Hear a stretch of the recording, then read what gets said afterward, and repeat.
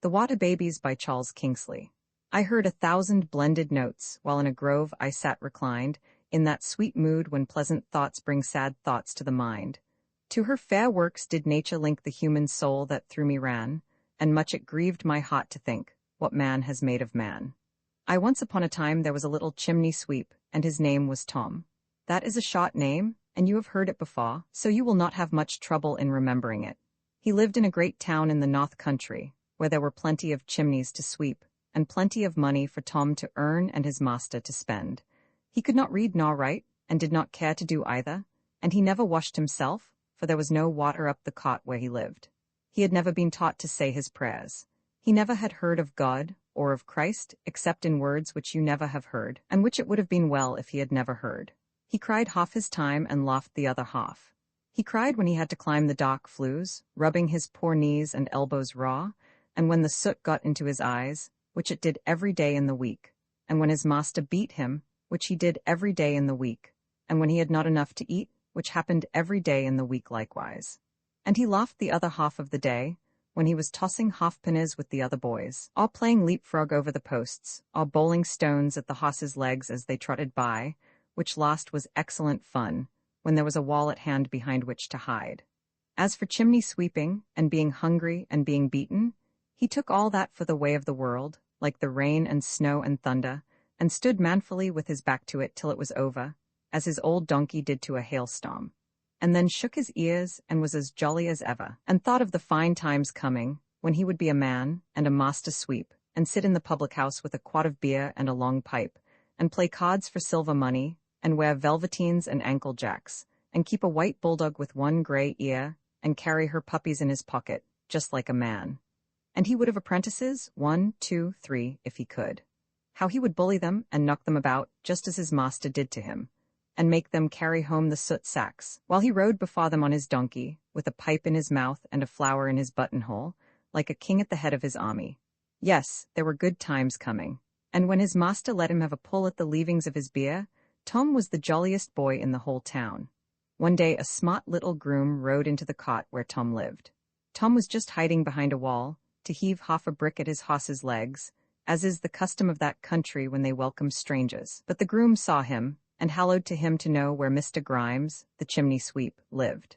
Now, Mr. Grimes was Tom's own master, and Tom was a good man of business, and always civil to customers, so he put the half-brick down quietly behind the wall, and proceeded to take orders.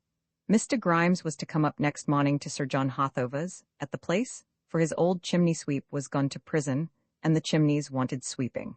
And so he rode away, not giving Tom time to ask what the sweep had gone to prison for, which was a matter of interest to Tom, as he had been in prison once or twice himself.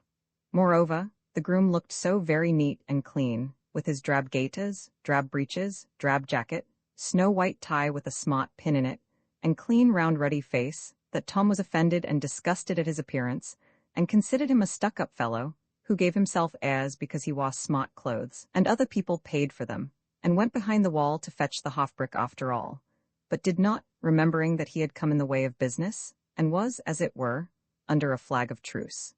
His master was so delighted at his new customer that he knocked Tom down out of hand, and drank more beer that night than he usually did in 2, in order to be sure of getting up in time next morning. For the more a man's head aches when he wakes, the more glad he is to turn out, and have a breath of fresh air. And when he did get up at 4 the next morning, he knocked Tom down again, in order to teach him, as young gentlemen used to be taught at public schools, that he must be an extra good boy that day, as they were going to a very great house, and might make a very good thing of it, if they could but give satisfaction. And Tom thought so likewise, and indeed would have done and behaved his best, even without being knocked down.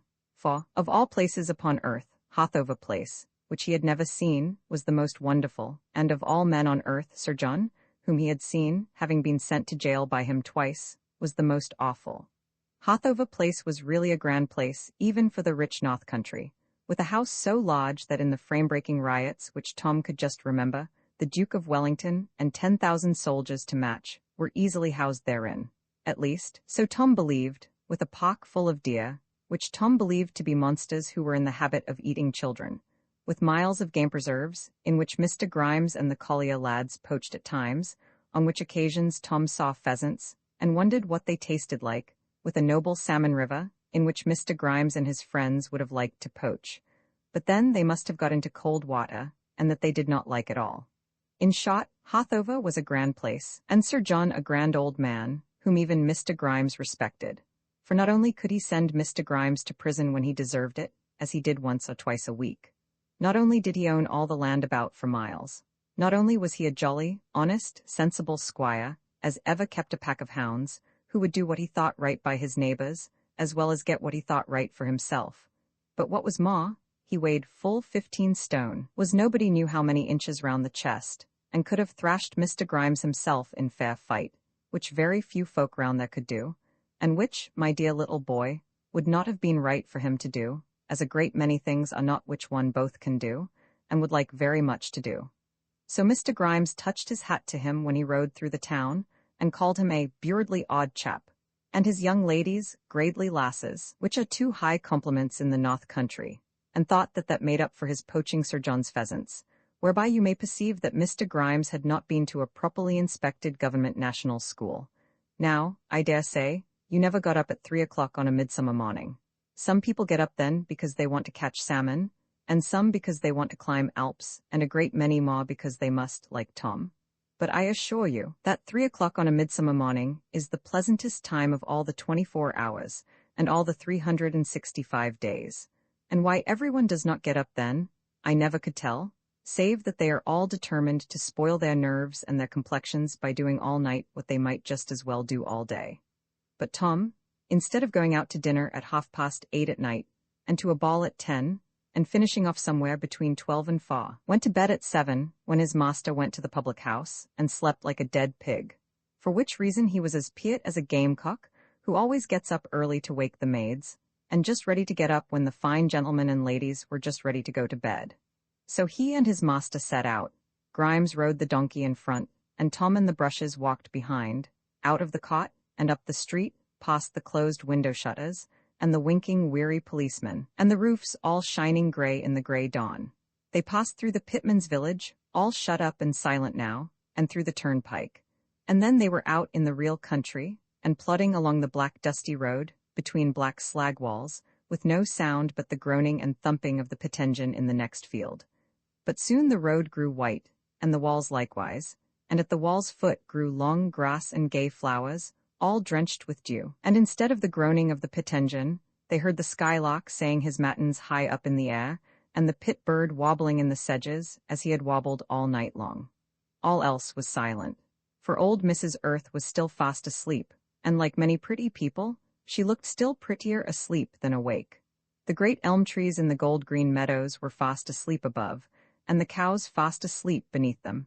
Nay, the few clouds which were about were fast asleep likewise, and so tired that they had lain down on the earth to rest, in long white flakes and bars, among the stems of the elm trees, and along the tops of the alders by the stream, waiting for the sun to bid them rise and go about their day's business in the clear blue overhead. On they went, and Tom looked and looked, for he never had been so far into the country before, and longed to get over a gate and pick buttercups, and look for birds' nests in the hedge, but Mr. Grimes was a man of business, and would not have heard of that. Soon they came up with a poor Irishwoman, trudging along with a bundle at her back. She had a grey shawl over her head, and a crimson matta petticoat, so you may be sure she came from Galway. She had neither shoes nor stockings, and limped along as if she were tired and footsore, but she was a very tall, handsome woman, with bright grey eyes, and heavy black hair hanging about her cheeks, and she took Mr. Grimes' fancy so much that when he came alongside he called out to her, "This is a hard road for a gradely foot like that. Will ye up, lass, and ride behind me?" But perhaps she did not admire Mr. Grimes' look and voice, for she answered quietly, "No, thank you, I'd sooner walk with your little lad here." "You may please yourself," growled Grimes, and went on smoking. So she walked beside Tom, and talked to him, and asked him where he lived, and what he knew, and all about himself, till Tom thought he had never met such a pleasant-spoken woman. And she asked him, at last, whether he said his prayers, and seemed sad when he told her that he knew no prayers to say. Then he asked her where she lived, and she said far away by the sea. And Tom asked her about the sea, and she told him how it rolled and roared over the rocks in winter nights, and lay still in the bright summer days, for the children to bathe and play in it, and many a story more, till Tom longed to go and see the sea, and bathe in it likewise. At last, at the bottom of a hill, they came to a spring, not such a spring as you see here, which soaks up out of a white gravel in the bog, among red flycatchers, and pink bottle heath, and sweet white auk-eyes. Not such a one as you may see, too, here, which bubbles up under the warm sandbank in the hollow lane, by the great tuft of lady ferns, and makes the sand dance reels at the bottom, day and night, all the year round. Not such a spring as either of those, but a real north country limestone fountain, like one of those in Sicily or Greece, where the old heathen fancied the nymphs sat cooling themselves the hot summer's day, while the shepherds peeped at them from behind the bushes. Out of a low cave of rock, at the foot of a limestone crag, the great fountain rose, quelling and bubbling and gurgling, so clear that you could not tell where the water ended and the air began, and ran away under the road, a stream large enough to turn a mill, among blue geranium and golden globeflower and wild raspberry and the bird cherry with its tassels of snow. And there Grimes stopped and looked, and Tom looked too. Tom was wondering whether anything lived in that dark cave and came out at night to fly in the meadows, but Grimes was not wondering at all. Without a word, he got off his donkey and clambered over the low road wall, and knelt down, and began dipping his ugly head into the spring, and very dirty he made it. Tom was picking the flowers as fast as he could. The Irishwoman helped him, and showed him how to tie them up, and a very pretty nosegay they had made between them. But when he saw Grimes actually wash, he stopped, quite astonished, and when Grimes had finished and began shaking his ears to dry them, he said, "Why, master, I never saw you do that before. Nor will again, most likely. 'Twasn't for cleanliness I did it, but for coolness. I'd be ashamed to want washing every week or so, like any smutty collier lad. I wish I might go and dip my head in," said poor little Tom. "It must be as good as putting it under the town pump, and there is no beetle here to drive a chap away." "Thou come along," said Grimes. "What dost want with washing thyself? Thou did not drink half a gallon of beer last night, like me." "I don't care for you," said naughty Tom, and ran down to the stream and began washing his face. Grimes was very sulky, because the woman preferred Tom's company to his, so he dashed at him with horrid words, and tore him up from his knees, and began beating him. But Tom was accustomed to that, and got his head safe between Mr. Grimes' legs, and kicked his shins with all his might. "Are you not ashamed of yourself, Thomas Grimes?" cried the Irishwoman over the wall. Grimes looked up, startled at her knowing his name, but all he answered was, "No, nor never was yet," and went on beating Tom.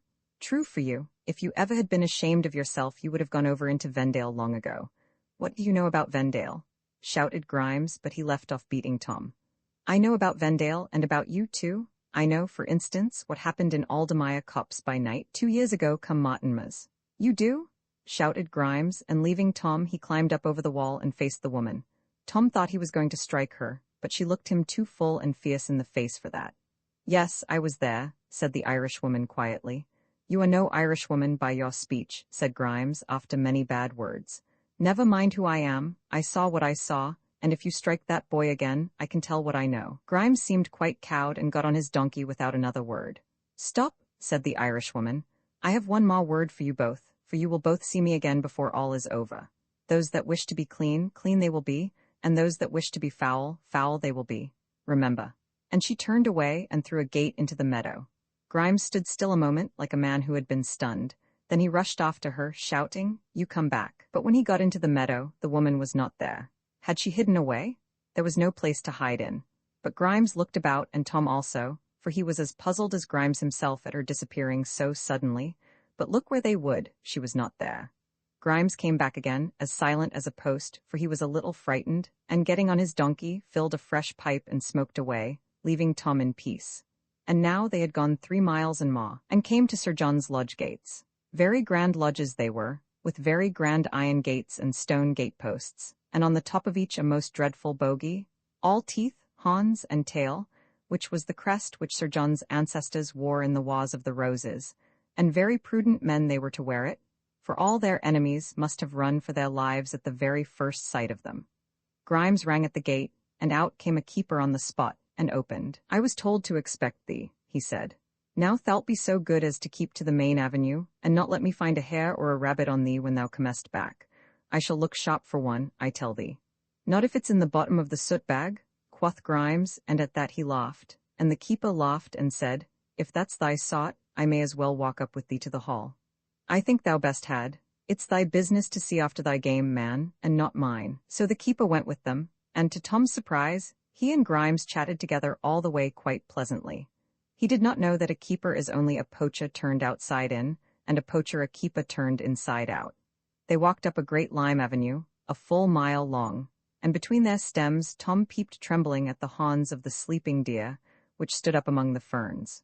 Tom had never seen such enormous trees, and as he looked up he fancied that the blue sky rested on their heads, but he was puzzled very much by a strange murmuring noise, which followed them all the way. So much puzzled that at last he took courage to ask the keeper what it was. He spoke very civilly and called him sir, for he was horribly afraid of him, which pleased the keeper, and he told him that they were the bees about the lime flowers. "What are bees?" asked Tom. "What make honey?" "What is honey?"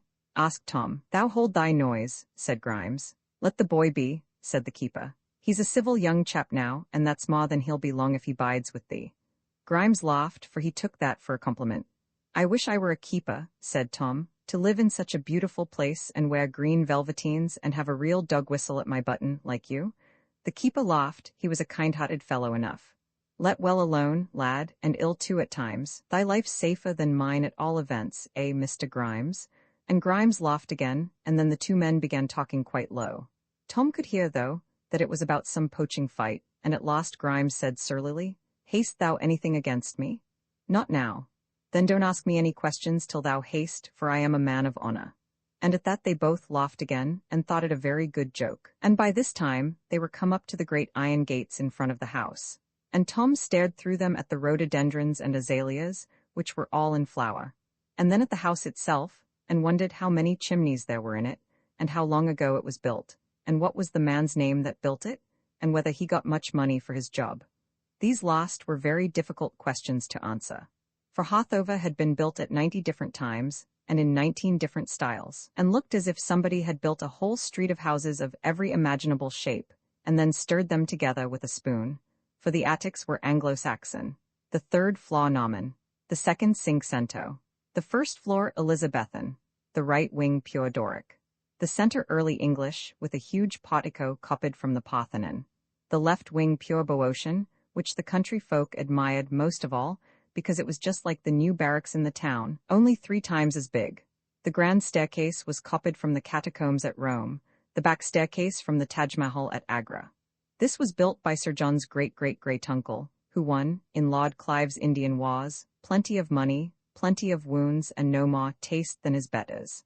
The cellars were copied from the caves of Elephanta, the offices from the pavilion at Brighton, and the rest from nothing in heaven or earth or under the earth, so that Hawthover House was a great puzzle to antiquarians, and a thorough Naboth's vineyard to critics and architects, and all persons who like meddling with other men's business, and spending other men's money.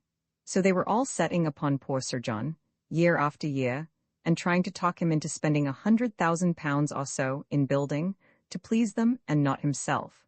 But he always put them off, like a canny North countryman as he was. One wanted him to build a Gothic house, but he said he was no Goth, and another to build an Elizabethan, but he said he lived under good Queen Victoria, and not good Queen Bess. And another was bold enough to tell him that his house was ugly, but he said he lived inside it, and not outside. And another, that there was no unity in it, but he said that that was just why he liked the old place.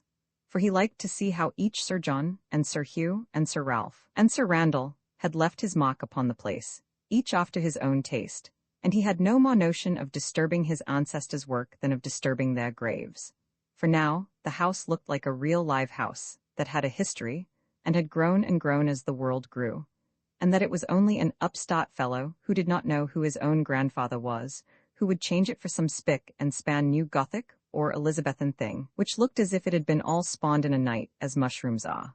From which you may collect, if you have wit enough, that Sir John was a very sound-headed, sound-hearted squire, and just the man to keep the countryside in order, and show good sport with his hounds.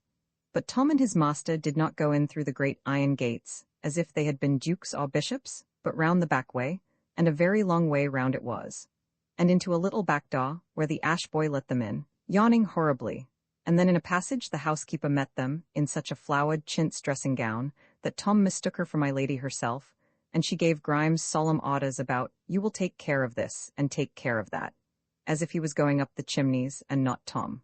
And Grimes listened, and said every now and then, under his voice, "You'll mind that, you little beggar?" and Tom did mind, all at least that he could. And then the housekeeper turned them into a grand room, all covered up in sheets of brown paper, and bade them begin, in a lofty and tremendous voice. And so after a whimper or two, and a kick from his master, into the grate Tom went, and up the chimney, while a housemaid stayed in the room to watch the furniture, to whom Mr. Grimes paid many playful and chivalrous compliments, but met with very slight encouragement in return.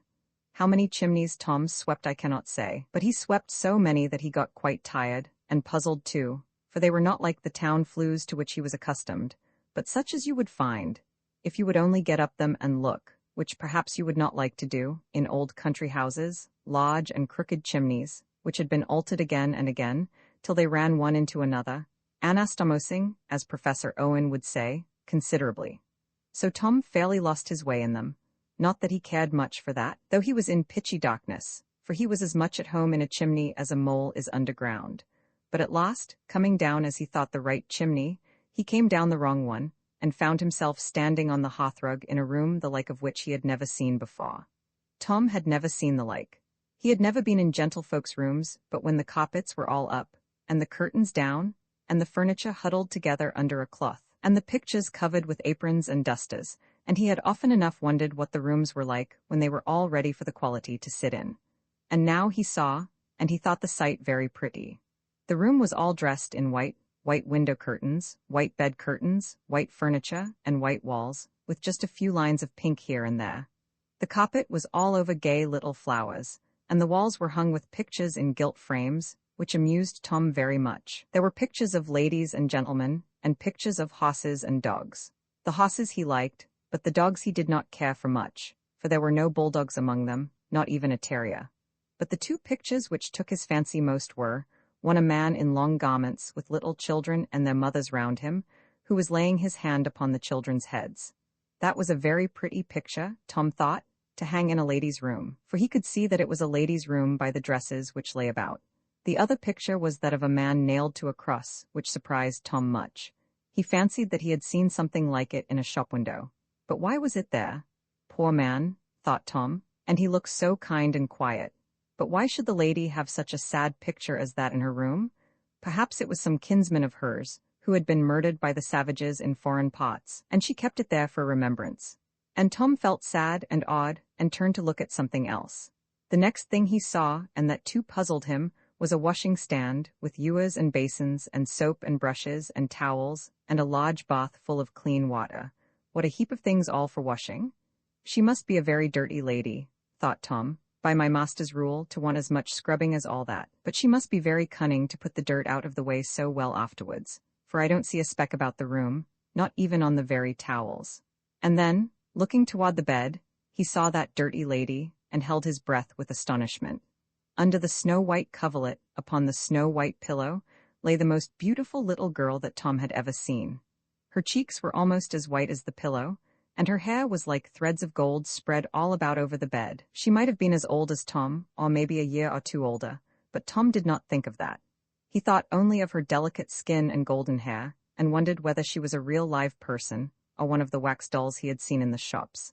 But when he saw her breathe, he made up his mind that she was alive, and stood staring at her, as if she had been an angel out of heaven.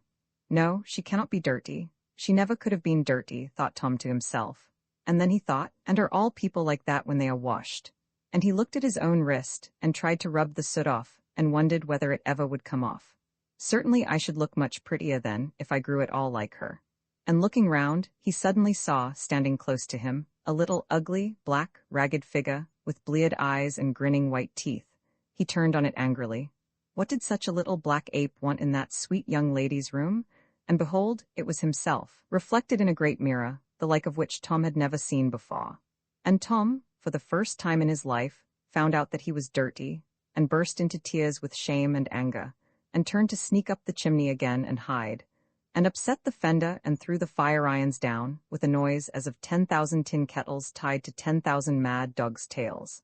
Up jumped the little white lady in her bed, and, seeing Tom, screamed as shrill as any peacock. In rushed a stout old nurse from the next room, and seeing Tom likewise, made up her mind that he had come to rob, plunder, destroy, and burn, and dashed at him, as he lay over the fender, so fast that she caught him by the jacket. but she did not hold him. Tom had been in a policeman's hands many a time, and out of them too, what is more, and he would have been ashamed to face his friends forever if he had been stupid enough to be caught by an old woman. So he doubled under the good lady's arm, across the room, and out of the window in a moment. He did not need to drop out, though he would have done so bravely enough, nor even to let himself down a spout, which would have been an old game to him. For once he got up by a spout to the church roof, he said to take jackdaw's eggs, but the policeman said to steal lead, and when he was seen on high, sat there till the sun got too hot, and came down by another spout, leaving the policemen to go back to the station house and eat their dinners. But all under the window spread a tree, with great leaves and sweet white flowers, almost as big as his head. It was magnolia, I suppose, but Tom knew nothing about that, and cared less. For down the tree he went, like a cat, and across the garden lawn, and over the iron railings, and up the park towards the wood, leaving the old nurse to scream murder and fire at the window.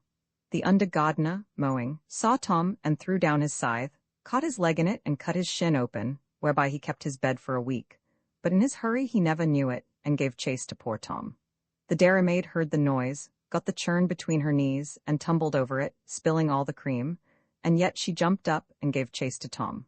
A groom cleaning Sir John's hack at the stables let him go loose, whereby he kicked himself lame in 5 minutes, but he ran out and gave chase to Tom. Grimes upset the soot-sack in the new gravelled yard and spoilt it all utterly, but he ran out and gave chase to Tom. The old steward opened the park gate in such a hurry that he hung up his pony's chin upon the spikes, and for aught I know, it hangs there still, but he jumped off and gave chase to Tom. The ploughman left his horses at the headland, and one jumped over the fence and pulled the other into the ditch, plough and all, but he ran on and gave chase to Tom. The keeper, who was taking a stoat out of a trap, let the stoat go and caught his own finger, but he jumped up and ran off to Tom, and considering what he said and how he looked, I should have been sorry for Tom if he had caught him. Sir John looked out of his study window, for he was an early old gentleman, and up at the nurse, and a marten dropped mud in his eye, so that he had at last to send for the doctor, and yet he ran out and gave chase to Tom. The Irishwoman, too, was walking up to the house to beg. She must have got round by some byway, but she threw away her bundle and gave chase to Tom likewise. Only my lady did not give chase, for when she had put her head out of the window, her night wig fell into the garden, and she had to ring up her lady's maid and send her down for it privately, which quite put her out of the running, so that she came in nowhere, and is consequently not placed. In a word, never was there heard at Hall Place, not even when the fox was killed in the conservatory, among acres of broken glass, and tons of smashed flower-pots, such a noise, row, hubbub, babel, shindy, hullabaloo, stramash, charivari, and total contempt of dignity, repose, and order as that day, when Grimes, gardener, the groom, the dairymaid, Sir John, the steward, the ploughman, the keeper, and the Irishwoman, all ran up the park, shouting, "Stop thief," in the belief that Tom had at least £1,000 worth of jewels in his empty pockets, and the very magpies and jays followed Tom up, squeaking and screaming, as if he were a hunted fox, beginning to droop his brush. And all the while poor Tom paddled up the park with his little bare feet, like a small black gorilla fleeing to the forest. Alas for him!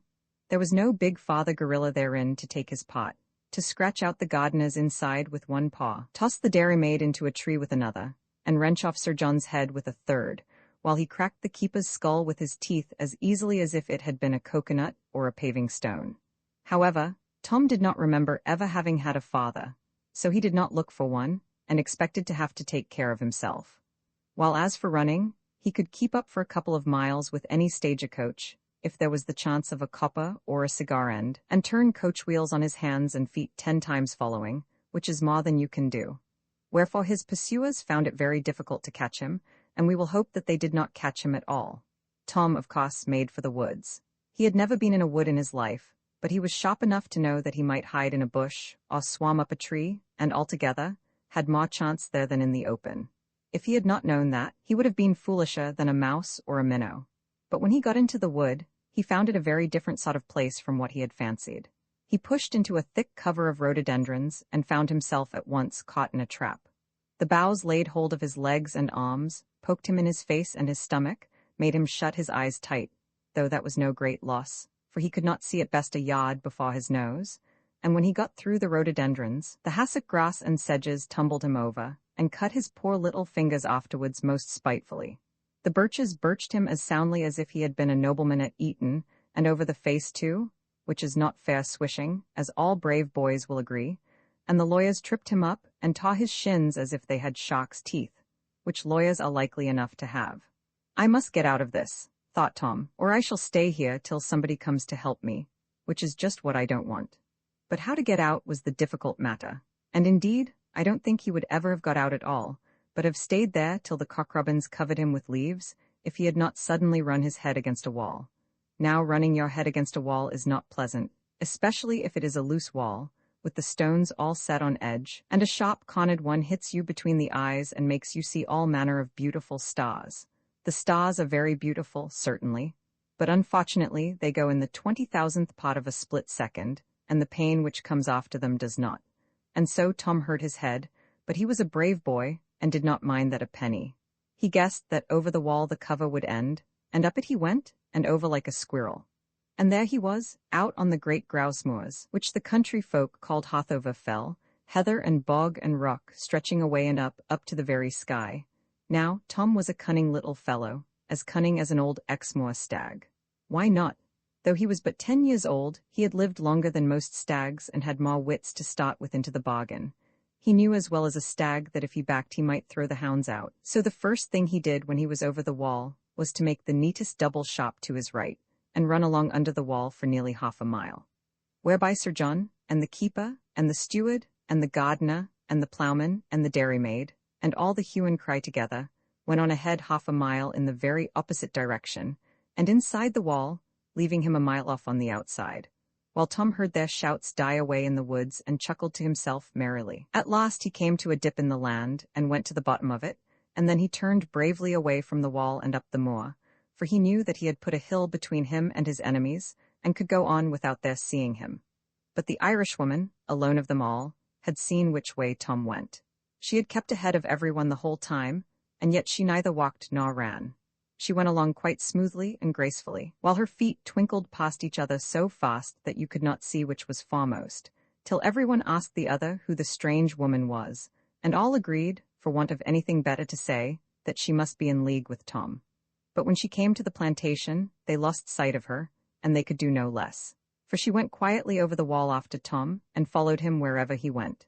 Sir John and the rest saw no more of her, and out of sight was out of mind, and now Tom was right away into the heather, over just such a moor as those in which you have been bred, except that there were rocks and stones lying about everywhere, and that, instead of the moor growing flat as he went upwards, it grew more and more broken and hilly, but not so rough but that little Tom could jog along well enough, and find time, too, to stare about at the strange place, which was like a new world to him. He saw great spiders there, with crowns and crosses marked on their backs, who sat in the middle of their webs, and when they saw Tom coming, shook them so fast that they became invisible. Then he saw lizards, brown and gray and green, and thought they were snakes and would sting him, but they were as much frightened as he, and shot away into the heath. And then, under a rock, he saw a pretty sight, a great brown, sharp-nosed creature, with a white tag to her brush, and round her 5 smutty little cubs, the funniest fellows Tom ever saw. She lay on her back, rolling about and stretching out her legs and head and tail in the bright sunshine, and the cubs jumped over her, and ran round her, and nibbled her paws, and lugged her about by the tail, and she seemed to enjoy it mightily. But one selfish little fellow stole away from the rest to a dead crow close by, and dragged it off to hide it, though it was nearly as big as he was. Whereat all his little brothers set off after him in full cry, and saw Tom, and then all ran back, and up jumped Mrs. Vixen, and caught one up in her mouth, and the rest toddled after her, and into a dark crack in the rocks, and there was an end of the show. And next he had a fright, for, as he scrambled up a sandy brow, whir poof poof, cock cock kick, something went off in his face with a most horrid noise. He thought the ground had blown up, and the end of the world come, and when he opened his eyes, for he shut them very tight, it was only an old cock grouse, who had been washing himself in sand, like an Arab for want of water, and who, when Tom had all but trodden on him, jumped up with a noise like the express train, leaving his wife and children to shift for themselves, like an old coward, and went off, screaming, Cur you uck, murder, thieves, fire, cur you uck, cock kick, the end of the world is come, kick kick cock kick. He was always fancying that the end of the world was come, when anything happened which was farther off than the end of his own nose, But the end of the world was not come, any more than the 12th of August was, though the old grouse-cock was quite certain of it. So the old grouse came back to his wife and family an hour afterwards, and said solemnly, "Cock, cock, kick. My dears, the end of the world is not quite come, but I assure you it is coming the day after tomorrow, cock." But his wife had heard that so often that she knew all about it, and a little more. And besides, she was the mother of a family, and had 7 little poults to wash and feed every day, and that made her very practical and a little sharp-tempered, so all she answered was, "Kick, kick, kick, go and catch spiders, go and catch spiders, kick." So Tom went on and on, he hardly knew why, but he liked the great wide strange place, and the cool fresh bracing air. But he went more and more slowly as he got higher up the hill, for now the ground grew very bad indeed. Instead of soft turf and springy heather, he met great patches of flat limestone rock, just like ill-made pavements with deep cracks between the stones and ledges, filled with ferns. So he had to hop from stone to stone, and now and then he slipped in between, and hurt his little bare toes, though they were tolerably tough ones. But still he would go on and up. He could not tell why. What would Tom have said if he had seen, walking over the moor behind him, the very same Irish woman who had taken his pot upon the road? But whether it was that he looked too little behind him, or whether it was that she kept out of sight behind the rocks and knolls, he never saw her, though she saw him. And now he began to get a little hungry and very thirsty, for he had run a long way, and the sun had risen high in heaven, and the rock was as hot as an oven, and the air danced reels over it, as it does over a limekiln, till everything round seemed quivering and melting in the glare.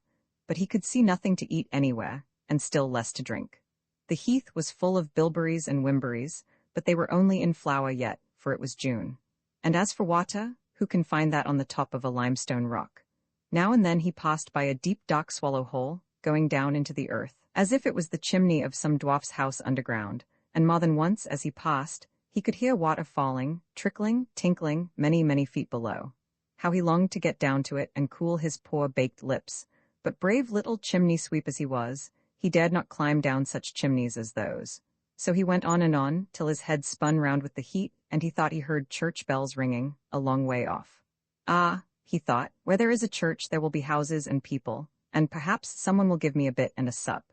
So he set off again, to look for the church, for he was sure that he heard the bells quite plain, and in a minute more when he looked round, he stopped again and said, "Why, what a big place the world is." And so it was, for from the top of the mountain he could see, what could he not see?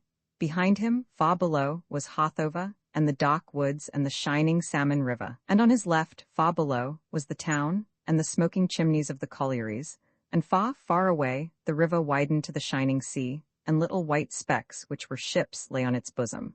Before him lay, spread out like a map, great plains and farms and villages, amid dark knots of trees. They all seemed at his very feet, but he had sense to see that they were long miles away. And to his right rose moor after moor, hill after hill, till they faded away, blue into blue sky. But between him and those moors, and really at his very feet, lay something to which, as soon as Tom saw it, he determined to go, for that was the place for him. A deep, deep green and rocky valley, very narrow, and filled with wood. But through the wood, hundreds of feet below him, he could see a clear stream glance. Oh, if he could but get down to that stream. Then, by the stream, he saw the roof of a little cottage, and a little garden set out in squares and beds, and there was a tiny little red thing moving in the garden, no bigger than a fly. As Tom looked down, he saw that it was a woman in a red petticoat. Ah, perhaps she would give him something to eat, and there were the church bells ringing again. Surely there must be a village down there. Well, nobody would know him, or what had happened at the place. The news could not have got there yet, even if Sir John had set all the policemen in the county after him, and he could get down there in 5 minutes. Tom was quite right about the hue and cry not having got thither, for he had come without knowing it, the best part of 10 miles from Harthover, but he was wrong about getting down in 5 minutes, for the cottage was more than a mile off, and a good 1,000 feet below. However, down he went, like a brave little man as he was, though he was very footsore, and tired, and hungry and thirsty. While the church bells rang so loud, he began to think that they must be inside his own head, and the river chimed and tinkled far below, and this was the song which it sang. Clear and cool, by laughing shallow and dreaming pool, cool and clear by shining shingle and foaming ware, under the crag where the ouzel sings, and the ivied wall where the church bell rings, undefiled for the undefiled. Play by me, bathe in me, mother and child. dank and foul, by the smoky town in its murky cowl, foul and dank, by waff and sewer and slimy bank, darker and darker the farther I go, baser and baser the richer I grow. Who dare spot with the sin defiled? Shrink from me, turn from me, mother and child. Strong and free, the floodgates are open, away to the sea, free and strong, cleansing my streams as I hurry along, to the golden sands, and the leaping bar, and the taintless tide that awaits me afar. As I lose myself in the infinite main, like a soul that has sinned and is pardoned again. Undefiled for the undefiled, play by me, bathe in me, mother and child. So Tom went down, and all the while he never saw the Irishwoman going down behind him. And is there care in heaven? And is there love in heavenly spirits to these creatures base that may compassion of their evils move? There is, else much more wretched were the case of men than beasts. But oh, the exceeding grace of highest God that loves his creatures so, and all his works with mercy doth embrace, that blessed angels he sends to and fro, to serve to wicked man, to serve his wicked foe. Roman 2 a mile off, and 1,000 feet down. So Tom found it, though it seemed as if he could have chucked a pebble onto the back of the woman in the red petticoat who was weeding in the garden, or even across the dale to the rocks beyond. For the bottom of the valley was just one field broad, and on the other side ran the stream, and above it, grey crag, grey down, grey stair, grey moor walled up to heaven. A quiet, silent, rich, happy place. A narrow crack cut deep into the earth, so deep and so out of the way that the bad bogies can hardly find it out. The name of the place is Vendale, and if you want to see it for yourself, you must go up into the High Craven and search from Bolland Forest north by Ingleborough to the 9 Standards and Cross Fell.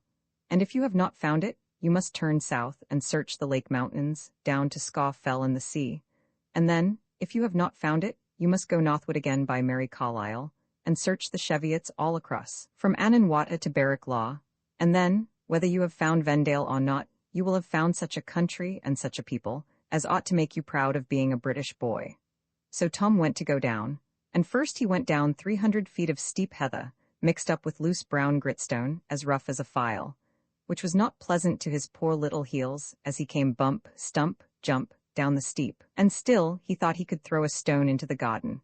Then he went down 300 feet of limestone terraces, one below the other, as straight as if a carpenter had ruled them with his ruler, and then cut them out with his chisel.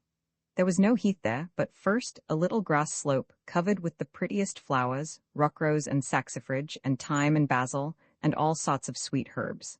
Then bumped down a 2-foot step of limestone.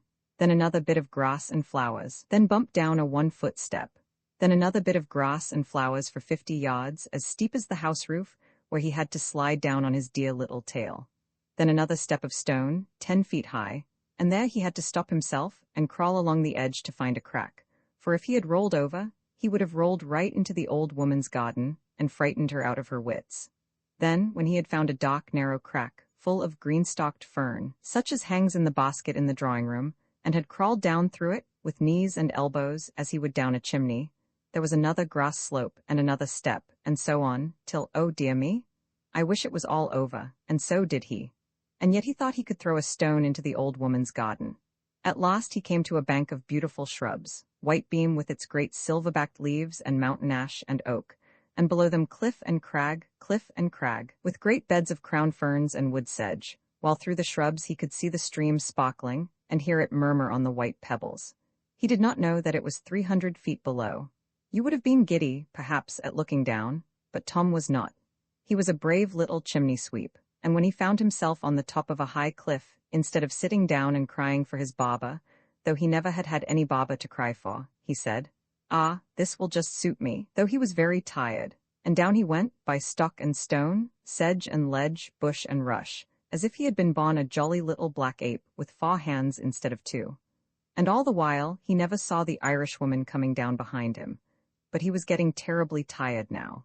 The burning sun on the fells had sucked him up, but the damp heat of the woody crags sucked him up still more, and the perspiration ran out of the ends of his fingers and toes, and washed him cleaner than he had been for a whole year. But of course, he dirtied everything terribly as he went. There has been a great black smudge all down the crag ever since, and there have been more black beetles in Vendale since than ever were known before. All, of course, owing to Tom's having blacked the original papa of them all, just as he was setting off to be married, with a sky-blue coat and scarlet leggings, as smart as a gardener's dog with a polyanthus in his mouth. At last he got to the bottom. But behold, it was not the bottom, as people usually find when they are coming down a mountain. For at the foot of the crag were heaps and heaps of fallen limestone of every size, from that of your head to that of a stage wagon, with holes between them full of sweet heath fern. And before Tom got through them, he was out in the bright sunshine again. And then he felt, once for all and suddenly, as people generally do, that he was beat. You must expect to be beat a few times in your life, little man, if you live such a life as a man ought to live. Let you be as strong and healthy as you may. And when you are, you will find it a very ugly feeling. I hope that that day you may have a stout, staunch friend by you who is not beat, for if you have not, you had best lie where you are, and wait for better times, as poor Tom did. He could not get on. The sun was burning, and yet he felt chill all over. He was quite empty, and yet he felt quite sick. There was but 200 yards of smooth pasture between him and the cottage, and yet he could not walk down it. He could hear the stream murmuring only one field beyond it, and yet it seemed to him as if it was 100 miles off. He lay down on the grass till the beetles ran over him, and the flies settled on his nose. I don't know when he would have got up again, if the gnats and the midges had not taken compassion on him. But the gnats blew their trumpets so loud in his ear, and the midges nibbled so at his hands and face wherever they could find a place free from soot, that at last he woke up, and stumbled away, down over a low wall, and into a narrow road, and up to the cottage door. And a neat, pretty cottage it was, with clipped yew hedges all round the garden, and yews inside too, cut into peacocks and trumpets and teapots and all kinds of queer shapes. And out of the open door came a noise like that of the frogs on the grate, when they know that it is going to be scorching hot tomorrow. And how they know that I don't know, and you don't know, and nobody knows. He came slowly up to the open door, which was all hung round with clematis and roses, and then peeped in, half afraid. And there sat by the empty fireplace, which was filled with a pot of sweet herbs, the nicest old woman that ever was seen, in her red petticoat, and shot dimity bedgown, and clean white cap with a black silk handkerchief over it, tied under her chin. At her feet sat the grandfather of all the cats, and opposite her sat, on 2 benches, 12 or 14 neat, rosy, chubby little children, learning their criss-cross row, and gabble enough they made about it. Such a pleasant cottage it was, with a shiny clean stone floor, and curious old prints on the walls, and an old black oak sideboard full of bright pewter and brass dishes, and a cuckoo clock in the corner, which began shouting as soon as Tom appeared. Not that it was frightened at Tom, but that it was just 11 o'clock. All the children started at Tom's dirty black figure, the girls began to cry, and the boys began to laugh, and all pointed at him rudely enough, but Tom was too tired to care for that.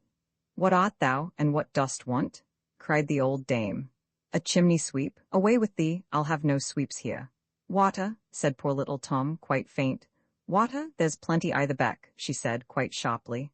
"But I can't get there, I'm most clemmed with hunger and drought." And Tom sank down upon the doorstep and laid his head against the post, and the old dame looked at him through her spectacles 1 minute and 2 and 3, and then she said, "He's sick, and a ban, sweep or none." "Water," said Tom. "God forgive me," and she put by her spectacles and rose and came to Tom. "Water's bad for thee, I'll give thee milk." And she toddled off into the next room and brought a cup of milk and a bit of bread. Tom drank the milk off at 1 draught and then looked up, revived. "Where didst come from?" said the dame. "Over fell there," said Tom, and pointed up into the sky. "Over Harthover, and down Luthwaite Crag. Art sure thou art not lying?" "Why should I?" said Tom, and leant his head against the post. "And how got ye up there?" "I came over from the place." And Tom was so tired and desperate he had no heart or time to think of a story, so he told all the truth in a few words. "Bless thy little heart, and thou hast not been stealing then?" "No." "Bless thy little heart, and I'll warrant not." "Why, God's guided the ban because he was innocent away from the place, and over Harthover fell, and down Luthwaite Crag. Who ever heard the like if God hadn't let him? Why dost not eat thy bread?" "I can't. It's good enough, for I made it myself." "I can't," said Tom, and he laid his head on his knees and then asked, "Is it Sunday?" "No, then why should it be?" "Because I hear the church bells ringing so." "Bless thy pretty heart, the band's sick, come wy me and I'll hap thee up somewhere. If thou wert a bit cleaner I'd put thee in my own bed, for the Lord's sake, but come along here." But when Tom tried to get up, he was so tired and giddy that she had to help him and light him. She put him in an outhouse upon soft sweet hay and an old rug, and bade him sleep off his walk, and she would come to him when school was over, in an hour's time. And so she went in again, expecting Tom to fall fast asleep at once. But Tom did not fall asleep. Instead of it, he turned and tossed and kicked about in the strangest way, and felt so hot all over that he longed to get into the river and cool himself. And then he fell half asleep and dreamt that he heard the little white lady crying to him, "Oh, you're so dirty, go and be washed." And then that he heard the Irish woman saying, "Those that wish to be clean, clean they will be." And then he heard the church bells ring so loud, close to him too, that he was sure it must be Sunday, in spite of what the old dame had said. And he would go to church, and see what a church was like inside, for he had never been in one, poor little fellow, in all his life. But the people would never let him come in, all over soot and dirt like that. He must go to the river and wash first. And he said out loud again and again, though being half asleep he did not know it, "I must be clean, I must be clean." And all of a sudden he found himself, not in the outhouse on the hay, but in the middle of a meadow, over the road, with the stream just before him, saying continually, "I must be clean, I must be clean." He had got there on his own legs, between sleep and awake, as children will often get out of bed and go about the room when they are not quite well. But he was not a bit surprised, and went on to the bank of the brook, and lay down on the grass, and looked into the clear, clear limestone water, with every pebble at the bottom bright and clean, while the little silver trout dashed about in fright at the sight of his black face, and he dipped his hand in and found it so cool, cool, cool, and he said, "I will be a fish, I will swim in the water. I must be clean, I must be clean." So he pulled off all his clothes in such haste that he tossed some of them, which was easy enough with such ragged old things.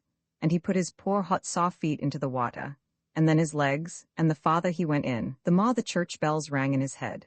"Ah," said Tom, "I must be quick and wash myself. The bells are ringing quite loud now, and they will stop soon, and then the door will be shut, and I shall never be able to get in at all." Tom was mistaken, for in England the church doors are left open all service time, for everybody who likes to come in, churchman or dissenter.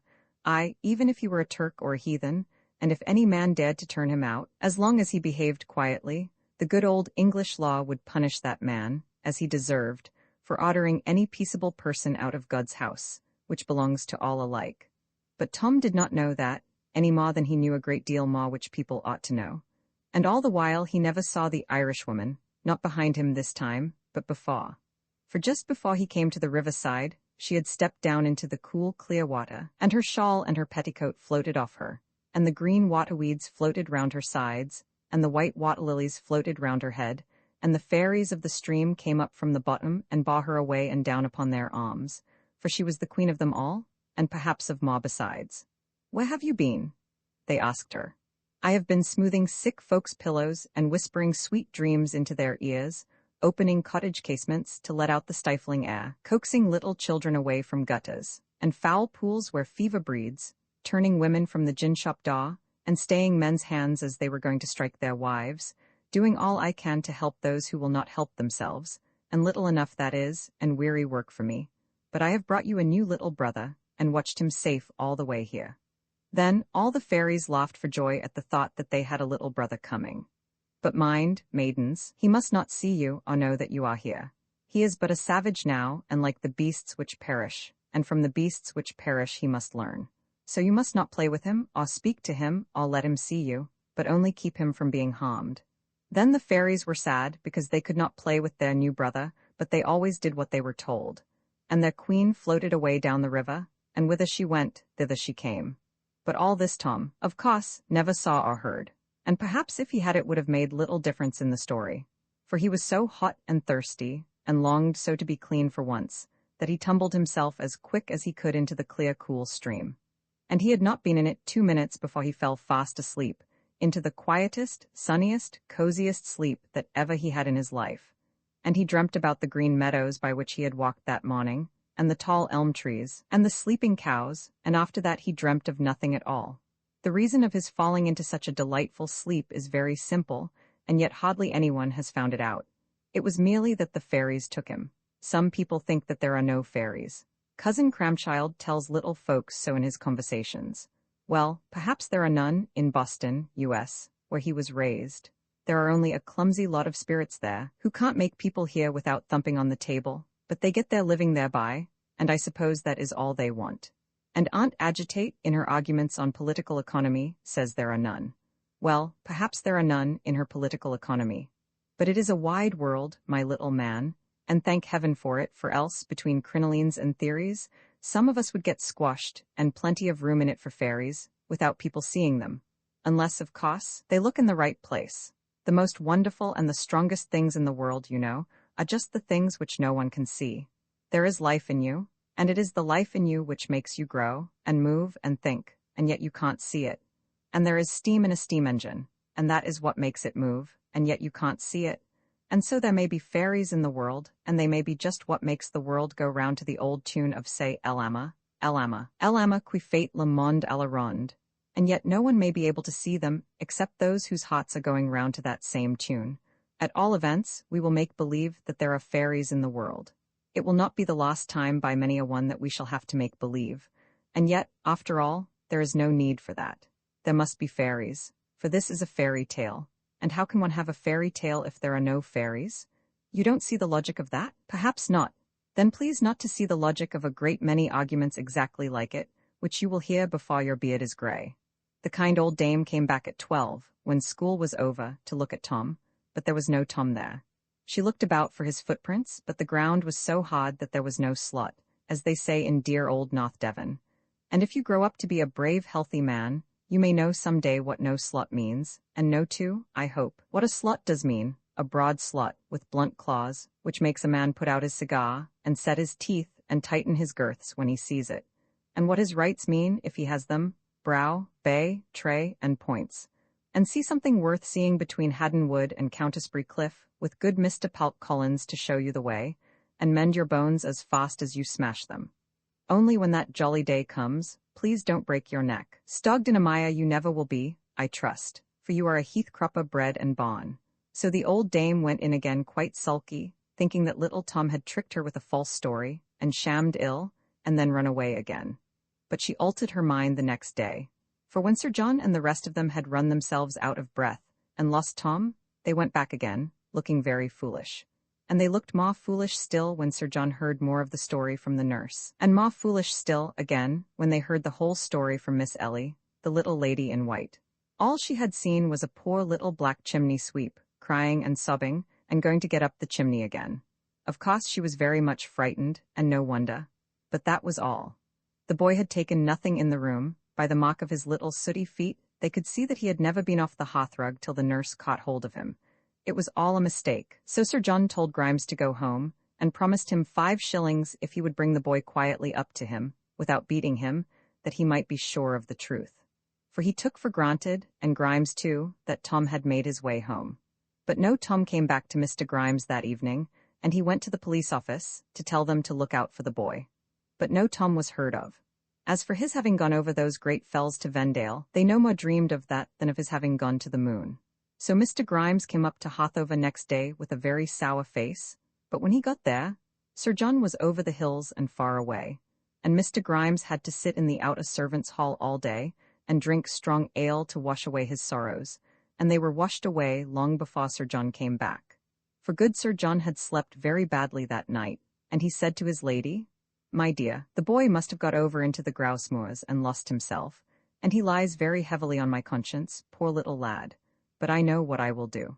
So, at 5 the next morning up he got, and into his bath, and into his shooting jacket and gaiters, and into the stable yard, like a fine old English gentleman, with a face as red as a rose, and a hand as hard as a table, and a back as broad as a bullock's, and bade them bring his shooting pony, and the keeper to come on his pony, and the huntsman, and the first whip, and the second whip, and the underkeeper with the bloodhound in a leash, a great dog as tall as a calf, of the colour of a gravel walk, with mahogany ears and nose, and a throat like a church bell.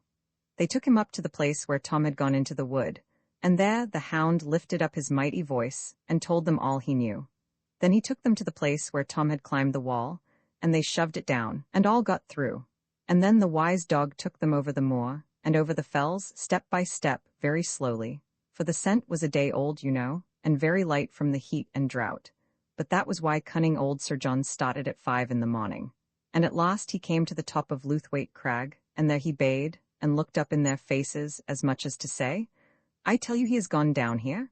They could hardly believe that Tom would have gone so far, and when they looked at that awful cliff, they could never believe that he would have dared to face it. but if the dog said so, it must be true. Heaven forgive us, said Sir John. If we find him at all, we shall find him lying at the bottom. And he slapped his great hand upon his great thigh and said, Who will go down over Luthwaite Crag and see if that boy is alive? Oh, that I were 20 years younger, and I would go down myself. And so he would have done, as well as any sweep in the county. Then he said, £20 to the man who brings me that boy alive. And as was his way, what he said he meant. Now among the lot was a little groom boy, a very little groom indeed, and he was the same who had ridden up the cot and told Tom to come to the hall. And he said, £20 or none, I will go down over Luthwaite Crag, if it's only for the poor boy's sake. For he was as civil a spoken little chap as ever climbed a flue. So down over Luthwaite Crag he went. A very smart groom he was at the top, and a very shabby one at the bottom. For he tore his gaiters, and he tore his breeches, and he tore his jacket, and he burst his braces, and he burst his boots, and he lost his hat, and what was worst of all, he lost his shirt pin, which he prized very much, for it was gold, and he had won it in a raffle at Malton, and there was a figure at the top of it, of T. Udmare, noble old Beeswing herself, as natural as life, so it was a really severe loss. But he never saw anything of Tom, and all the while Sir John and the rest were riding round, full 3 miles to the right and back again, to get into Vendale, and to the foot of the crag. When they came to the old dame's school, all the children came out to see, and the old dame came out too, and when she saw Sir John, she curtsied very low, for she was a tenant of his. Well, dame, and how are you? Said Sir John. Blessings on you as broad as your back, Hothover, says she. She didn't call him Sir John, but only Hothover, for that is the fashion in the north country. And welcome into Vendale, but you're no hunting the fox this time of the year? I am hunting, and strange game too, said he.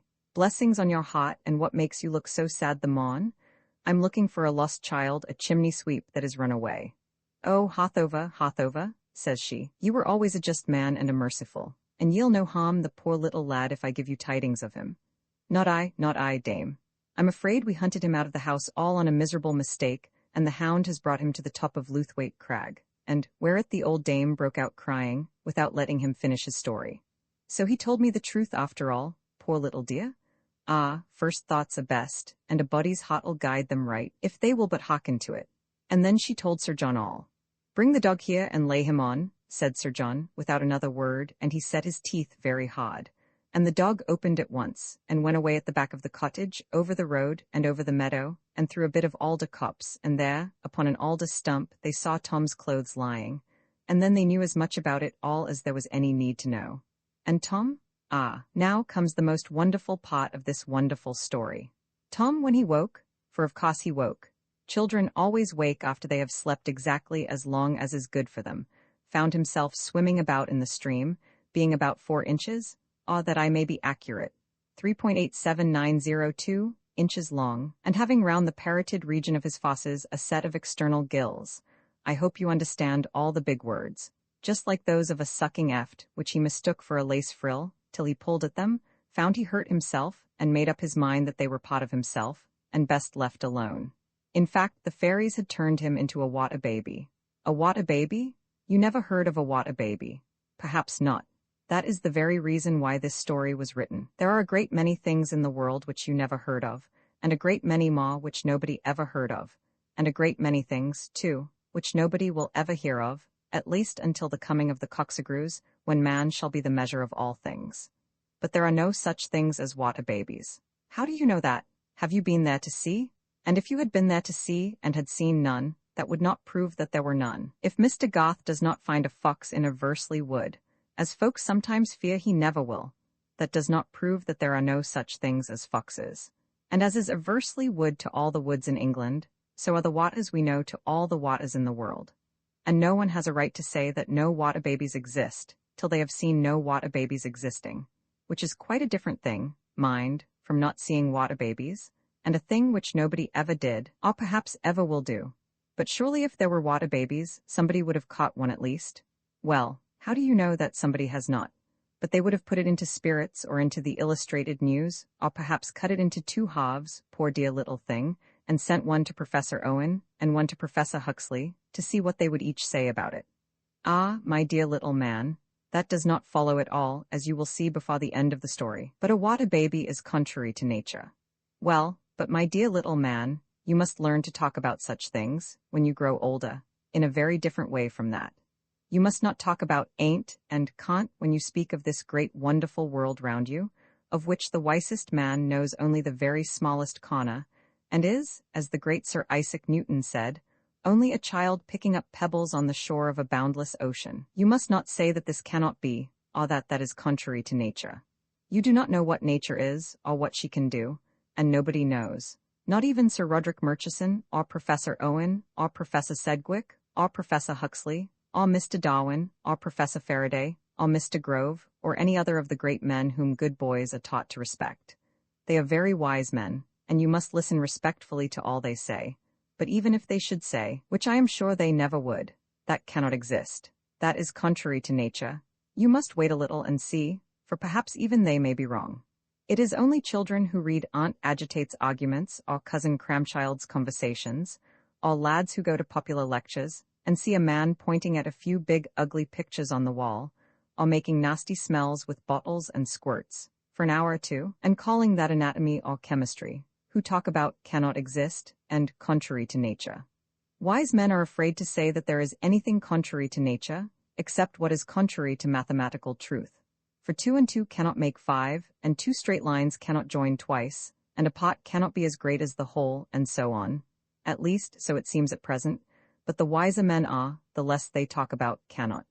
That is a very rash, dangerous word, that cannot, and if people use it too often, the queen of all the fairies, who makes the clouds thunder and the fleas bite, and takes just as much trouble about one as about the other, is apt to astonish them suddenly by showing them, that though they say she cannot, yet she can, and what is more, will, whether they approve or not. And therefore it is that there are dozens and hundreds of things in the world which we should certainly have said were contrary to nature, if we did not see them going on under our eyes all day long. If people had never seen little seeds grow into great plants and trees, of quite different shape from themselves, and these trees again produce fresh seeds, to grow into fresh trees, they would have said, the thing cannot be, it is contrary to nature. And they would have been quite as right in saying so, as in saying that most other things cannot be. Or suppose again, that you had come, like M. du Chaillu, a traveler from unknown parts, and that no human being had ever seen or heard of an elephant. And suppose that you described him to people, and said, this is the shape and plan and anatomy of the beast, and of his feet, and of his trunk, and of his grinders, and of his tusks, though they are not tusks at all, but 2 far teeth run mad. And this is the section of his skull, more like a mushroom than a reasonable skull of a reasonable or unreasonable beast, and so forth, and so forth. And though the beast, which I assure you I have seen and shot, is first cousin to the little hairy canaille of Scripture, second cousin to a pig, and I suspect, 13th or 14th cousin to a rabbit, yet he is the wisest of all beasts, and can do everything save read, write, and cast accounts. People would surely have said, nonsense, your elephant is contrary to nature, and have thought you were telling stories, as the French thought of Le Vaillant when he came back to Paris and said that he had shot a giraffe, and as the king of the Cannibal Islands thought of the English sailor when he said that in his country what had turned to marble, and rain fell as feathers. They would tell you, the more they knew of science, your elephant is an impossible monster, contrary to the laws of comparative anatomy, as far as yet known. To which you would answer the less, the more you thought, did not learned men, too, hold, till within the last 25 years, that a flying dragon was an impossible monster. And do we not now know that there are hundreds of them found fossil up and down the world?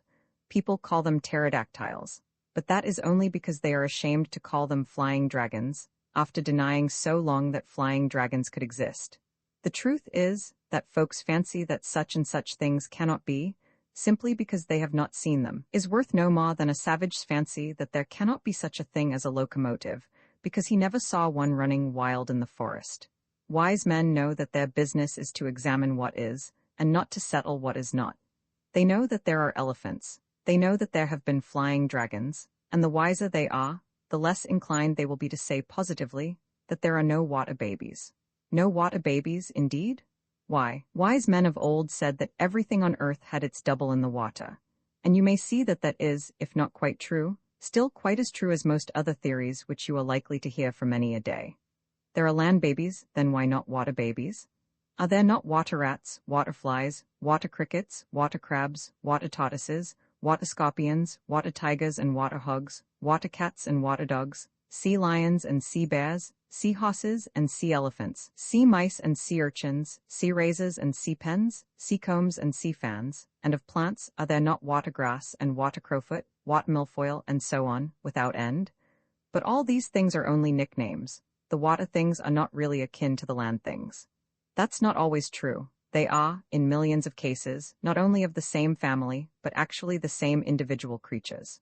Do not even you know that a green drake and an alder fly and a dragonfly live under water till they change their skins, just as Tom changed his? And if a water animal can continually change into a land animal, why should not a land animal sometimes change into a water animal? Don't be put down by any of Cousin Cramchild's arguments, but stand up to him like a man, and answer him, quite respectfully, of course, thus. If Cousin Cramchild says that if there are water babies, they must grow into water men, ask him how he knows that they do not. And then, how he knows that they must, any more than the Proteus of the Adelsberg caverns grows into a perfect newt. If he says that it is too strange a transformation for a land baby to turn into a water baby, ask him if he ever heard of the transformation of sillies, or the distomas, or the common jellyfish, of which M. Quatrefages says excellently well. Who would not exclaim that a miracle had come to pass, if he saw a reptile come out of the egg dropped by the hen in his poultry yard, and the reptile give birth at once to an indefinite number of fishes and birds? Yet the history of the jellyfish is quite as wonderful as that would be. Ask him if he knows about all this, and if he does not, tell him to go and look for himself, and advise him, very respectfully, of course, to settle no more what strange things cannot happen, till he has seen what strange things do happen every day. If he says that things cannot degrade, that is, change downwards into lower forms, ask him, who told him that water babies were lower than land babies? But even if they were, does he know about the strange degradation of the common goose barnacles, which one finds sticking on ships' bottoms, or the still stranger degradation of some cousins of theirs, of which one hardly likes to talk, so shocking and ugly it is? And lastly, if he says, as he most certainly will, that these transformations only take place in the lower animals, and not in the higher, say that that seems to little boys, and to some grown people, a very strange fancy. For if the changes of the lower animals are so wonderful, and so difficult to discover, why should not there be changes in the higher animals far more wonderful, and far more difficult to discover? And may not man, the crown and flower of all things, undergo some change as much more wonderful than all the rest, as the great exhibition is more wonderful than a rabbit burrow? Let him answer that. And if he says, as he will, that not having seen such a change in his experience, he is not bound to believe it, ask him respectfully where his microscope has been. Does not each of us, in coming into this world, go through a transformation just as wonderful as that of a sea egg or a butterfly? And do not reason and analogy, as well as scripture, tell us that that transformation is not the last, and that, though what we shall be, we know not, yet we are here but as the crawling caterpillar, and shall be hereafter as the perfect fly. The old Greeks, heathens as they were, saw as much as that 2,000 years ago, and I care very little for Cousin Cramchild if he sees even less than they. And so forth, till he is quite cross. And then tell him that if there are no water babies, at least there ought to be, and that at least he cannot answer. And meanwhile, my dear little man, till you know a great deal more about nature than Professor Owen and Professor Huxley put together, don't tell me about what cannot be, or fancy that anything is too wonderful to be true. We are fearfully and wonderfully made, said old David, and so we are, and so is everything around us, down to the very deal table. Yes, much more fearfully and wonderfully made already is the table as it stands now, nothing but a piece of dead deal wood, than if, as foxes say, and geese believe, spirits could make it dance, or talk to you by rapping on it. Am I in earnest? Oh dear no. Don't you know that this is a fairy tale and all fun and pretense, and that you are not to believe one word of it, even if it is true? But at all events so it happened to Tom. And therefore the keeper and the groom and Sir John made a great mistake, and were very unhappy, Sir John at least, without any reason, when they found a black thing in the water, and said it was Tom's body, and that he had been drowned. They were utterly mistaken. Tom was quite alive, and cleaner and merrier than he ever had been. The fairies had washed him, you see, in the swift river so thoroughly that not only his dirt, but his whole husk and shell had been washed quite off him, and the pretty little real Tom was washed out of the inside of it and swam away, as a caddie's does when its case of stones and silk is bawed through, and away it goes on its back, paddling to the shaw, there to split its skin, and fly away as a caperer, on fawn-coloured wings, with long legs and horns. They are foolish fellows, the caperers, and fly into the candle at night if you leave the door open. We will hope Tom will be wiser, now he has got safe out of his sooty old shell. But good Sir John did not understand all this, not being a fellow of the Linnean Society, and he took it into his head that Tom was drowned. When they looked into the empty pockets of his shell, and found no jewels there, nor money, nothing but 3 marbles, and a brass button with a string to it, then Sir John did something as like crying as ever he did in his life, and blamed himself more bitterly than he need have done. So he cried, and the groom boy cried, and the huntsman cried, and the dame cried, and the little girl cried, and the dairymaid cried, and the old nurse cried, for it was somewhat her fault. And my lady cried, for though people have wigs, that is no reason why they should not have hearts. But the keeper did not cry, though he had been so good-natured to Tom the morning before. For he was so dried up with running after poachers, that you could no more get tears out of him than milk out of leather. And Grimes did not cry, for Sir John gave him 10 pounds, and he drank it all in a week. Sir John sent, far and wide, to find Tom's father and mother, but he might have looked till doomsday for them, for one was dead, and the other was in Botany Bay. And the little girl would not play with her dolls for a whole week, and never forgot poor little Tom. And soon, my lady put a pretty little tombstone over Tom's shell in the little churchyard in Vendale, where the old dalesmen all sleep side by side between the limestone crags, and the dame decked it with garlands every Sunday, till she grew so old that she could not stir abroad. Then the little children decked it for her, and always she sang an old song as she sat spinning what she called her wedding dress. The children could not understand it, but they liked it none the less for that, for it was very sweet and very sad, and that was enough for them.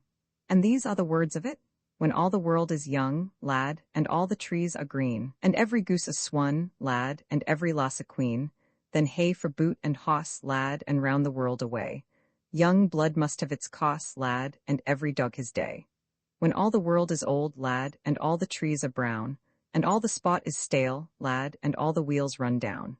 Creep home, and take your place there, the spent and maimed among. God grant you find one face there, you loved when all was young. Those are the words, but they are only the body of it. The soul of the song was the dear old woman's sweet face and sweet voice, and the sweet old air to which she sang. And that, alas, one cannot put on paper. And at last she grew so stiff and lame that the angels were forced to carry her, and they helped her on with her wedding dress and carried her up over Harthover Fells, and a long way beyond that too. And there was a new schoolmistress in Vendale, and we will hope that she was not certificated. And all the while Tom was swimming about in the river, with a pretty little lace collar of gills about his neck, as lively as a grig, and as clean as a fresh-run salmon. Now if you don't like my story, then go to the schoolroom and learn your multiplication table, and see if you like that better. Some people, no doubt, would do so. So much the better for us, if not for them. It takes all sorts, they say, to make a world. He prayeth well who loveth well both men and bird and beast. He prayeth best who loveth best all things both great and small. For the dear God who loveth us, he made and loveth all. Roman 3. Tom was now quite amphibious. You do not know what that means? You had better, then, ask the nearest government pupil teacher, who may possibly answer you smartly enough thus. Amphibious. Adjective, derived from 2 Greek words, amphi, a fish, and bios, a beast. An animal supposed by our ignorant ancestors to be compounded of a fish and a beast, which therefore, like the hippopotamus, can't live on the land, and dies in the water. However that may be, Tom was amphibious, and what is better still, he was clean. For the first time in his life he felt how comfortable it was to have nothing on him but himself. But he only enjoyed it. He did not know it or think about it, just as you enjoy life and health, and yet never think about being alive and healthy, and may it be long before you have to think about it. He did not remember having ever been dirty. Indeed, he did not remember any of his old troubles, being tired, or hungry, or beaten, or sent up dark chimneys. Since that sweet sleep he had forgotten all about his master, and Harthover Place, and the little white girl, and in a word, all that had happened to him when he lived before. And what was best of all, he had forgotten all the bad words which he had learned from Grimes, and the rude boys with whom he used to play. That is not strange, for you know, when you came into this world and became a land baby, you remembered nothing. So why should he when he became a baby? Then have you lived before? My dear child, who can tell? One can only tell that by remembering something which happened where we lived before, and as we remember nothing, we know nothing about it, and no book, and no man can ever tell us certainly. There was a wise man once, a very wise man, and a very good man, who wrote a poem about the feelings which some children have about having lived before, and this is what he said. Our birth is but a sleep and a forgetting. The soul that rises with us, our life's star, hath elsewhere had its setting, and cometh from afar, not in entire forgetfulness, and not in utter nakedness, but trailing clouds of glory, do we come from God, who is our home. There, you can know no more than that, but if I was you, I would believe that. For then the great fairy Science, who is likely to be queen of all the fairies for many a year to come, can only do you good, and never do you harm. And instead of fancying, with some people, that your body makes your soul, as if a steam engine could make its own coke, or with some people, that your soul has nothing to do with your body, but is only stuck into it like a pin into a pincushion, to fall out with the first shake, you will believe the one true, orthodox, rational, philosophical, logical, irrefragable, nominalistic, realistic, inductive, deductive, seductive, productive, salutary, comfortable, and on all accounts to be received doctrine of this wonderful fairy tale, which is that your soul makes your body, just as a snail makes his shell. For the rest, it is enough for us to be sure that whether or not we lived before, we shall live again, though not, I hope, as poor little heathen Tom did. For he went downward into the water, but we, I hope, shall go upward to a very different place. But Tom was very happy in the water. He had been sadly overworked in the land world, and so now, to make up for that, he had nothing but holidays in the water world for a long, long time to come. He had nothing to do now but enjoy himself, and look at all the pretty things which are to be seen in the cool, clear water world, where the sun is never too hot, and the frost is never too cold. And what did he live on? Watercresses, perhaps, or perhaps water gruel and water milk. Too many land babies do so likewise, but we do not know what 1/10 of the water things eat, so we are not answerable for the water babies. Sometimes he went along the smooth gravel waterways, looking at the crickets which ran in and out among the stones, as rabbits do on land. Or he climbed over the ledges of rock, and saw the sandpipes hanging in thousands, with every one of them a pretty little head and legs peeping out. Or he went into a still corner, and watched the cat-eyes eating dead sticks as greedily as you would eat plum pudding, and building their houses with silk and glue. Very fanciful ladies they were. None of them would keep to the same materials for a day. One would begin with some pebbles, then she would stick on a piece of green wood. Then she found a shell and stuck it on too, and the poor shell was alive, and did not like at all being taken to build houses with. But the catties did not let him have any voice in the matter, being rude and selfish, as vain people are apt to be. Then she stuck on a piece of rotten wood, then a very smart pink stone, and so on, till she was patched all over like an Irishman's coat. Then she found a long straw, 5 times as long as herself, and said, "Hurrah! My sister has a tail, and I'll have one too." And she stuck it on her back, and marched about with it quite proud, though it was very inconvenient indeed.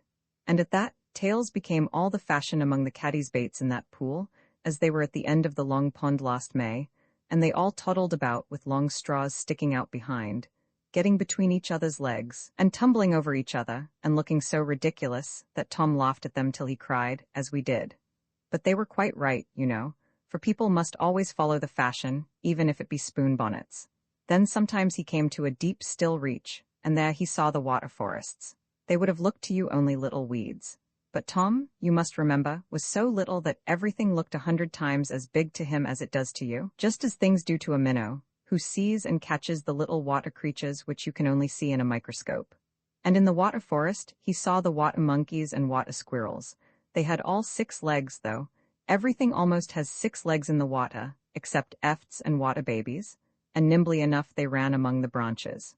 There were water flowers there, too, in thousands, and Tom tried to pick them, but as soon as he touched them, they drew themselves in and turned into knots of jelly. And then Tom saw that they were all alive.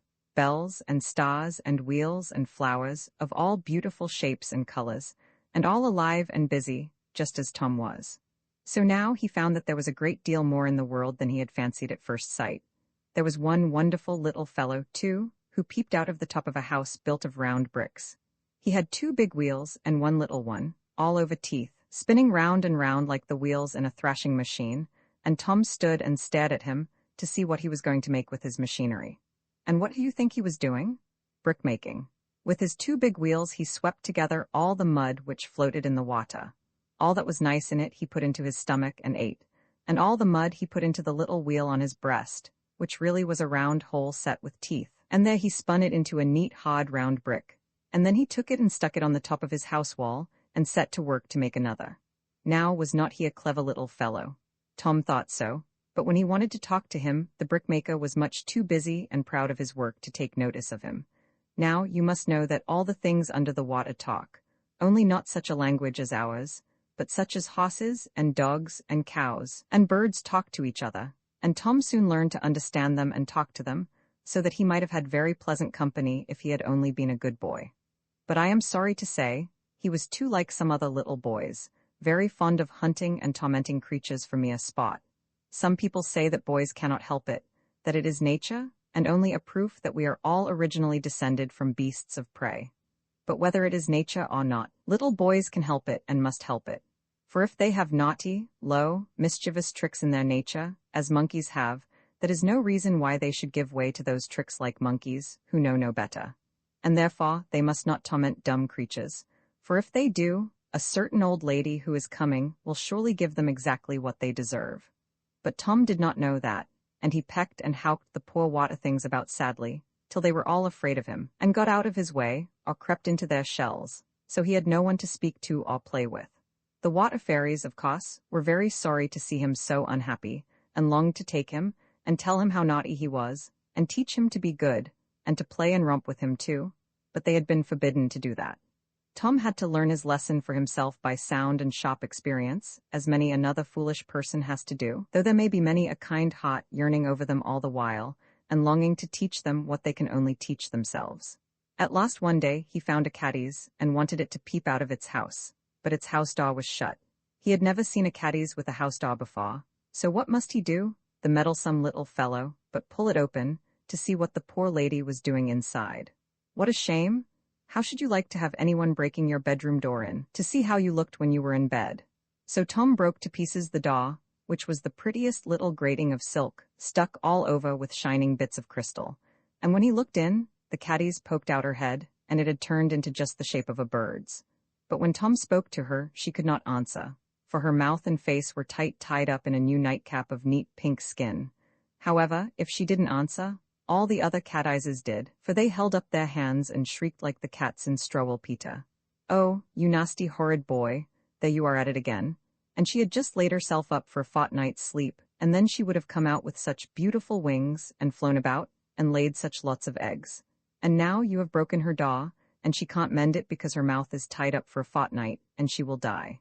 Who sent you here to worry us out of our lives? So Tom swam away. He was very much ashamed of himself, and felt all the naughtier, as little boys do when they have done wrong and won't say so.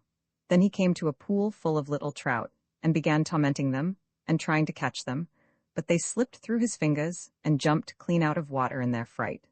But as Tom chased them, he came close to a great dock hover under an alder root, and out flashed a huge old brown trout 10 times as big as he was, and ran right against him, and knocked all the breath out of his body, and I don't know which was the more frightened of the two. Then he went on sulky and lonely, as he deserved to be, and under a bank he saw a very ugly dirty creature sitting, about half as big as himself, which had 6 legs and a big stomach, and a most ridiculous head with 2 great eyes and a face just like a donkey's. "Oh," said Tom, "you are an ugly fellow to be sure," and he began making faces at him, and put his nose close to him, and hallowed at him, like a very rude boy. When, hey presto, all the thing's donkey face came off in a moment, and out popped a long arm with a pair of pincers at the end of it, and caught Tom by the nose. It did not hurt him much, but it held him quite tight. Oh, let me go," cried Tom. "Then let me go," said the creature. "I want to be quiet, I want to split." Tom promised to let him alone, and he let go. "Why do you want to split?" said Tom. "Because my brothers and sisters have all split and turned into beautiful creatures with wings, and I want to split too. Don't speak to me. I am sure I shall split, I will split." Tom stood still and watched him, and he swelled himself and puffed and stretched himself out stiff, and at last, crack, puff, bang, he opened all down his back and then up to the top of his head, and out of his inside came the most slender, elegant, soft creature, as soft and smooth as Tom, but very pale and weak, like a little child who has been ill a long time in a dark room. It moved its legs very feebly, and looked about it half ashamed, like a girl when she goes for the first time into a ballroom, and then it began walking slowly up a grass stem to the top of the water. Tom was so astonished that he never said a word, but he stared with all his eyes, and he went up to the top of the water too, and peeped out to see what would happen. And as the creature sat in the warm, bright sun, a wonderful change came over it. It grew strong and firm, the most lovely colors began to show on its body, blue and yellow and black, spots and bars and rings. Out of its back rose four great wings of bright brown gauze, and its eyes grew so large that they filled all its head, and shone like 10,000 diamonds. "Oh, you beautiful creature," said Tom, and he put out his hand to catch it. But the thing whirred up into the air, and hung poised on its wings a moment, and then settled down again by Tom quite fearless.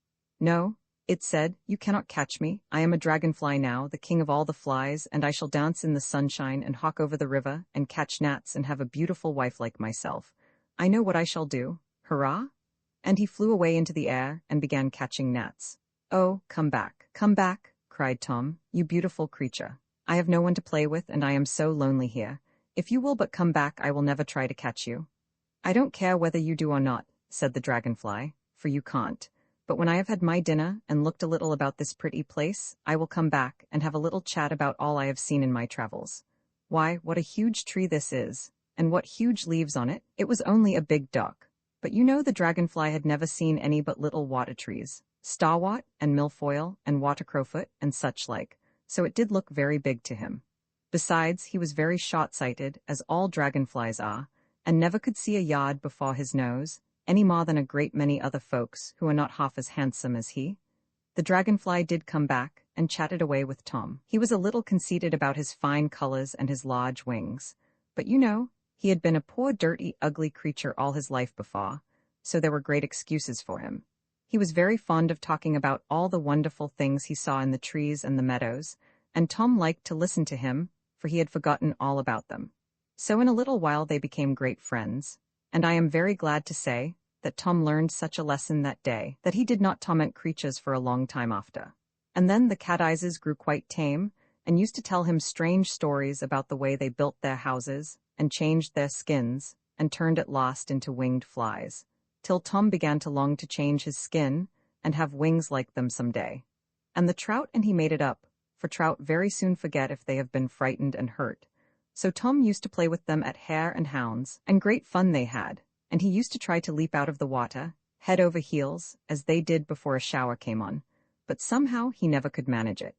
He liked most, though, to see them rising at the flies, as they sailed round and round under the shadow of the great oak, where the beetles fell flop into the water, and the green caterpillars let themselves down from the boughs by silk ropes for no reason at all, and then changed their foolish minds for no reason at all either, and hauled themselves up again into the tree, rolling up the rope in a ball between their paws, which is a very clever rope dancer's trick, and neither Blondin nor Leotard could do it.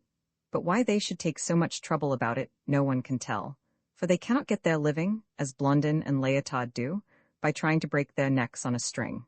And very often Tom caught them just as they touched the water, and caught the alder-flies, and the caperers, and the cock-tailed duns and spinners, yellow, and brown, and claret, and grey, and gave them to his friends the trout. Perhaps he was not quite kind to the flies, but one must do a good turn to one's friends when one can. And at last he gave up catching even the flies, for he made acquaintance with one by accident and found him a very merry little fellow. And this was the way it happened, and it is all quite true. He was basking at the top of the water one hot day in July, catching duns and feeding the trout, when he saw a new sot, a dark gray little fellow with a brown head. He was a very little fellow indeed, but he made the most of himself, as people ought to do. He cocked up his head, and he cocked up his wings, and he cocked up his tail, and he cocked up the two whisks at his tail end, and in short, he looked the cockiest little man of all little men. And so he proved to be, for instead of getting away, he hopped upon Tom's finger, and sat there as bold as 9 tailors, and he cried out in the tiniest, shrillest, squeakiest little voice you ever heard, "Much obliged to you, indeed, but I don't want it yet." "Want what?" said Tom, quite taken aback by his impudence. "Your leg, which you are kind enough to hold out for me to sit on. I must just go and see after my wife for a few minutes. Dear me, what a troublesome business a family is." Though the idle little rogue did nothing at all, but left his poor wife to lay all the eggs by herself. When I come back, I shall be glad of it, if you'll be so good as to keep it sticking out just so. And off he flew. Tom thought him a very cool sort of personage, and still more so when in 5 minutes he came back and said, "Ah, you were tired waiting? Well, your other leg will do as well." And he popped himself down on Tom's knee and began chatting away in his squeaking voice. "So you live under the water? It's a low place. I lived there for some time and was very shabby and dirty, but I didn't choose that should last. So I turned respectable and came up to the top and put on this gray suit. It's a very businesslike suit, you think, don't you?" "Very neat and quiet indeed," said Tom. "Yes, one must be quiet and neat and respectable, and all that sort of thing for a little, when one becomes a family man. But I'm tired of it, that's the truth. I've done quite enough business, I consider, in the last week to last me my life. So I shall put on a ball dress and go out and be a smart man, and see the gay world and have a dance or two. Why shouldn't one be jolly if one can? And what will become of your wife? Oh, she is a very plain, stupid creature, and that's the truth, and thinks about nothing but eggs. If she chooses to come, why she may, and if not, why I go without her, and here I go." And as he spoke, he turned quite pale and then quite white. "Why, you're ill?" said Tom, but he did not answer. "You're dead," said Tom, looking at him as he stood on his knee as white as a ghost. "No, I ain't," answered a little squeaking voice over his head. "This is me up here in my ball dress, and that's my skin. Ha ha, you could not do such a trick as that." And no more Tom could, nor Howden, nor Robin, nor Frikel, nor all the conjurers in the world. For the little rogue had jumped clean out of his own skin and left it standing on Tom's knee, eyes, wings, legs, tail, exactly as if it had been alive. "Ha ha," he said, and he jerked and skipped up and down, never stopping an instant, just as if he had St. Vitus's dance. "Ain't I a pretty fellow now?" And so he was, for his body was white and his tail orange, and his eyes all the colors of a peacock's tail. And what was the oddest of all, the whisks at the end of his tail had grown 5 times as long as they were before. "Ah," said he, "now I will see the gay world. My living won't cost me much, for I have no mouth, you see, and no inside, so I can never be hungry nor have the stomachache neither." No more he had. He had grown as dry and hard and empty as a quill, as such silly, shallow-hearted fellows deserve to grow. But, instead of being ashamed of his emptiness, he was quite proud of it, as a good many fine gentlemen are, and began flirting and flipping up and down, and singing. "My wife shall dance, and I shall sing, so merrily pass the day, for I hold it for quite the wisest thing, to drive dull care away." And he danced up and down for 3 days and 3 nights, till he grew so tired that he tumbled into the water and floated down. But what became of him Tom never knew, and he himself never minded. For Tom heard him singing to the last, as he floated down, to drive dull care away, aye, and if he did not care, why nobody else cared either. But one day Tom had a new adventure. He was sitting on a water-lily leaf, he and his friend the dragonfly, watching the gnats dance. The dragonfly had eaten as many as he wanted, and was sitting quite still and sleepy, for it was very hot and bright. The gnats, who did not care the least for their poor brother's death, danced a foot over his head quite happily, and a large black fly settled within an inch of his nose, and began washing his own face and combing his hair with his paws. But the dragonfly never stirred, and kept on chatting to Tom about the times when he lived under the water. Suddenly, Tom heard the strangest noise up the stream, cooing and grunting and whining and squeaking, as if you had put into a bag 2 stock doves, 9 mice, 3 guinea pigs, and a blind puppy, and left them there to settle themselves and make music. He looked up the water, and there he saw a sight as strange as the noise, a great ball rolling over and over down the stream, seeming one moment of soft brown fur, and the next of shining glass. And yet it was not a ball, for sometimes it broke up and streamed away in pieces, and then it joined again, and all the while the noise came out of it louder and louder. Tom asked the dragonfly what it could be, but of course, with his short sight, he could not even see it, though it was not 10 yards away. So he took the neatest little header into the water and started off to see for himself. And when he came near, the ball turned out to be 4 or 5 beautiful creatures, many times larger than Tom, who were swimming about and rolling and diving and twisting and wrestling and cuddling and kissing and biting and scratching in the most charming fashion that ever was seen. And if you don't believe me, you may go to the zoological gardens, for I am afraid that you won't see it nearer, unless, perhaps, you get up at 5 in the morning and go down to Cottery's Moor and watch by the great withy pollard which hangs over the backwater, where the otters breed sometimes. And then say, if otters at play in the water are not the merriest, lithest, gracefulest creatures you ever saw. But when the biggest of them saw Tom, she darted out from the rest and cried in the water language sharply enough, "Quick, children, here is something to eat, indeed." And came at poor Tom, showing such a wicked pair of eyes, and such a set of sharp teeth in a grinning mouth, that Tom, who had thought her very handsome, said to himself, "Handsome is that handsome does," and slipped in between the water-lily roots as fast as he could, and then turned round and made faces at her. "Come out," said the wicked old otter, "or it will be worse for you." But Tom looked at her from between two thick roots and shook them with all his might, making horrible faces all the while, just as he used to grin through the railings at the old women when he lived before. It was not quite well bred, no doubt, but you know, Tom had not finished his education yet. "Come away, children," said the otter in disgust. "It is not worth eating, after all. It is only a nasty eft which nothing eats, not even those vulgar pike in the pond." "I am not an eft," said Tom. "Efts have tails." "You are an eft," said the otter, very positively. "I see your two hands quite plain, and I know you have a tail." "I tell you I have not," said Tom. "Look here." And he turned his pretty little self quite round, and sure enough, he had no more tail than you. The otter might have got out of it by saying that Tom was a frog, but like a great many other people, when she had once said a thing, she stood to it, right or wrong, so she answered, "I say you are an eft, and therefore you are, and not fit food for gentlefolk like me and my children. You may stay there till the salmon eat you." She knew the salmon would not, but she wanted to frighten poor Tom. "Ha, ha, they will eat you, and we will eat them." And the otter laughed such a wicked, cruel laugh, as you may hear them do sometimes, and the first time that you hear it you will probably think it is bogies. "What a salmon?" asked Tom. "Fish, you eft, great fish, nice fish to eat. They are the lords of the fish, and we are lords of the salmon," and she laughed again. "We hunt them up and down the pools and drive them up into a corner, the silly things. They are so proud, and bully the little trout and the minnows, till they see us coming, and then they are so meek all at once, and we catch them, but we disdain to eat them all. We just bite out their soft throats and suck their sweet juice, oh so good." And she licked her wicked lips, and then throw them away and go and catch another. "They are coming soon, children, coming soon. I can smell the rain coming up off the sea, and then hurrah for a fresh and salmon, and plenty of eating all day long." And the otter grew so proud that she turned head over heels twice, and then stood upright half out of the water, grinning like a Cheshire cat. "And where do they come from?"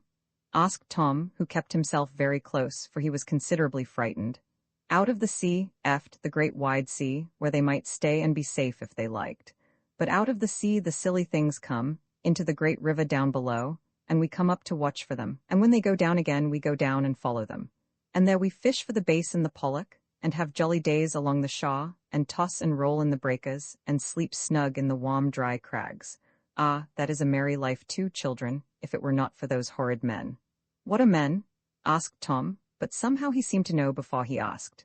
"Two-legged things, eft, and, now I come to look at you, they are actually something like you. If you had not a tail," she was determined that Tom should have a tail, "only a great deal bigger, worse luck for us. And they catch the fish with hooks and lines, which get into our feet sometimes, and set pots along the rocks to catch lobsters. They speared my poor dear husband as he went out to find something for me to eat. I was laid up among the crags then, and we were very low in the world, for the sea was so rough that no fish would come in shore. But they speared him, poor fellow, and I saw them carrying him away upon a pole. Ah, he lost his life for your sakes, my children, poor dear obedient creature that he was." And the otter grew so sentimental, for otters can be very sentimental when they choose, like a good many people who are both cruel and greedy, and no good to anybody at all, that she sailed solemnly away down the burn, and Tom saw her no more for that time. And lucky it was for her that she did so, for no sooner was she gone than down the bank came 7 little rough terrier dogs, snuffing and yapping, and grubbing and splashing, in full cry after the otter. Tom hid among the water lilies till they were gone, for he could not guess that they were the water fairies come to help him. But he could not help thinking of what the otter had said about the great river and the broad sea, and, as he thought, he longed to go and see them. He could not tell why, but the more he thought, the more he grew discontented with the narrow little stream in which he lived, and all his companions there, and wanted to get out into the wide, wide world, and enjoy all the wonderful sights of which he was sure it was full. And once he set off to go down the stream. But the stream was very low, and when he came to the shallows, he could not keep under water, for there was no water left to keep under. So the sun burned his back and made him sick, and he went back again and lay quiet in the pool for a whole week more. And then, on the evening of a very hot day, he saw a sight. He had been very stupid all day, and so had the trout. For they would not move an inch to take a fly, though there were thousands on the water, but lay dozing at the bottom under the shade of the stones. And Tom lay dozing too, and was glad to cuddle their smooth, cool sides, for the water was quite warm and unpleasant. But toward evening, it grew suddenly dark, and Tom looked up and saw a blanket of black clouds lying right across the valley above his head, resting on the crags right and left. He felt not quite frightened, but very still, for everything was still. There was not a whisper of wind, nor a chirp of a bird to be heard, and next a few great drops of rain fell plop into the water, and one hit Tom on the nose, and made him pop his head down quickly enough. And then the thunder roared, and the lightning flashed, and leapt across Vendale and back again, from cloud to cloud, and cliff to cliff, till the very rocks in the stream seemed to shake. And Tom looked up at it through the water, and thought it the finest thing he ever saw in his life. But out of the water he dared not put his head, for the rain came down by bucketsful, and the hail hammered like shot on the stream, and churned it into foam. And soon the stream rose and rushed down, higher and higher, and fouler, full of beetles and sticks, and straws and worms and adderlegs and woodlice and leeches, and odds and ends and omnium gatherums, and this, that, and the other, enough to fill 9 museums. Tom could hardly stand against the stream, and hid behind a rock. But the trout did not, for out they rushed from among the stones, and began gobbling the beetles and leeches in the most greedy and quarrelsome way, and swimming about with great worms hanging out of their mouths, tugging and kicking to get them away from each other. And now, by the flashes of the lightning, Tom saw a new sight, all the bottom of the stream alive with great eels, turning and twisting along, all downstream and away. They had been hiding for weeks past in the cracks of the rocks and in burrows in the mud, and Tom had hardly ever seen them, except now and then at night. But now they were all out, and went hurrying past him so fiercely and wildly that he was quite frightened, and as they hurried past he could hear them say to each other, "We must run, we must run. What a jolly thunderstorm! Down to the sea, down to the sea." And then the otter came by with all her brood, twining and sweeping along as fast as the eels themselves, and she spied Tom as she came by, and said, "Now is your time, eft, if you want to see the world. Come along, children, never mind those nasty eels, we shall breakfast on salmon tomorrow. Down to the sea, down to the sea." Then came a flash brighter than all the rest, and by the light of it, in the 1,000th part of a second they were gone again. But he had seen them, he was certain of it, 3 beautiful little white girls, with their arms twined round each other's necks, floating down the torrent as they sang, "Down to the sea, down to the sea."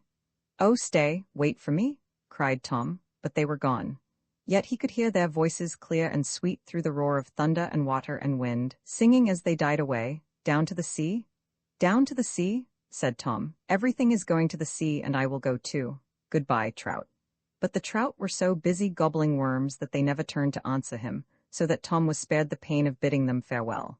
And now, down the rushing stream, guided by the bright flashes of the storm, past tall birch-fringed rocks which shone out one moment as clear as day, and the next were dark as night, past dark hovers under swirling banks, from which great trout rushed out on Tom, thinking him to be good to eat, and turned back sulkily, for the fairies sent them home again with a tremendous scolding, for daring to meddle with a water baby, on through narrow strids and roaring cataracts, where Tom was deafened and blinded for a moment by the rushing waters, along deep reaches, where the white water lilies tossed and flapped beneath the wind and hail, past sleeping villages, under dark bridge arches, and away to the sea. And Tom could not stop and did not care to stop. He would see the great world below, and the salmon, and the breakers, and the wide, wide sea. And when the daylight came, Tom found himself out in the Salmon River. And what sort of a river was it? Was it like an Irish stream, winding through the brown bogs, where the wild ducks squatter up from among the white water lilies, and the curlews flit to and fro, crying, "Tully weep, mind your sheep," and Dennis tells you strange stories of the Peshtamah, the great bogey snake which lies in the black peat pools among the old pine stems, and puts his head out at night to snap at the cattle as they come down to drink. But you must not believe all that Dennis tells you, mind, for if you ask him, "Is there a salmon here, do you think, Dennis? Is it salmon, thin, your honour mains, salmon, cartloads it is of thin, and Ridgemans, should the ring ache out of water, have ye'd but the luck to see thim, then you fish the pool all over, and never get a rise. But there can't be a salmon here, Dennis. and if you'll but think, if one had come up last tide, he'd be gone to the higher pools by now. Sure thin, and your honour's the through fisherman, and understands it all like a book. Why, ye spake as if you'd known the what her 1,000 years? As I said, how could there be a fish here at all, just now? But you said just now they were shouldering each other out of water. And then Dennis will look up at you with his handsome, sly, soft, sleepy, good-natured, untrustable, Irish grey eye, and answer with the prettiest smile, "Sure, and didn't I think your honour would like a pleasant answer?" So you must not trust Dennis because he is in the habit of giving pleasant answers. But instead of being angry with him, you must remember that he is a poor Paddy and knows no better. So you must just burst out laughing. And then he will burst out laughing too and slave for you and trot about after you and show you good sport if he can. For he is an affectionate fellow and as fond of sport as you are. And if he can't, tell you fibs instead, 100 an hour. And wonder all the while why poor Ud Island does not prosper like England and Scotland, and some other places, where folk have taken up a ridiculous fancy that honesty is the best policy. Or was it like a Welsh salmon river, which is remarkable chiefly, at least, till this last year, for containing no salmon, as they have been all poached out by the enlightened peasantry, to prevent the Cithral Sassenach, which means you, my little dear, your kith and kin, and signifies much the same as the Chinese fan quay, from coming bothering into Wales, with good tackle, and ready money, and civilization, and common honesty, and other, like things of which the Cymri stand in no need whatsoever. Or was it such a salmon stream as I trust you will see among the Hampshire water meadows, before your hairs are grey, under the wise new fishing laws, when Winchester apprentices shall covenant, as they did 300 years ago, not to be made to eat salmon more than 3 days a week, and fresh-run fish shall be as plentiful under Salisbury Spire as they are in Holyhole at Christchurch, in the good time coming, when folks shall see that, of all heaven's gifts of food, the one to be protected most carefully is that worthy gentleman's salmon, who is generous enough to go down to the sea weighing 5 ounces, and to come back next year weighing 5 pounds, without having cost the soil or the state one farthing. Or was it like a Scotch stream, such as Arthur Clough drew in his Bothy, where over a ledge of granite into a granite basin the amber torrent descended, beautiful there for the colour derived from green rocks under, beautiful most of all, where beads of foam uprising mingle their clouds of white with the delicate hue of the stillness, cliff over cliff for its sides, with rowan and pendant birch boughs. Ah, my little man, when you are a big man, and fish such a stream as that, you will hardly care, I think, whether she be roaring down in full spate, like coffee covered with scald cream, while the fish are swirling at your fly as an oar-blade swirls in a boat race, or flashing up the cataract like silver arrows, out of the fiercest of the foam.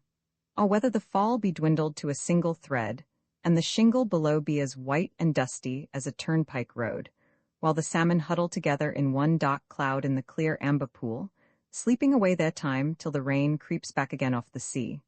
You will not care much, if you have eyes and brains, for you will lay down your rod contentedly, and drink in at your eyes the beauty of that glorious place, and listen to the water-ouzel piping on the stones, and watch the yellow roes come down to drink and look up at you with their great soft trustful eyes, as much as to say, you could not have the heart to shoot at us. And then, if you have sense, you will turn and talk to the great giant of a gilly who lies basking on the stone beside you. He will tell you no fibs, my little man, for he is a Scotchman, and fears God, and not the priest, and as you talk with him, you will be surprised more and more at his knowledge, his sense, his humour, his courtesy, and you will find out, unless you have found it out before, that a man may learn from his Bible to be a more thorough gentleman than if he had been brought up in all the drawing-rooms in London. No, it was none of these, the salmon stream at Hothover. It was such a stream as you see in dear old Bewick, who was born and bred upon them. A full 100 yards broad it was, sliding on from broad pool to broad shallow, and broad shallow to broad pool, over great fields of shingle, under oak and ash coverts, past low cliffs of sandstone, past green meadows and fair parks, and a great house of grey stone, and brown moors above, and here and there against the sky the smoking chimney of a colliery. You must look at Bewick to see just what it was like, for he has drawn it 100 times with the care and the love of a true North countryman, and even if you do not care about the Salmon River, you ought, like all good boys, to know your Bewick. At least, so old Sir John used to say, and very sensibly he put it too, as he was wont to do. If they want to describe a finished young gentleman in France, I hear, they say of him, il sait son rable. But if I want to describe one in England, I say, he knows his bewick. And I think that is the higher compliment. But Tom thought nothing about what the river was like. All his fancy was, to get down to the wide, wide sea. And after a while he came to a place where the river spread out into broad, still shallow reaches, so wide that little Tom, as he put his head out of the water, could hardly see across. And there he stopped. He got a little frightened. This must be the sea, he thought. What a wide place it is. If I go on into it, I shall surely lose my way, or some strange thing will bite me. I will stop here and look out for the otter, or the eels, or someone to tell me where I shall go. So he went back a little way, and crept into a crack of the rock, just where the river opened out into the wide shallows, and watched for someone to tell him his way. But the otter and the eels were gone on miles and miles down the stream. There he waited, and slept too, for he was quite tired with his night's journey, and when he woke, the stream was clearing to a beautiful amber hue, though it was still very high. And after a while he saw a sight which made him jump up, for he knew in a moment it was one of the things which he had come to look for. Such a fish, 10 times as big as the biggest trout, and 100 times as big as Tom, sculling up the stream past him, as easily as Tom had sculled down. Such a fish, shining silver from head to tail, and here and there a crimson dot, with a grand hooked nose and grand curling lip, and a grand bright eye, looking round him as proudly as a king, and surveying the water right and left as if all belonged to him. Surely he must be the salmon, the king of all the fish. Tom was so frightened that he longed to creep into a hole, but he need not have been, for salmon are all true gentlemen, and like true gentlemen, they look noble and proud enough. And yet, like true gentlemen, they never harm or quarrel with anyone, but go about their own business, and leave rude fellows to themselves. The salmon looked at him full in the face, and then went on without minding him, with a swish or two of his tail which made the stream boil again.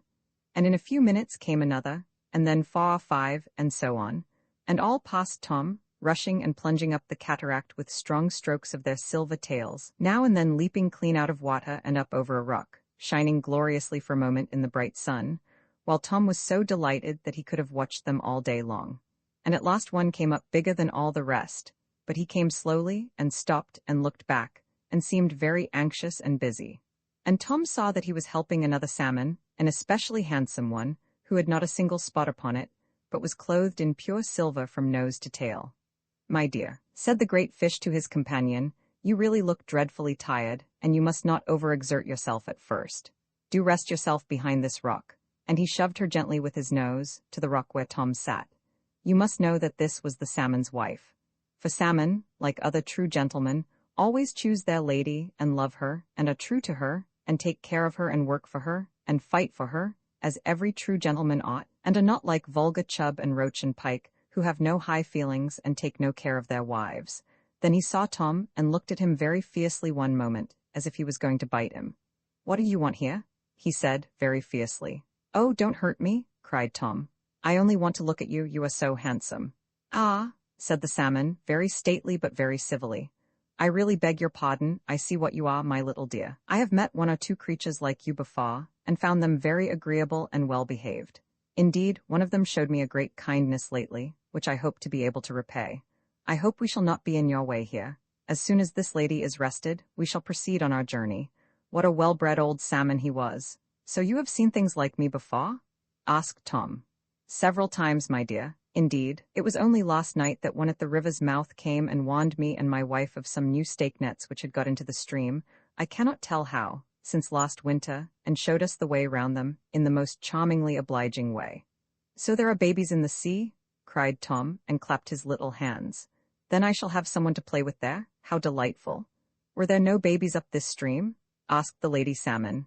"No, and I grew so lonely. I thought I saw 3 last night, but they were gone in an instant down to the sea. So I went too, for I had nothing to play with but cateyes and dragonflies and trout." "Ugh," cried the lady, "what low company?" "My dear, if he has been in low company, he has certainly not learnt their low manners," said the salmon. "No, indeed, poor little dear. But how sad for him to live among such people as cateyes, who have actually 6 legs, the nasty things, and dragonflies, too. Why, they are not even good to eat, for I tried them once, and they are all hard and empty. And as for trout, everyone knows what they are." Whereon she curled up her lip and looked dreadfully scornful, while her husband curled up his too, till he looked as proud as Alcibiades. "Why do you dislike the trout so?" asked Tom. My dear, we do not even mention them if we can help it, for I am sorry to say they are relations of ours who do us no credit. A great many years ago they were just like us. But they were so lazy, and cowardly, and greedy, that instead of going down to the sea every year to see the world and grow strong and fat, they chose to stay and poke about in the little streams and eat worms and grubs, and they are very properly punished for it. For they have grown ugly and brown and spotted and small, and are actually so degraded in their tastes that they will eat our children. And then they pretend to scrape acquaintance with us again, said the lady. Why, I have actually known one of them propose to a lady salmon, the little impudent little creature. I should hope, said the gentleman, that there are very few ladies of our race who would degrade themselves by listening to such a creature for an instant. If I saw such a thing happen, I should consider it my duty to put them both to death upon the spot. So the old salmon said, like an old blue-blooded hidalgo of Spain, and what is ma, he would have done it too. For you must know, no enemies are so bitter against each other as those who are of the same race. And a salmon looks on a trout, as some great folks look on some little folks, as something just too much like himself to be tolerated. Sweet is the law which nature brings. Our meddling intellect misshapes the beauteous forms of things we murder to dissect. Enough of science and of art. Close up these barren leaves, come forth, and bring with you a heart that watches and receives. Roman fa. So the salmon went up, after Tom had warned them of the wicked old otter, and Tom went down, but slowly and cautiously, coasting along the shore. He was many days about it, for it was many miles down to the sea, and perhaps he would never have found his way, if the fairies had not guided him, without his seeing their fair faces, or feeling their gentle hands. And as he went, he had a very strange adventure. It was a clear, still September night, and the moon shone so brightly down through the water that he could not sleep, though he shut his eyes as tight as possible. So at last he came up to the top and sat upon a little point of rock, and looked up at the broad yellow moon, and wondered what she was, and thought that she looked at him. And he watched the moonlight on the rippling river, and the black heads of the firs, and the silver-frosted lawns, and listened to the owl's hoot, and the snipe's bleat, and the fox's bark, and the otter's laugh, and smelt the soft perfume of the birches, and the wafts of heather honey off the grouse moor far above, and felt very happy, though he could not well tell why. You, of course, would have been very cold sitting there on a September night without the least bit of clothes on your wet back, but Tom was a water baby, and therefore felt cold no more than a fish. Suddenly, he saw a beautiful sight.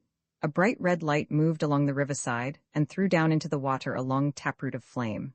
Tom, curious little rogue that he was, must needs go and see what it was, so he swam to the shore and met the light as it stopped over a shallow run at the edge of a low rock.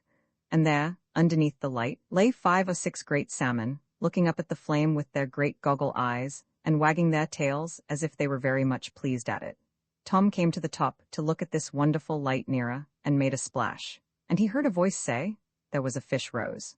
He did not know what the words meant, but he seemed to know the sound of them, and to know the voice which spoke them, and he saw on the bank 3 great 2-legged creatures, one of whom held the light, flaring and sputtering, and another a long pole. And he knew that they were men, and was frightened, and crept into a hole in the rock, from which he could see what went on. The man with the torch bent down over the water, and looked earnestly in. And then he said, "Tak that muckle fellow, lad, he's ower 15 puns, and haud your hand steady." Tom felt that there was some danger coming, and longed to warn the foolish salmon, who kept staring up at the light as if he was bewitched. But before he could make up his mind, down came the pole through the water. There was a fearful splash and struggle, and Tom saw that the poor salmon was speared right through, and was lifted out of the water. And then, from behind, there sprang on these 3 men 3 other men, and there were shouts and blows and words which Tom recollected to have heard before. And he shuddered and turned sick at them now, for he felt somehow that they were strange and ugly and wrong and horrible, and it all began to come back to him. They were men, and they were fighting, savage, desperate, up and down fighting, such as Tom had seen too many times before. And he stopped his little ears and longed to swim away, and was very glad that he was a water baby, and had nothing to do any more with horrid dirty men, with foul clothes on their backs, and foul words on their lips. But he dared not stir out of his hole, while the rock shook over his head with the trampling and struggling of the keepers and the poachers. All of a sudden there was a tremendous splash, and a frightful flash, and a hissing, and all was still. For into the water, close to Tom, fell one of the men, he who held the light in his hand. Into the swift river he sank and rolled over and over in the current, Tom heard the men above run along, seemingly looking for him, but he drifted down into the deep hole below, and there lay quite still, and they could not find him. Tom waited a long time till all was quiet, and then he peeped out and saw the man lying. At last he screwed up his courage and swam down to him. Perhaps, he thought, the water has made him fall asleep as it did me. Then he went nearer. He grew more and more curious, he could not tell why. He must go and look at him. He would go very quietly, of course, so he swam round and round him, closer and closer, and as he did not stir, at last he came quite close and looked him in the face. The moon shone so bright that Tom could see every feature, and as he saw, he recollected, bit by bit, it was his old master, Grimes. Tom turned tail and swam away as fast as he could. Oh dear me, he thought, now he will turn into a water baby. What a nasty troublesome one he will be, and perhaps he will find me out, and beat me again. So he went up the river again a little way, and lay there the rest of the night under an alder root. But when morning came, he longed to go down again to the big pool, and see whether Mr. Grimes had turned into a water baby yet. So he went very carefully, peeping round all the rocks and hiding under all the roots. Mr. Grimes lay there still, he had not turned into a water baby. In the afternoon, Tom went back again. He could not rest till he had found out what had become of Mr. Grimes. But this time, Mr. Grimes was gone, and Tom made up his mind that he was turned into a water baby. He might have made himself easy, poor little man. Mr. Grimes did not turn into a water baby, or anything like one at all. But he did not make himself easy, and a long time he was fearful lest he should meet Grimes suddenly in some deep pool. He could not know that the fairies had carried him away, and put him, where they put everything which falls into the water, exactly where it ought to be. But do you know, what had happened to Mr. Grimes had such an effect on him that he never poached salmon any more. And it is quite certain that, when a man becomes a confirmed poacher, the only way to cure him is to put him under water for 24 hours, like Grimes. So when you grow to be a big man, do you behave as all honest fellows should, and never touch a fish or a head of game which belongs to another man without his express leave. And then people will call you a gentleman, and treat you like one, and perhaps give you good sport, instead of hitting you into the river, or calling you a poaching snob. Then Tom went on down, for he was afraid of staying near Grimes, and as he went, all the vale looked sad. The red and yellow leaves showered down into the river, the flies and beetles were all dead and gone. The chill autumn fog lay low upon the hills, and sometimes spread itself so thickly on the river that he could not see his way. But he felt his way instead, following the flow of the stream, day after day, past great bridges, past boats and barges, past the great town, with its wharfs and mills and tall smoking chimneys, and ships which rode at anchor in the stream. And now and then he ran against their hawsers, and wondered what they were, and peeped out, and saw the sailors lounging on board smoking their pipes, and ducked under again, for he was terribly afraid of being caught by man, and turned into a chimney-sweep once more. He did not know that the fairies were close to him always, shutting the sailors' eyes lest they should see him, and turning him aside from mill-races, and sewer-mouths, and all foul and dangerous things. Poor little fellow, it was a dreary journey for him, and more than once he longed to be back in Vendale, playing with the trout in the bright summer sun. But it could not be. What has been once can never come over again, and people can be little babies, even water babies, only once in their lives. Besides, people who make up their minds to go and see the world, as Tom did, must needs find it a weary journey.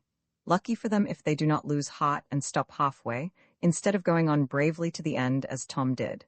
For then they will remain neither boys nor men, neither fish, flesh, nor good red herring, having learnt a great deal too much and yet not enough, and sown their wild oats without having the advantage of reaping them.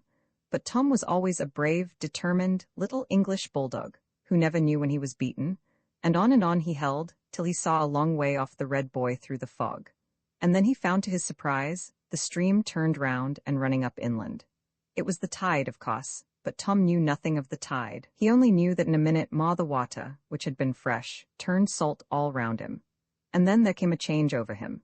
He felt as strong and light and fresh as if his veins had run champagne, and gave, he did not know why, 3 skips out of the water, a yard high and head over heels, just as the salmon do when they first touch the noble rich salt water, which, as some wise men tell us, is the mother of all living things. He did not care now for the tide being against him. The red boy was in sight, dancing in the open sea, and to the boy he would go, and to it he went. He passed great shoals of bass and mullet, leaping and rushing in after the shrimps, but he never heeded them, or they him. and once he passed a great black shining seal, who was coming in after the mullet. The seal put his head and shoulders out of water and stared at him, looking exactly like a fat old greasy Negro with a grey pate, and Tom, instead of being frightened, said, "How d'ye do, sir? What a beautiful place the sea is." And the old seal, instead of trying to bite him, looked at him with his soft, sleepy winking eyes and said, "Good tide to you, my little man. Are you looking for your brothers and sisters? I passed them all at play outside." "Oh, then," said Tom, "I shall have playfellows at last," and he swam onto the buoy, and got upon it, for he was quite out of breath, and sat there, and looked round for water babies. But there were none to be seen. The sea breeze came in freshly with the tide and blew the fog away, and the little waves danced for joy around the buoy, and the old boy danced with them. The shadows of the clouds ran races over the bright blue bay, and yet never caught each other up, and the breakers plunged merrily upon the wide white sands and jumped up over the rocks to see what the green fields inside were like, and tumbled down and broke themselves all to pieces, and never minded it a bit, but mended themselves and jumped up again. And the terns hovered over Tom like huge white dragonflies with black heads, and the gulls laughed like girls at play, and the sea pies, with their red bills and legs, flew to and fro from shaw to shaw, and whistled sweet and wild. And Tom looked and listened, and he would have been very happy if he could only have seen the water babies. Then when the tide turned, he left the buoy, and swam round and round in search of them, but in vain. Sometimes he thought he heard them laughing, but it was only the laughter of the ripples. And sometimes he thought he saw them at the bottom, but it was only white and pink shells. And once he was sure he had found one, for he saw two bright eyes peeping out of the sand.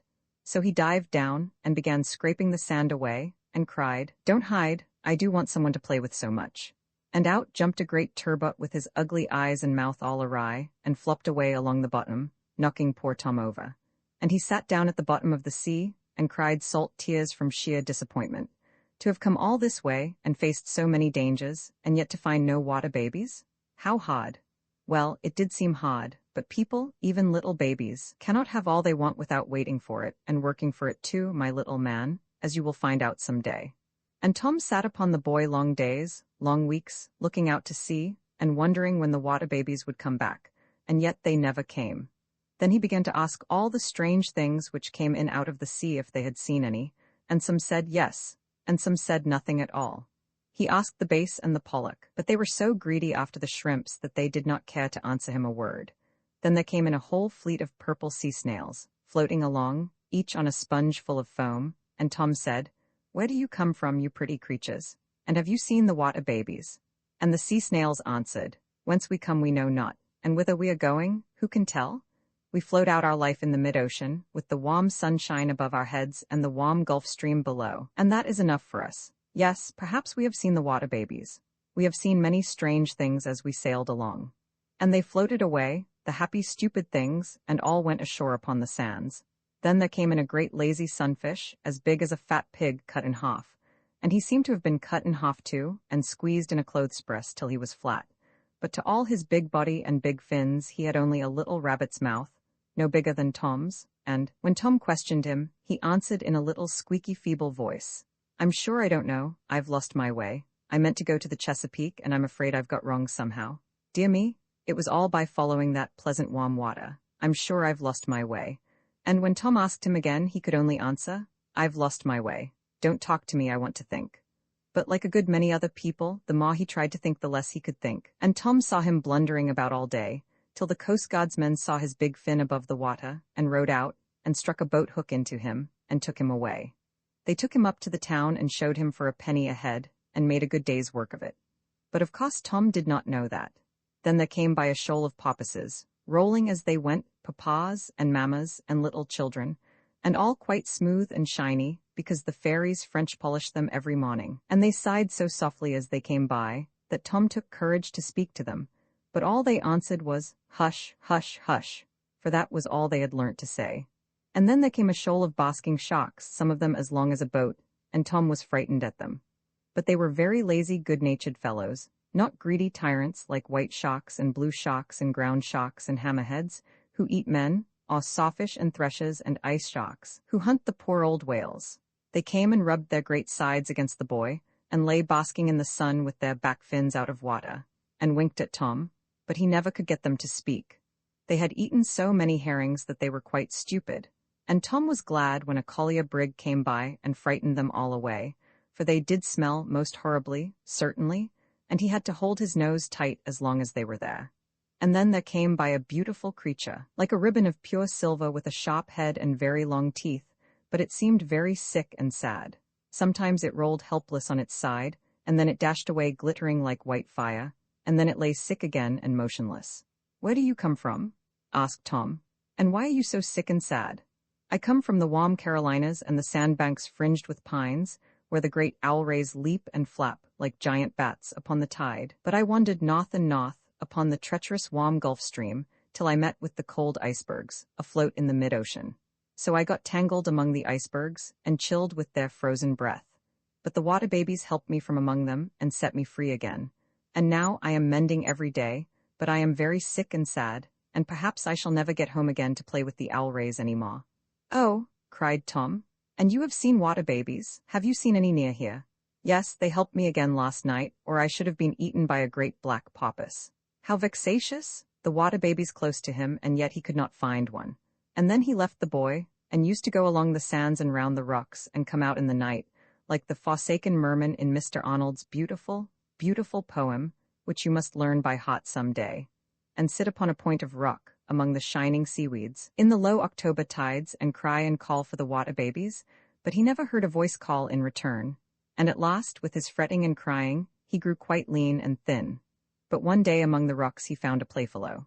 It was not a water baby, alas, but it was a lobster, and a very distinguished lobster he was, for he had live barnacles on his claws, which is a great mark of distinction in lobsterdom, and no more to be bought for money than a good conscience or the Victoria Cross. Tom had never seen a lobster before, and he was mightily taken with this one, for he thought him the most curious, odd, ridiculous creature he had ever seen, and that he was not far wrong. For all the ingenious men, and all the scientific men, and all the fanciful men in the world, with all the old German bogey painters into the bargain, could never invent, if all their wits were boiled into one, anything so curious and so ridiculous as a lobster. He had one claw knobbed and the other jagged, and Tom delighted in watching him hold on to the seaweed with his knobbed claw, while he cut up salads with his jagged one, and then put them into his mouth, after smelling at them, like a monkey. And always the little barnacles threw out their casting nets and swept the water, and came in for their share of whatever there was for dinner. But Tom was most astonished to see how he fired himself off. Snap, like the leapfrogs which you make out of a goose's breastbone. Certainly he took the most wonderful shots, and backwards too. For if he wanted to go into a narrow crack 10 yards off, what do you think he did? If he had gone in head foremost, of course he could not have turned round. So he used to turn his tail to it, and lay his long horns, which carry his sixth sense in their tips, and nobody knows what that sixth sense is, straight down his back to guide him, and twist his eyes back till they almost came out of their sockets, and then made ready, present, fire, snap, and away he went, pop into the hole, and peeped out and twiddled his whiskers as much as to say, "You couldn't do that." Tom asked him about water babies. Yes, he said, he had seen them often, but he did not think much of them. They were meddlesome little creatures, that went about helping fish and shells which got into scrapes. Well, for his part, he should be ashamed to be helped by little soft creatures that had not even a shell on their backs. He had lived quite long enough in the world to take care of himself. He was a conceited fellow, the old lobster, and not very civil to Tom, and you will hear how he had to alter his mind before he was done, as conceited people generally have. But he was so funny, and Tom so lonely, that he could not quarrel with him, and they used to sit in holes in the rocks and chat for hours. And about this time there happened to Tom a very strange and important adventure, so important, indeed, that he was very near never finding the water babies at all, and I am sure you would have been sorry for that. I hope that you have not forgotten the little white lady all this while. At least, here she comes, looking like a clean white good little darling, as she always was, and always will be. For it befell in the pleasant short December days, when the wind always blows from the southwest, till old Father Christmas comes and spreads the great white tablecloth, ready for little boys and girls to give the birds their Christmas dinner of crumbs. It befell, to go on, in the pleasant December days, that Sir John was so busy hunting that nobody at home could get a word out of him. 4 days a week he hunted, and very good sport he had, and the other 2 he went to the bench and the board of guardians, and very good justice he did. And when he got home in time, he dined at 5. for he hated this absurd new fashion of dining at 8 in the hunting season, which forces a man to make interest with the footman for cold beef and beer as soon as he comes in, and so spoil his appetite, and then sleep in an armchair in his bedroom, all stiff and tired, for 2 or 3 hours before he can get his dinner like a gentleman. And do you be like Sir John, my dear little man, when you are your own master? And if you want either to read hard or ride hard, stick to the good old Cambridge hours of breakfast at 8 and dinner at 5, by which you may get 2 days' work out of one. But of course, if you find a fox at 3 in the afternoon and run him till dark, and leave off 20 miles from home, why you must wait for your dinner till you can get it, as better men than you have done. Only see that, if you go hungry, your hoss does not, but give him his warm gruel and beer, and take him gently home, remembering that good hosses don't grow on the hedge like blackberries. It befell, to go on a second time, that Sir John, hunting all day, and dining at 5, fell asleep every evening, and snored so terribly that all the windows in Harthover shook, and the soot fell down the chimneys. Whereon my lady, being no more able to get conversation out of him than a song out of a dead nightingale, determined to go off and leave him, and the doctor, and Captain Swinger the agent, to snore in concert every evening to their heart's content. So she started for the seaside with all the children, in order to put herself and them into condition by mild applications of iodine. She might as well have stayed at home and used Parry's liquid hoss-blister, for there was plenty of it in the stables. And then she would have saved her money, and saved the chance, also, of making all the children ill instead of well as hundreds are made, by taking them to some nasty-smelling, undrained lodging, and then wondering how they caught scarlatina and diphtheria. But people won't be wise enough to understand that till they are dead of bad smells, and then it will be too late. Besides, you see, Sir John did certainly snore very loud. But where she went to nobody must know, for fear young ladies should begin to fancy that there are water babies there, and so hunt and howk after them, besides raising the price of lodgings, and keep them in aquariums, as the ladies at Pompeii, as you may see by the paintings, used to keep cupids in cages. But nobody ever heard that they starved the cupids, or let them die of dirt and neglect, as English young ladies do by the poor sea beasts. So nobody must know where my lady went. Letting water babies die is as bad as taking singing birds' eggs, for though there are thousands, aye, millions, of both of them in the world, yet there is not one too many. Now it befell that, on the very shaw, and over the very rocks, where Tom was sitting with his friend the lobster, there walked one day the little white lady, Ellie herself, and with her a very wise man indeed, Professor Ptthmllnsbts. His mother was a Dutchwoman, and therefore he was born at Curaçao. Of course you have learnt your geography, and therefore know why. And his father a Pole, and therefore he was brought up at Petropolowskie. Of course you have learnt your modern politics, and therefore know why. But for all that he was as thorough an Englishman as ever coveted his neighbour's goods. And his name, as I said, was Professor Ptthmllnsbts, which is a very ancient and noble Polish name. He was, as I said, a very great naturalist, and chief professor of necrobiona paleonthiedrochnanthropopithecology in the new university, which the king of the Cannibal Islands had founded. And, being a member of the Acclimatization Society, he had come here to collect all the nasty things which he could find on the coast of England, and turn them loose round the Cannibal Islands, because they had not nasty things enough there to eat what they left. But he was a very worthy, kind, good-natured little old gentleman, and very fond of children, for he was not the least a cannibal himself, and very good to all the world as long as it was good to him. Only one fault he had, which cock-robins have likewise, as you may see if you look out of the nursery window, that when anyone else found a curious worm, he would hop round them and peck them and set up his tail and bristle up his feathers, just as a cock-robin would, and declare that he found the worm first, and that it was his worm, and if not, that then it was not a worm at all. He had met Sir John at Scarborough, or Fleetwood, or somewhere or other, if you don't care where, nobody else does, and had made acquaintance with him, and become very fond of his children. Now, Sir John knew nothing about sea-cock yellow birds, and cared less, provided the fishmonger sent him good fish for dinner, and my lady knew as little, but she thought it proper that the children should know something. For in the stupid old times, you must understand, children were taught to know one thing, and to know it well. But in these enlightened new times they are taught to know a little about everything, and to know it all ill, which is a great deal pleasanter and easier, and therefore quite right. So Ellie and he were walking on the rocks, and he was showing her about 1 in 10,000 of all the beautiful and curious things which are to be seen there, But little Ellie was not satisfied with them at all. She liked much better to play with live children, or even with dolls, which she could pretend were alive. And at last she said honestly, "I don't care about all these things because they can't play with me or talk to me. If there were little children now in the water, as there used to be, and I could see them, I should like that." "Children in the water, you strange little duck," said the professor. "Yes," said Ellie. "I know there used to be children in the water, and mermaids too, and mermen. I saw them all in a picture at home, of a beautiful lady sailing in a car drawn by dolphins and babies flying round her, and one sitting in her lap, and the mermaids swimming and playing, and the mermen trumpeting on conch shells. And it is called the Triumph of Galatea, and there is a burning mountain in the picture behind.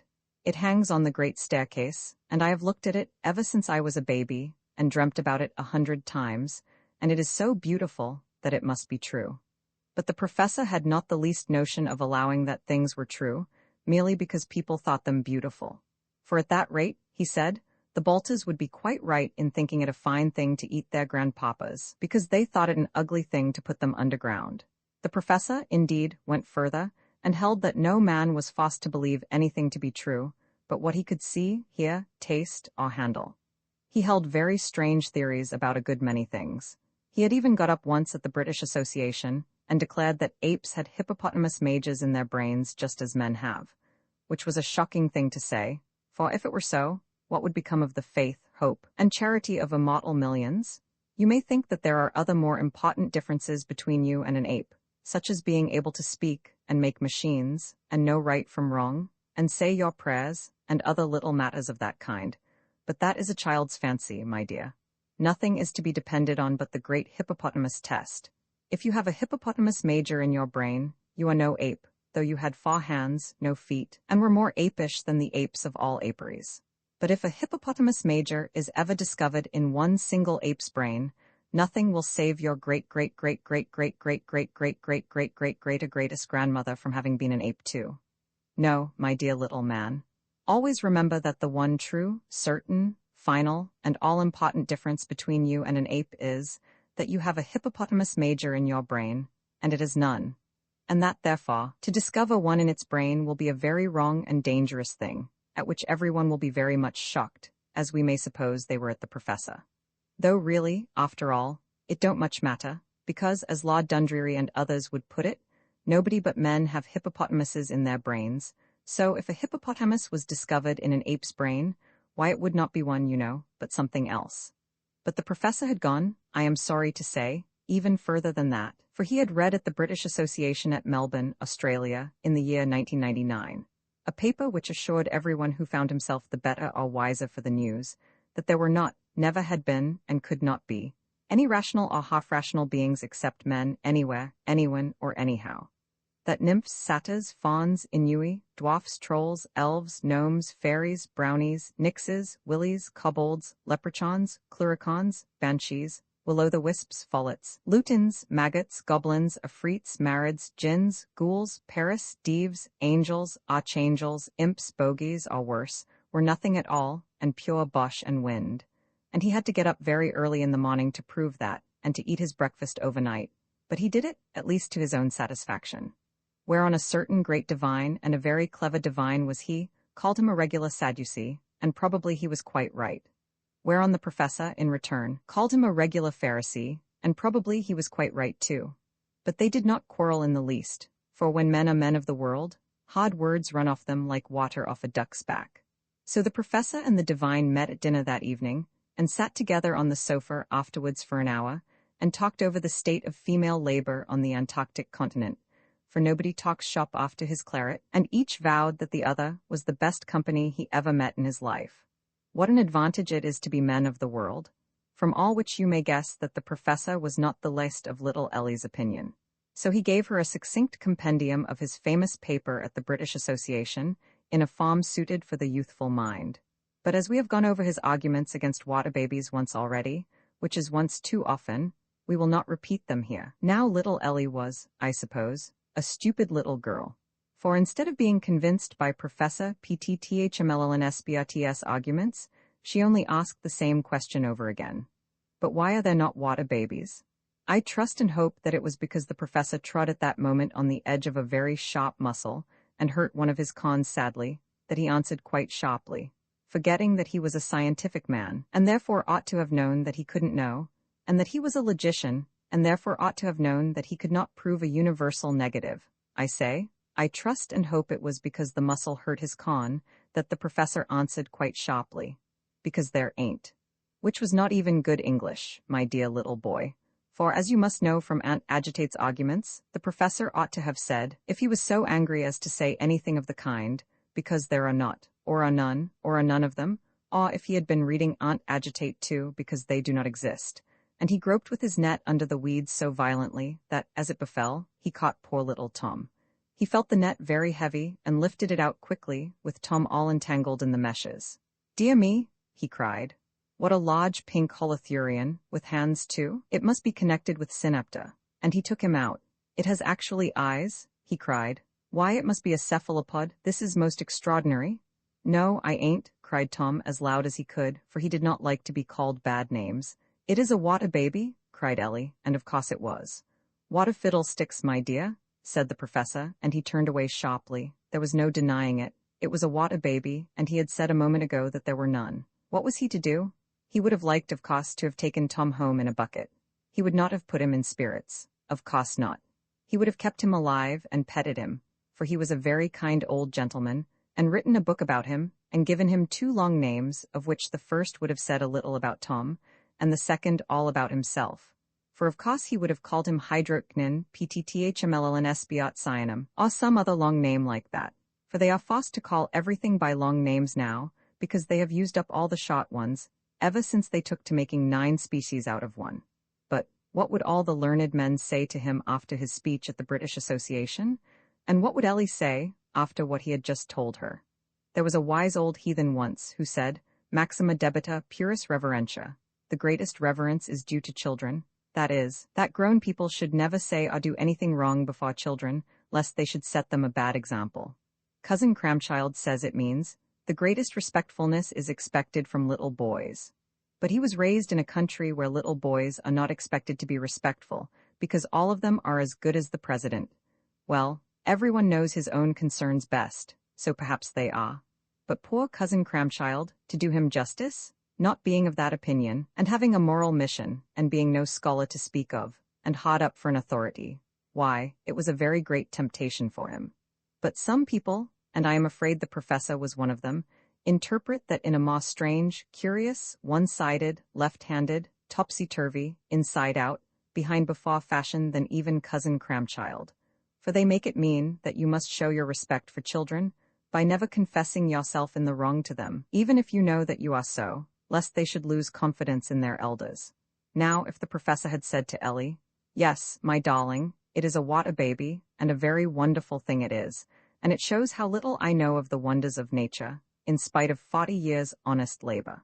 I was just telling you that there could be no such creatures, and behold, here is one come to confound my conceit and show me that nature can do, and has done, beyond all that man's poor fancy can imagine. So, let us thank the Maker, and Inspirer, and Lord of nature for all his wonderful and glorious works, and try and find out something about this one. I think that, if the professor had said that, little Ellie would have believed him more firmly, and respected him more deeply, and loved him better than ever she had done before. But he was of a different opinion. He hesitated a moment. He longed to keep Tom, and yet he half wished he never had caught him, and at last he quite longed to get rid of him. So he turned away and poked Tom with his finger, for want of anything better to do, and said carelessly, My dear little maid, you must have dreamt of water babies last night. Your head is so full of them. Now Tom had been in the most horrible and unspeakable fright all the while, and had kept as quiet as he could, though he was called a holothurian and a cephalopod, for it was fixed in his little head that if a man with clothes on caught him, he might put clothes on him too, and make a dirty black chimney sweep of him again. But when the professor poked him, it was more than he could bear, and between fright and rage, he turned to bay as valiantly as a mouse in a corner, and bit the professor's finger till it bled. Oh, ah, yah, cried he, and glad of an excuse to be rid of Tom, dropped him onto the seaweed, and thence he dived into the water and was gone in a moment. But it was a water baby, and I heard it speak? Cried Ellie. Ah, it is gone. And she jumped down off the rock to try and catch Tom before he slipped into the sea. Too late. And what was worse, as she sprang down, she slipped and fell some 6 feet with her head on a sharp rock and lay quite still. The professor picked her up and tried to waken her, and called to her, and cried over her, for he loved her very much, but she would not waken at all. So he took her up in his arms and carried her to her governess, and they all went home. And little Ellie was put to bed and lay there quite still. Only now and then she woke up and called out about the water baby. But no one knew what she meant, and the professor did not tell, for he was ashamed to tell. And after a week, one moonlight night, the fairies came flying in at the window and brought her such a pretty pair of wings that she could not help putting them on. And she flew with them out of the window, and over the land, and over the sea, and up through the clouds, and nobody heard or saw anything of her for a very long while. And this is why they say that no one has ever yet seen a water baby. For my part, I believe that the naturalists get dozens of them when they are out dredging, but they say nothing about them, and throw them overboard again, for fear of spoiling their theories. But you see, the professor was found out, as everyone is in due time. A very terrible old fairy found the professor out. She felt his bumps and cast his nativity, and took the lunas of him carefully inside and out. And so she knew what he would do as well as if she had seen it in a print book, as they say in the dear old West Country. And he did it. And so he was found out beforehand, as everybody always is. And the old fairy will find out the naturalists some day, and put them in the Times, and then on whose side will the laugh be? So the old fairy took him in hand very severely there and then. But she says she is always most severe with the best people, because there is most chance of curing them, and therefore they are the patients who pay her best. For she has to work on the same salary as the Emperor of China's physicians. It is a pity that all do not. No cure, no pay. So she took the poor professor in hand, and because he was not content with things as they are, she filled his head with things as they are not, to try if he would like them better. And because he did not choose to believe in a water baby when he saw it, she made him believe in worse things than water babies, in unicorns, fire drakes, manticoras, basilisks, amphispinas, griffins, phoenixes, rocks, ox, dog-headed men, 3-headed dogs, 3-bodied giants, and other pleasant creatures, which folks think never existed yet, and which folks hope never will exist, though they know nothing about the matter, and never will.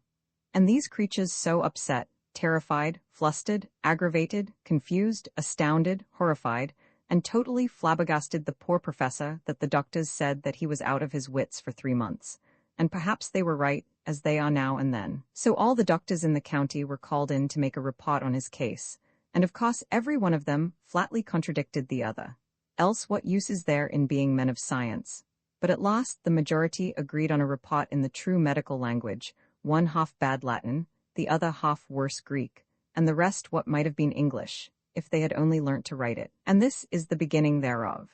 The subinhippoposupanal anastomoses of peritomic diaccelerate in the encephalodigital region of the distinguished individual of whose symptomatic phonomena we had the melancholy honor, subsequently to a preliminary diagnostic inspection, of making an inspectorial diagnosis, presenting the interexclusively quadrilateral and antinomian diathesis, known as Bumpsterhausen's blue follicles. We proceeded, but what they proceeded to do my lady never knew, for she was so frightened at the long words that she ran for her life, and locked herself into her bedroom, for fear of being squashed by the words and strangled by the sentence. A boa constrictor, she said, was bad company enough, but what was a boa constrictor made of paving stones? It was quite shocking. What can they think is the matter with him? Said she to the old nurse. That his wits just addled. Maybe why unbelief and heathenry, quoth she. Then why can't they say so? And the heaven, and the sea, and the rocks, and the vales reachowed? Why indeed? But the doctors never heard them.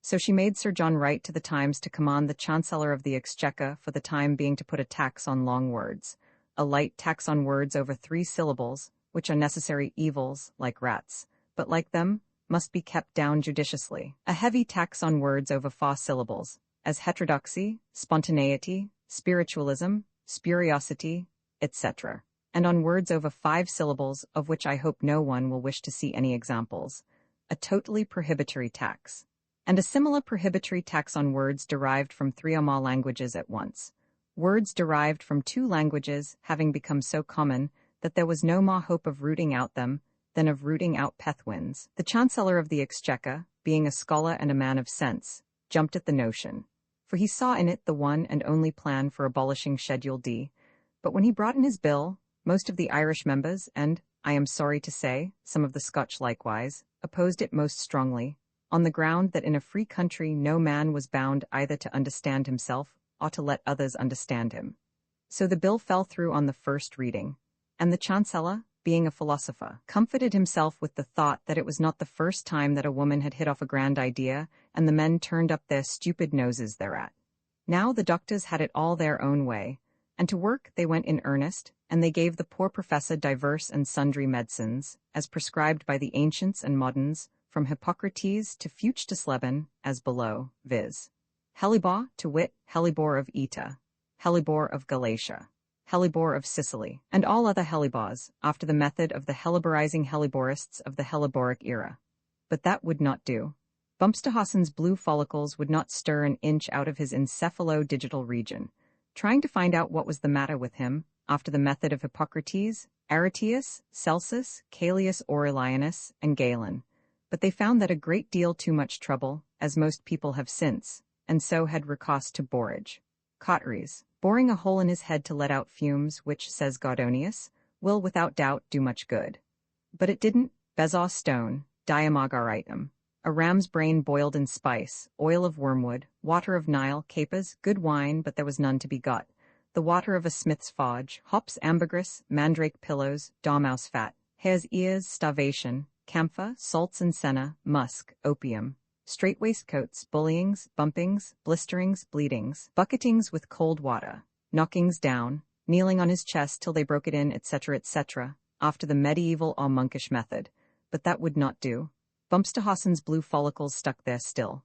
Then coaxing, kissing, champagne and turtle, red herrings and soda water, good advice, gardening, croquet, musical soirees, Aunt Sally, mild tobacco, the Saturday Review, a carriage with outriders, etc., etc., after the modern method. But that would not do. And if he had but been a convict lunatic, and had shot at the Queen, killed all his creditors to avoid paying them, or indulged in any other little amiable eccentricity of that kind, they would have given him an addition. The healthiest situation in England, on East Thempstead Plain. Free run of Windsor Forest. The Times every morning. A double-barreled gun and pointers, and leave to shoot 3 Wellington College boys a week.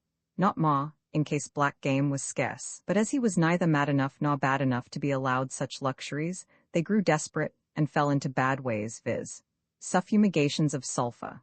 Herwigius his incomparable drink for madmen, only they could not find out what it was. Suffumigation of the liver of the fish, only they had forgotten its name, so Dr. Gray could not well procure them a specimen. Metallic tractors. Holloway's ointment. Electrobiology.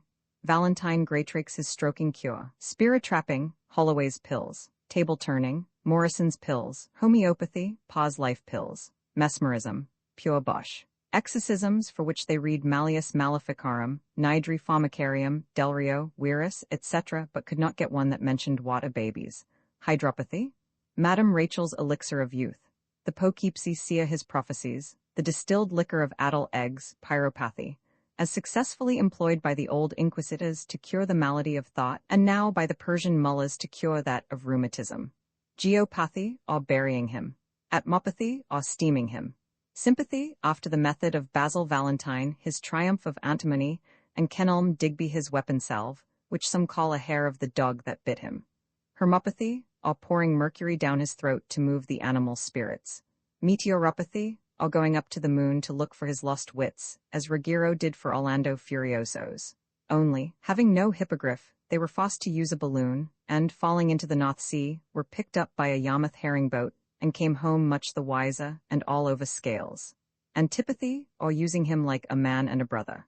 Apathy, or doing nothing at all, with all other ipathies and opathies which Noodle has invented, and Foodle tried, since black fellows chipped flints at Abbeville, which is a considerable time ago, to judge by the Great Exhibition.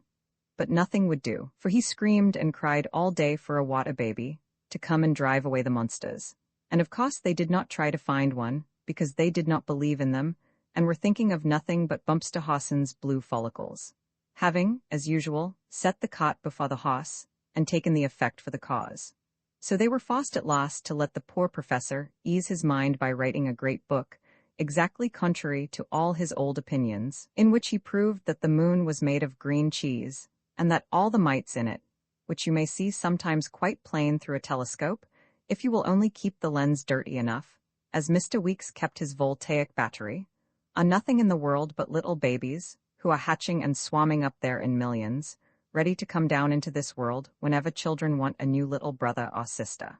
Which must be a mistake for this one reason, that, there being no atmosphere round the moon, though someone or other says there is, at least on the other side, and that he has been round at the back of it to see, and found that the moon was just the shape of a bath bun, and so wet that the man in the moon went about on Midsummer Day in mackintoshes and cottings boots, spearing eels and sneezing.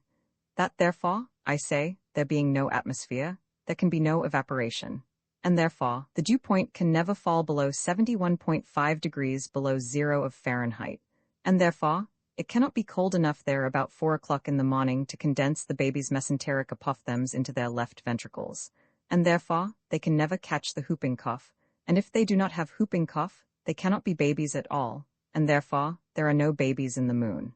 QED. Which may seem a roundabout reason, and so, perhaps, it is, but you will have heard worse ones in your time, and from better men than you are.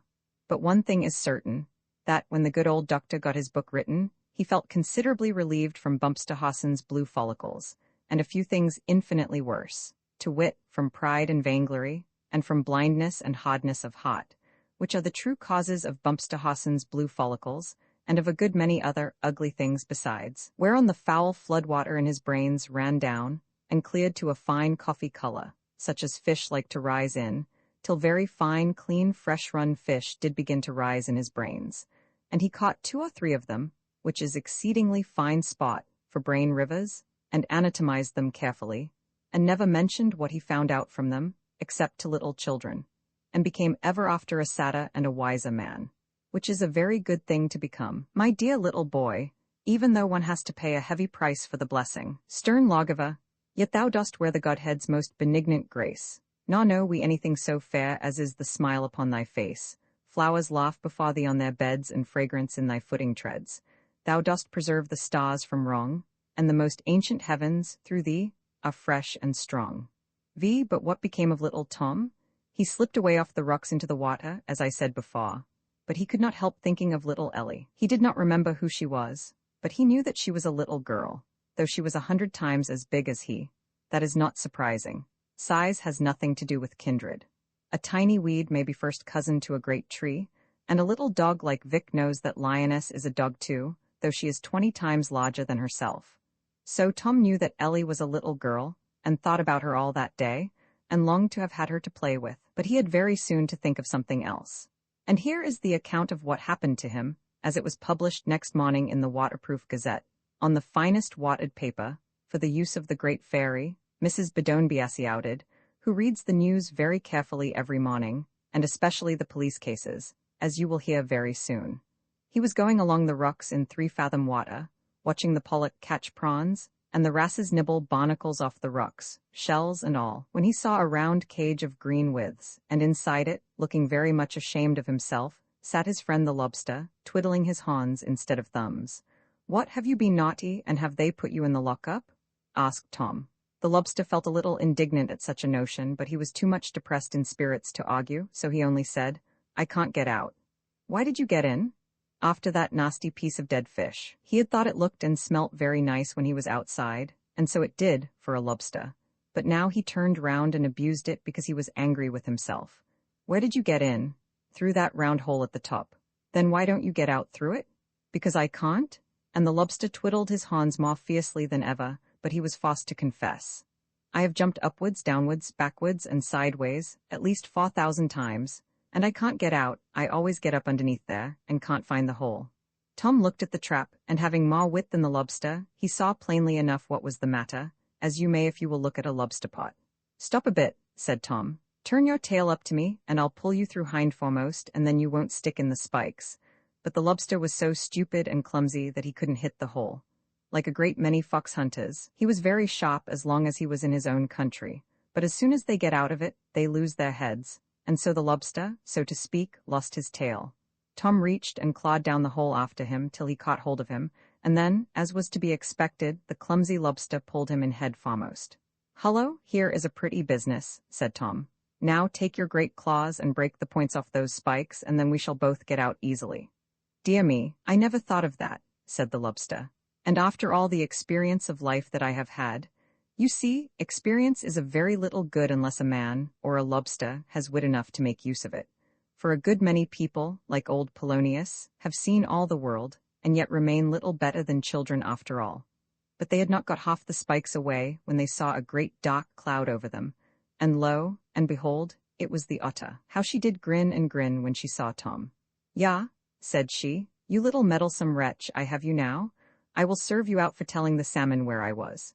And she crawled all over the pot to get in. Tom was horribly frightened, and still more frightened when she found the hole in the top, and squeezed herself right down through it, all eyes and teeth. But no sooner was her head inside than valiant Mr. Lobster caught her by the nose and held on. And there they were all three in the pot, rolling over and over, and very tight packing it was.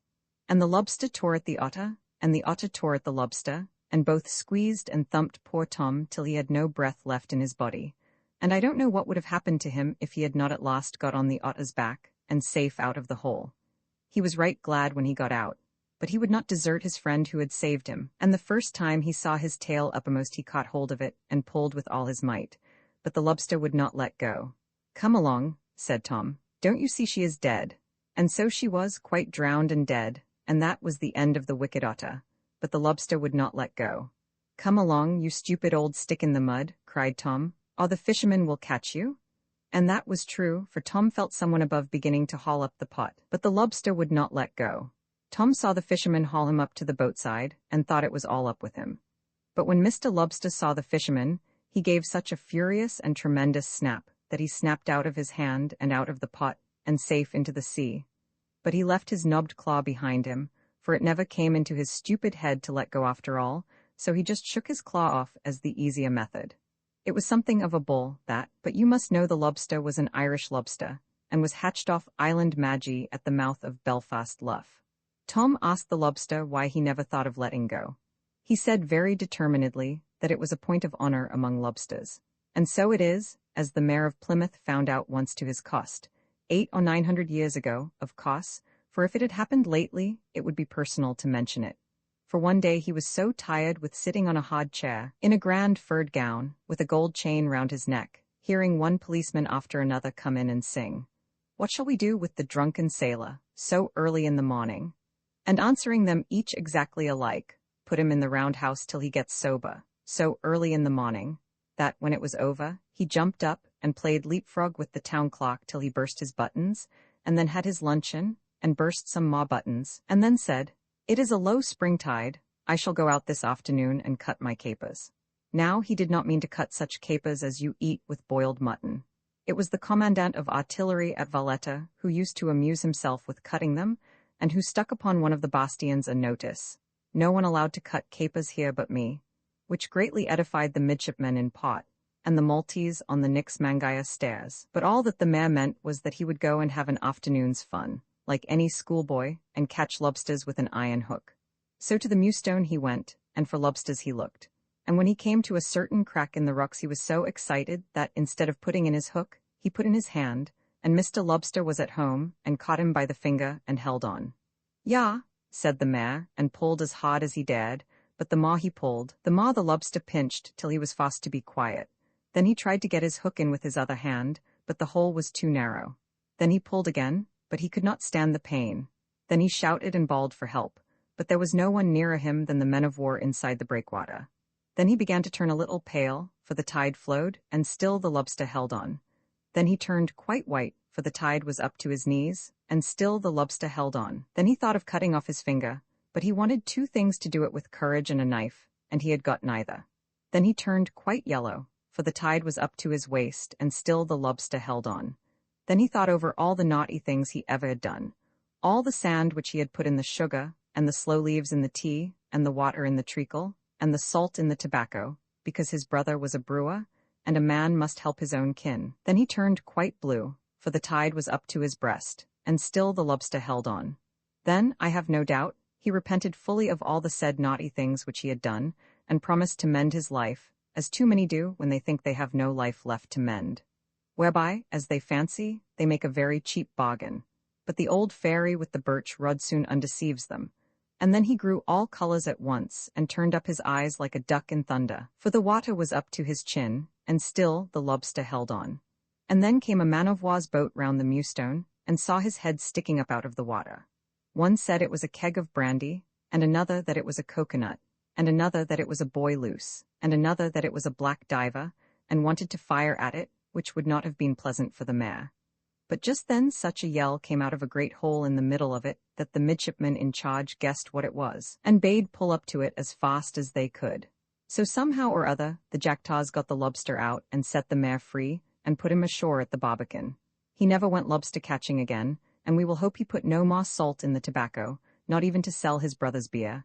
And that is the story of the Mayor of Plymouth, which has two advantages: first, that of being quite true, and second, that of having, as folks say all good stories ought to have, no moral whatsoever.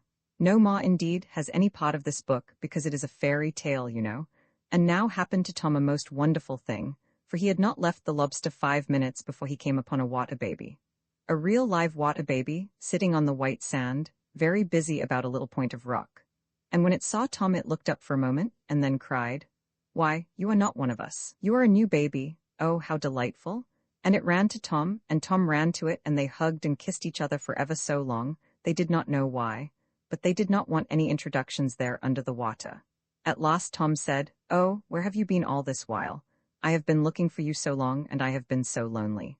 We have been here for days and days. There are hundreds of us about the rocks. How was it you did not see us, or hear us when we sing and romp every evening before we go home?" Tom looked at the baby again, and then he said, "Well, this is wonderful. I have seen things just like you again and again, but I thought you were shells, or sea creatures. I never took you for water babies like myself. Now, was not that very odd? So odd, indeed, that you will, no doubt, want to know how it happened, and why Tom could never find a water baby till after he had got the lobster out of the pot. And, if you will read this story 9 times over, and then think for yourself, you will find out why. It is not good for little boys to be told everything, and never to be forced to use their own wits. They would learn, then, no more than they do at Dr. Dulcimer's famous suburban establishment for the idler members of the youthful aristocracy, where the masters learn the lessons and the boys hear them, which saves a great deal of trouble, for the time being. "Now," said the baby, "come and help me, or I shall not have finished before my brothers and sisters come, and it is time to go home. What shall I help you at?" At this poor dear little rock, a great clumsy boulder came rolling by in the last storm, and knocked all its head off, and rubbed off all its flowers. And now I must plant it again with seaweeds and coralline and anemones, and I will make it the prettiest little rock garden on all the shore. So they worked away at the rock, and planted it, and smoothed the sand down round it, and capital fun they had till the tide began to turn. And then Tom heard all the other babies coming, laughing and singing and shouting and romping, and the noise they made was just like the noise of the ripple. So he knew that he had been hearing and seeing the water babies all along, only he did not know them, because his eyes and ears were not opened. And in they came, dozens and dozens of them, some bigger than Tom and some smaller, all in the neatest little white bathing dresses. And when they found that he was a new baby, they hugged him and kissed him, and then put him in the middle and danced round him on the sand, and there was no one ever so happy as poor little Tom. "Now then," they cried all at once, "we must come away home, we must come away home, or the tide will leave us dry. We have mended all the broken seaweed, and put all the rock pools in order, and planted all the shells again in the sand, and nobody will see where the ugly storm swept in last week. And this is the reason why the rock pools are always so neat and clean, because the water babies come inshore after every storm to sweep them out, and comb them down, and put them all to rights again. Only where men are wasteful and dirty, and let sewers run into the sea, instead of putting the stuff upon the fields like thrifty reasonable souls, or throw herrings' heads and dead dogfish, or any other refuse, into the water, or in any way make a mess upon the clean shore. There the water babies will not come, sometimes not for hundreds of years, for they cannot abide anything smelly or foul, but leave the sea anemones and the crabs to clear away everything, till the good tidy sea has covered up all the dirt in soft mud and clean sand, where the water babies can plant live cockles and whelks and razor shells and sea cucumbers and golden combs, and make a pretty live garden again, after man's dirt is cleared away. And that, I suppose, is the reason why there are no water babies at any watering place which I have ever seen. And where is the home of the Water babies? In St. Brandon's Fairy Isle. Did you never hear of the blessed St. Brandon, how he preached to the wild Irish on the wild Kerry coast, he and 5 other hermits, till they were weary and longed to rest? For the wild Irish would not listen to them, or come to confession and to mass, but liked better to brew potheen, and dance the pater o' pea, and knock each other over the head with shillelaghs, and shoot each other from behind turf dikes, and steal each other's cattle, and burn each other's homes, till St. Brandon and his friends were weary of them, for they would not learn to be peaceable Christians at all. So St. Brandon went out to the point of old Dunmaw, and looked over the tideway roaring round the Blascace, at the end of all the world, and away into the ocean, and sighed, "Ah, that I had wings as a dove." And far away, before the setting sun, he saw a blue fairy sea and golden fairy islands, and he said, "Those are the islands of the blessed." Then he and his friends got into a hookah and sailed away and away to the westward, and were never heard of more. But the people who would not hear him were changed into gorillas, and gorillas they are until this day. And when St. Brandon and the hermits came to that fairy isle, they found it overgrown with cedars and full of beautiful birds. And he sat down under the cedars and preached to all the birds in the air. And they liked his sermons so well that they told the fishes in the sea, and they came, and St. Brandon preached to them. And the fishes told the water babies, who live in the caves under the isle, and they came up by hundreds every Sunday, and St. Brandon got quite a neat little Sunday school, and there he taught the water babies for a great many 100 years, till his eyes grew too dim to see, and his beard grew so long that he dared not walk for fear of treading on it, and then he might have tumbled down. And at last he and the 5 hermits fell fast asleep under the cedar shades, and there they sleep unto this day. But the fairies took to the water babies and taught them their lessons themselves. And some say that St. Brandon will awake and begin to teach the babies once more, but some think that he will sleep on, for better for worse, till the coming of the coxsacrows. But on still clear summer evenings, when the sun sinks down into the sea, among golden cloud capes and cloud islands, and lochs and friths of azure sky, the sailors fancy that they see, away to westward, St. Brandon's Fairy Isle. But whether men can see it or not, St. Brandon's Isle once actually stood there, a great land out in the ocean, which has sunk and sunk beneath the waves. Old Plato called it Atlantis, and told strange tales of the wise men who lived therein, and of the wars they fought in the old times. And from off that island came strange flowers, which linger still about this land. The Cornish heath and Cornish moneywort, and the delicate Venus's hair, and the London pride which covers the Kerry mountains, and the little pink butterwort of Devon, and the great blue butterwort of Ireland, and the Connemara heath, and the bristle fern of the Turk waterfall, and many a strange plant more. All fairy tokens left for wise men and good children from off St. Brandon's Isle. Now when Tom got there, he found that the isle stood all on pillars, and that its roots were full of caves. There were pillars of black basalt, like Staffa, and pillars of green and crimson serpentine, like Kynance, and pillars ribboned with red and white and yellow sandstone, like Livermead. And there were blue grottos like Capri, and white grottos like Adelsberg, all curtained and draped with seaweeds, purple and crimson, green and brown, and strewn with soft white sand, on which the water babies sleep every night. But to keep the place clean and sweet, the crabs picked up all the scraps off the floor and ate them like so many monkeys, while the rocks were covered with 10,000 sea anemones, and corals and madrepores, who scavenged the water all day long, and kept it nice and pure. But to make up to them for having to do such nasty work, they were not left black and dirty, as poor chimney sweeps and dustmen are. No, the fairies are more considerate and just than that, and have dressed them all in the most beautiful colors and patterns, till they look like vast flower-beds of gay blossoms. If you think I am talking nonsense, I can only say that it is true, and that an old gentleman named Foria used to say that we ought to do the same by chimney sweeps and dustmen, and honor them instead of despising them. And he was a very clever old gentleman, but, unfortunately for him and the world, as mad as a March hare. And instead of watchmen and policemen to keep out nasty things at night, there were thousands and thousands of water snakes, and most wonderful creatures they were. They were all named after the Nereids, the sea fairies who took care of them, Eunice and Pollino, Philodos and Samath, and all the rest of the pretty darlings who swim round their Queen Amphitrite and her car of cameo shell. They were dressed in green velvet and black velvet and purple velvet, and were all jointed in rings, and some of them had 300 brains apiece, so that they must have been uncommonly shrewd detectives, and some had eyes in their tails, and some had eyes in every joint, so that they kept a very sharp lookout. And when they wanted a baby snake, they just grew one at the end of their own tails, and when it was able to take care of itself, it dropped off, so that they brought up their families very cheaply. But if any nasty thing came by, out they rushed upon it.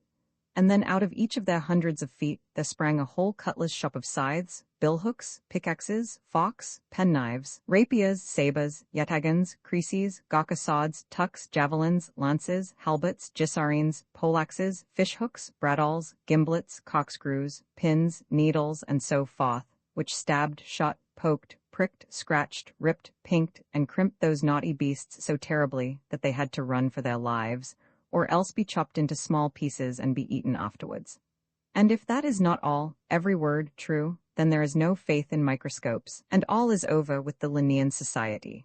And there were the water babies in thousands, more than Tom, or you either, could count. All the little children whom the good fairies take to, because their cruel mothers and fathers will not, all who are untaught and brought up heathens, and all who come to grief by ill usage or ignorance or neglect. All the little children who are overlaid, or given gin when they are young, or are let to drink out of hot kettles, or to fall into the fire. All the little children in alleys and cots, and tumble-down cottages, who die by fever, and cholera, and measles, and scarlatina, and nasty complaints which no one has any business to have, and which no one will have some day, when folks have common sense. And all the little children who have been killed by cruel masters and wicked soldiers. They were all there, except, of course, the babes of Bethlehem who were killed by wicked King Herod, for they were taken straight to heaven long ago, as everybody knows, and we call them the Holy Innocents. But I wish Tom had given up all his naughty tricks, and left off tormenting dumb animals now that he had plenty of playfellows to amuse him. Instead of that, I am sorry to say, he would meddle with the creatures, all but the water snakes, for they would stand no nonsense.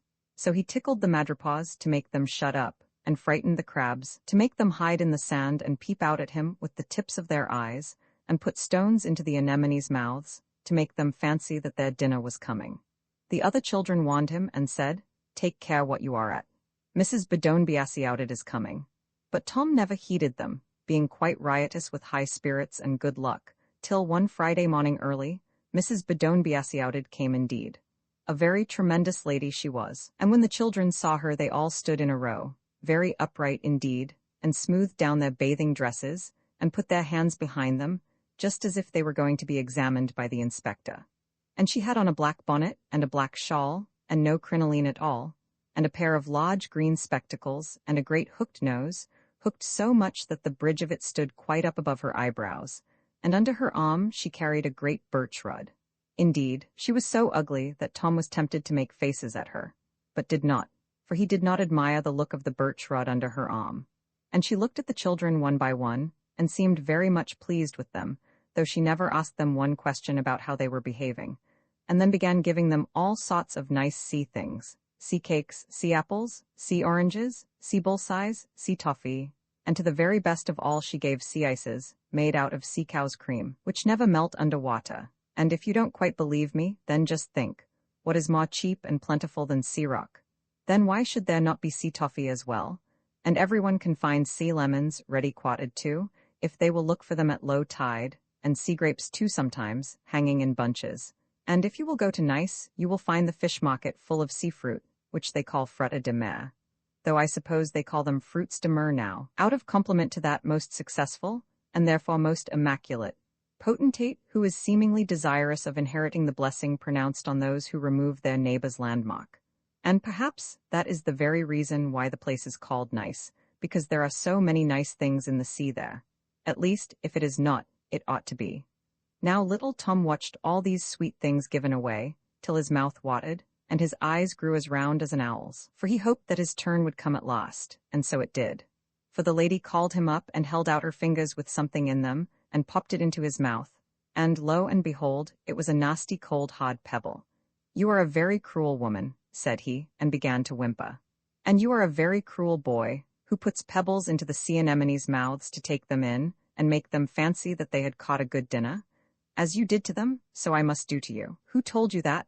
said Tom. "You did yourself this very minute." Tom had never opened his lips, so he was very much taken aback indeed. Yes, everyone tells me exactly what they have done wrong, and that without knowing it themselves. So there is no use trying to hide anything from me. Now go and be a good boy, and I will put no more pebbles in your mouth if you put none in other creatures. I did not know there was any harm in it, said Tom. Then you know now. People continually say that to me, but I tell them, if you don't know that fire burns, that is no reason that it should not burn you, and if you don't know that dirt breeds fever, that is no reason why the fevers should not kill you. The lobster did not know that there was any harm in getting into the lobster pot, but it caught him all the same. Dear me, thought Tom, she knows everything? And so she did, indeed. And so, if you do not know that things are wrong, that is no reason why you should not be punished for them, though not as much, my little man. And the lady looked very kindly, after all, as if you did know. Well, you are a little hard on a poor lad, said Tom. Not at all. I am the best friend you ever had in all your life, but I will tell you, I cannot help punishing people when they do wrong. I like it no more than they do. I am often very, very sorry for them, poor things, but I cannot help it. If I tried not to do it, I should do it all the same. For I work by machinery, just like an engine, and am full of wheels and springs inside, and am wound up very carefully so that I cannot help going. Was it long ago since they wound you up? Asked Tom, for he thought, the cunning little fellow, she will run down some day. Or they may forget to wind her up, as old Grimes used to forget to wind up his watch when he came in from the public house, and then I shall be safe. I was wound up once and for all, so long ago that I forget all about it. Dear me, said Tom, you must have been made a long time. I never was made, my child, and I shall go forever and ever, for I am as old as eternity, and yet as young as time. And there came over the lady's face a very curious expression, very solemn and very sad, and yet very, very sweet. And she looked up and away, as if she were gazing through the sea, and through the sky, at something far, far off. And as she did so, there came such a quiet, tender, patient, hopeful smile over her face that Tom thought for the moment that she did not look ugly at all. And no more she did, for she was like a great many people who have not a pretty feature in their faces, and yet are lovely to behold, and draw little children's hearts to them at once. Because though the house is plain enough, yet from the windows a beautiful and good spirit is looking forth. And Tom smiled in her face, she looked so pleasant for the moment. And the strange fairy smiled too, and said, Yes, you thought me very ugly just now, did you not? Tom hung down his head and got very red about the ears. And I am very ugly. I am the ugliest fairy in the world, and I shall be, till people behave themselves as they ought to do.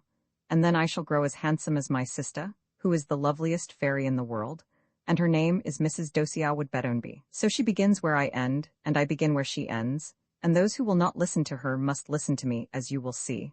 Now, all of you run away, except Tom, and he may stay and see what I am going to do. It will be a very good warning for him to begin with, before he goes to school. Now, Tom, every Friday I come down here and call up all who have ill-used little children and serve them as they served the children. And at that Tom was frightened, and crept under a stone, which made the 2 crabs who lived there very angry, and frightened their friend the butterfish into flapping hysterics. But he would not move for them. And first she called up all the doctors who give little children so much physic. They were most of them old ones, for the young ones have learnt better, all but a few army surgeons, who still fancy that a baby's inside is much like a Scotch grenadier's, and she set them all in a row, and very rueful they looked, for they knew what was coming. And first she pulled all their teeth out, and then she bled them all round, and then she dosed them with calomel, and jalap, and salts, and senna, and brimstone, and treacle, and horrible faces they made, and then she gave them a great emetic of mustard and water, and no basins, and began all over again, and that was the way she spent the morning. And then she called up a whole troop of foolish ladies, who pinch up their children's waists and toes, and she laced them all up in tight stays, so that they were choked and sick, and their noses grew red, and their hands and feet swelled. And then she crammed their poor feet into the most dreadfully tight boots, and made them all dance, which they did most clumsily indeed.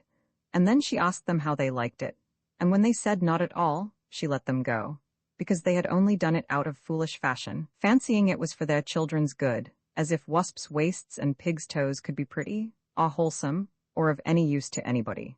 Then she called up all the careless nursery maids, and stuck pins into them all over, and wheeled them about in perambulators with tight straps across their stomachs and their heads and arms hanging over the side, till they were quite sick and stupid, and would have had sunstrokes.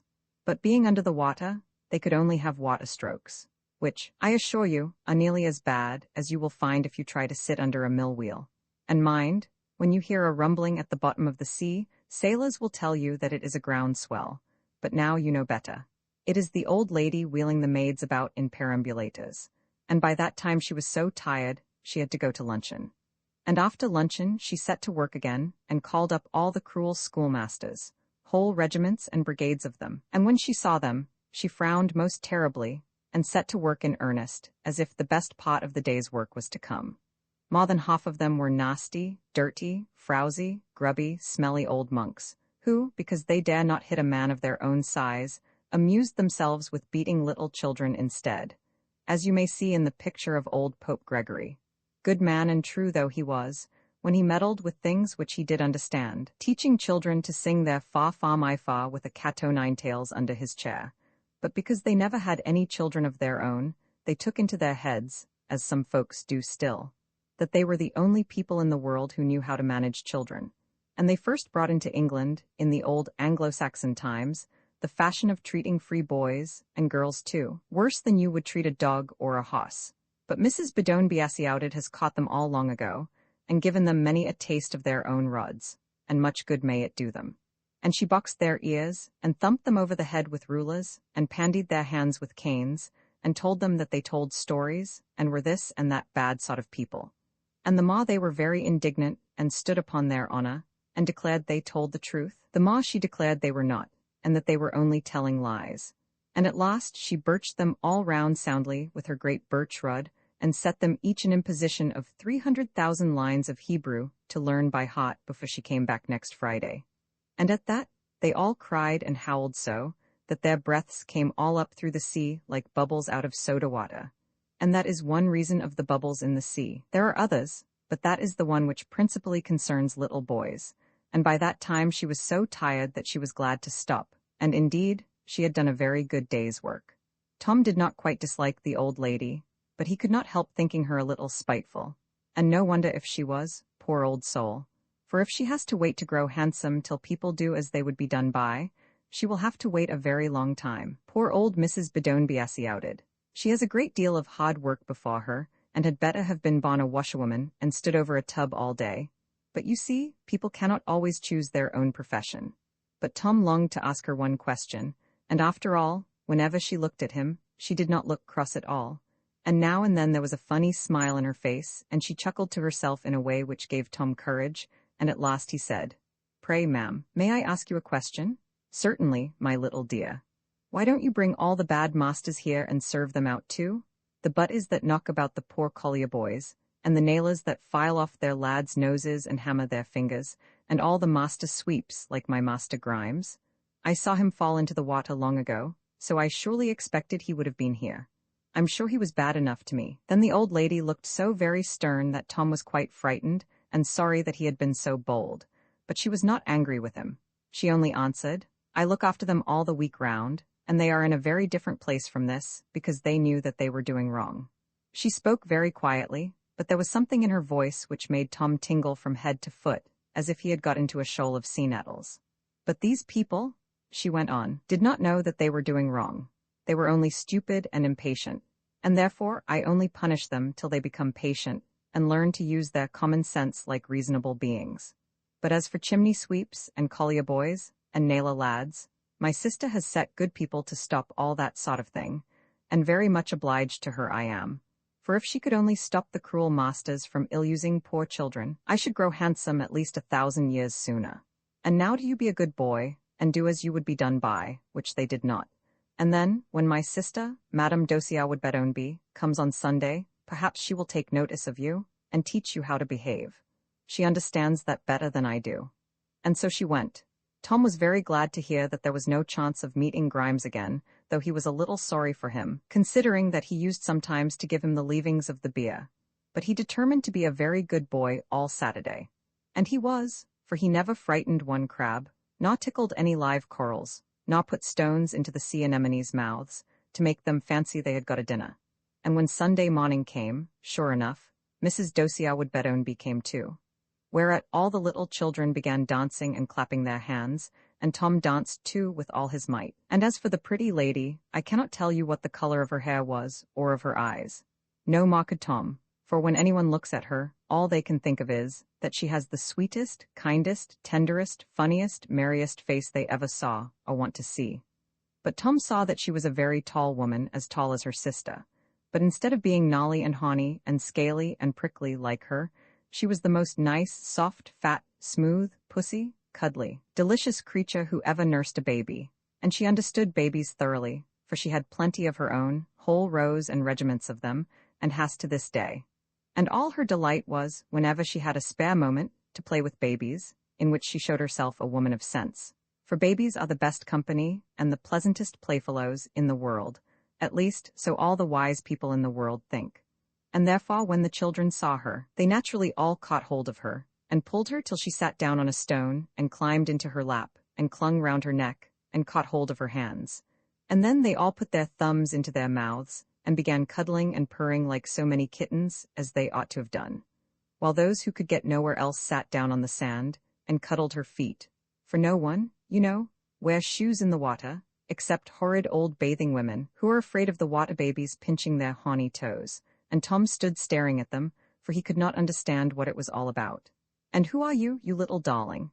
she said. "Oh, that is the new baby?" they all cried, pulling their thumbs out of their mouths. And he never had any mother, and they all put their thumbs back again, for they did not wish to lose any time. "Then I will be his mother, and he shall have the very best place, so get out, all of you, this moment." And she took up 2 great armfuls of babies, 900 under one arm, and 1300 under the other, and threw them away, right and left, into the water. But they minded it no more than the naughty boys in Strowell Peter minded, when St. Nicholas dipped them in his inkstand, and did not even take their thumbs out of their mouths, but came paddling and wriggling back to her like so many tadpoles, till you could see nothing of her from head to foot for the swarm of little babies. But she took Tom in her arms, and laid him in the softest place of all, and kissed him, and patted him, and talked to him, tenderly and low, such things as he had never heard before in his life. And Tom looked up into her eyes and loved her, and loved, till he fell fast asleep from pure love. And when he woke, she was telling the children a story. And what story did she tell them? One story she told them, which begins every Christmas Eve, and yet never ends at all forever and ever. And as she went on, the children took their thumbs out of their mouths and listened quite seriously, but not sadly at all, for she never told them anything sad, and Tom listened too, and never grew tired of listening. And he listened so long that he fell fast asleep again, and when he woke, the lady was nursing him still. "Don't go away," said little Tom. "This is so nice, I never had anyone to cuddle me before." "Don't go away," said all the children. "You have not sung us one song." "Well, I have time for only one, so what shall it be?" "The doll you lost, the doll you lost," cried all the babies at once. So the strange fairy sang, "I once had a sweet little doll, dears, the prettiest doll in the world. Her cheeks were so red and so white, dears, and her hair was so charmingly curled. But I lost my poor little doll, dears, as I played in the heath one day, and I cried for her more than a week, dears, but I never could find where she lay. I found my poor little doll, dears, as I played in the heath one day. Folks say she is terribly changed, dears, for her paint is all washed away, and her arm trodden off by the cows, dears, and her hair not the least bit curled. Yet, for old sake's sake, she is still, dears, the prettiest doll in the world." What a silly song for a fairy to sing! And what silly water babies to be quite delighted at it. Well, but you see they have not the advantage of Aunt Agitate's arguments in the sea land down below. "Now," said the fairy to Tom, "will you be a good boy for my sake, and torment no more sea beasts till I come back? And you will cuddle me again?" said poor little Tom. "Of course I will, you little duck. I should like to take you with me and cuddle you all the way, only I must not." And away she went. So Tom really tried to be a good boy, and tormented no sea beasts after that as long as he lived. And he is quite alive, I assure you, still. Oh, how good little boys ought to be who have kind pussy mammas to cuddle them and tell them stories, and how afraid they ought to be of growing naughty, and bringing tears into their mamma's pretty eyes. Thou little child, yet glorious in the night of heaven-born freedom on thy being's height, why with such earnest pains dost thou provoke the years to bring the inevitable yoke, thus blindly with thy blessedness at strife? Full soon thy soul shall have her earthly freight, and custom lie upon thee with a weight heavy as frost, and deep almost as life. Vi here, I come to the very saddest part of all my story. I know some people will only laugh at it and call it much ado about nothing. But I know one man who would not, and he was an officer with a pair of grey moustaches as long as your arm, who said once in company that two of the most hot-trending sights in the world, which moved him most to tears, which he would do anything to prevent or remedy, were a child over a broken toy and a child stealing sweets. The company did not laugh at him. His moustaches were too long and too grey for that. But after he was gone, they called him sentimental and so forth, all but one dear little old Quaker lady with a soul as white as her cap, who was not, of course, generally partial to soldiers, and she said very quietly, like a Quaker, "Friends, it is borne upon my mind that that is a truly brave man." Now you may fancy that Tom was quite good, when he had everything that he could want or wish, but you would be very much mistaken. Being quite comfortable is a very good thing, but it does not make people good. Indeed, it sometimes makes them naughty, as it has made the people in America, and as it made the people in the Bible, who waxed fat and kicked like horses overworked and underworked. And I am very sorry to say that this happened to little Tom.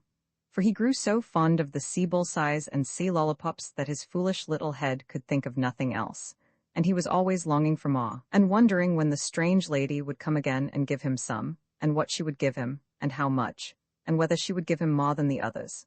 And he thought of nothing but lollipops by day, and dreamt of nothing else by night. And what happened then? That he began to watch the lady to see where she kept the sweet things, and began hiding, and sneaking, and following her about, and pretending to be looking the other way, or going off to something else, till he found out that she kept them in a beautiful mother-of-pearl cabinet away in a deep crack of the rocks. And he longed to go to the cabinet, and yet he was afraid. And then he longed again, and was less afraid. And at last, by continual thinking about it, he longed so violently that he was not afraid at all.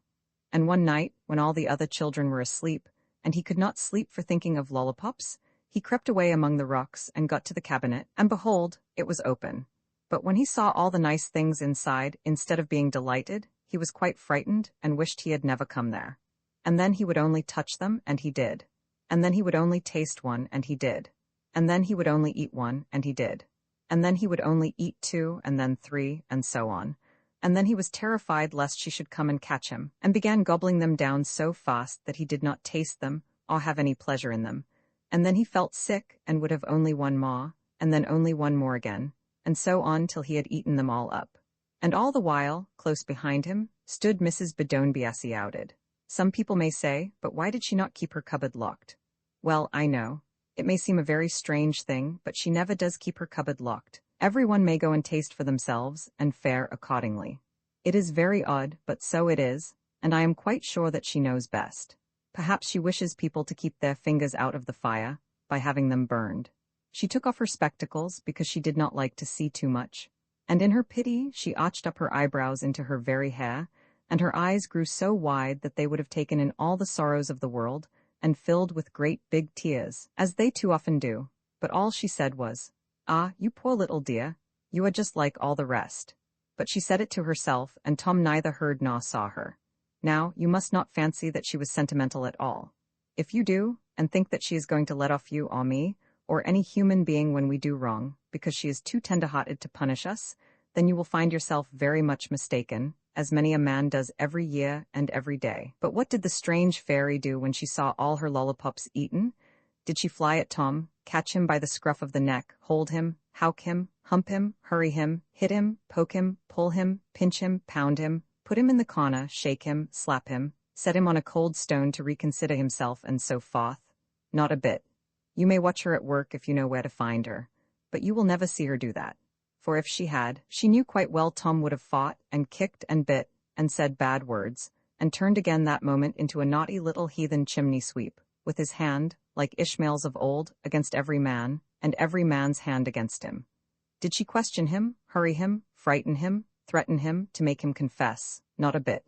You may see her, as I said, at her work often enough if you know where to look for her, but you will never see her do that. For if she had, she would have tempted him to tell lies in his fright, and that would have been worse for him, if possible, than even becoming a heathen chimney-sweep again. No, she leaves that for anxious parents and teachers, lazy ones, some call them, who, instead of giving children a fair trial, such as they would expect and demand for themselves, force them by fright to confess their own faults. which is so cruel and unfair that no judge on the bench dare do it to the wickedest thief or murderer. For the good British law forbids it, aye, and even punish them to make them confess, which is so detestable a crime that it is never committed now, save by inquisitors and kings of Naples, and a few other wretched people of whom the world is weary. And then they say, we have trained up the child in the way he should go, and when he grew up he has departed from it. Why then did Solomon say that he would not depart from it? But perhaps the way of beating and hurrying and frightening and questioning was not the way that the child should go, for it is not even the way in which a colt should go if you want to break it in and make it a quiet, serviceable hoss.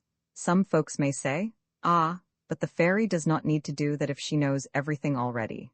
True, but if she did not know, she would not surely behave worse than a British judge and jury, and no more should parents and teachers either. So she just said nothing at all about the matter, not even when Tom came next day with the rest for sweet things. He was horribly afraid of coming, but he was still more afraid of staying away, lest anyone should suspect him.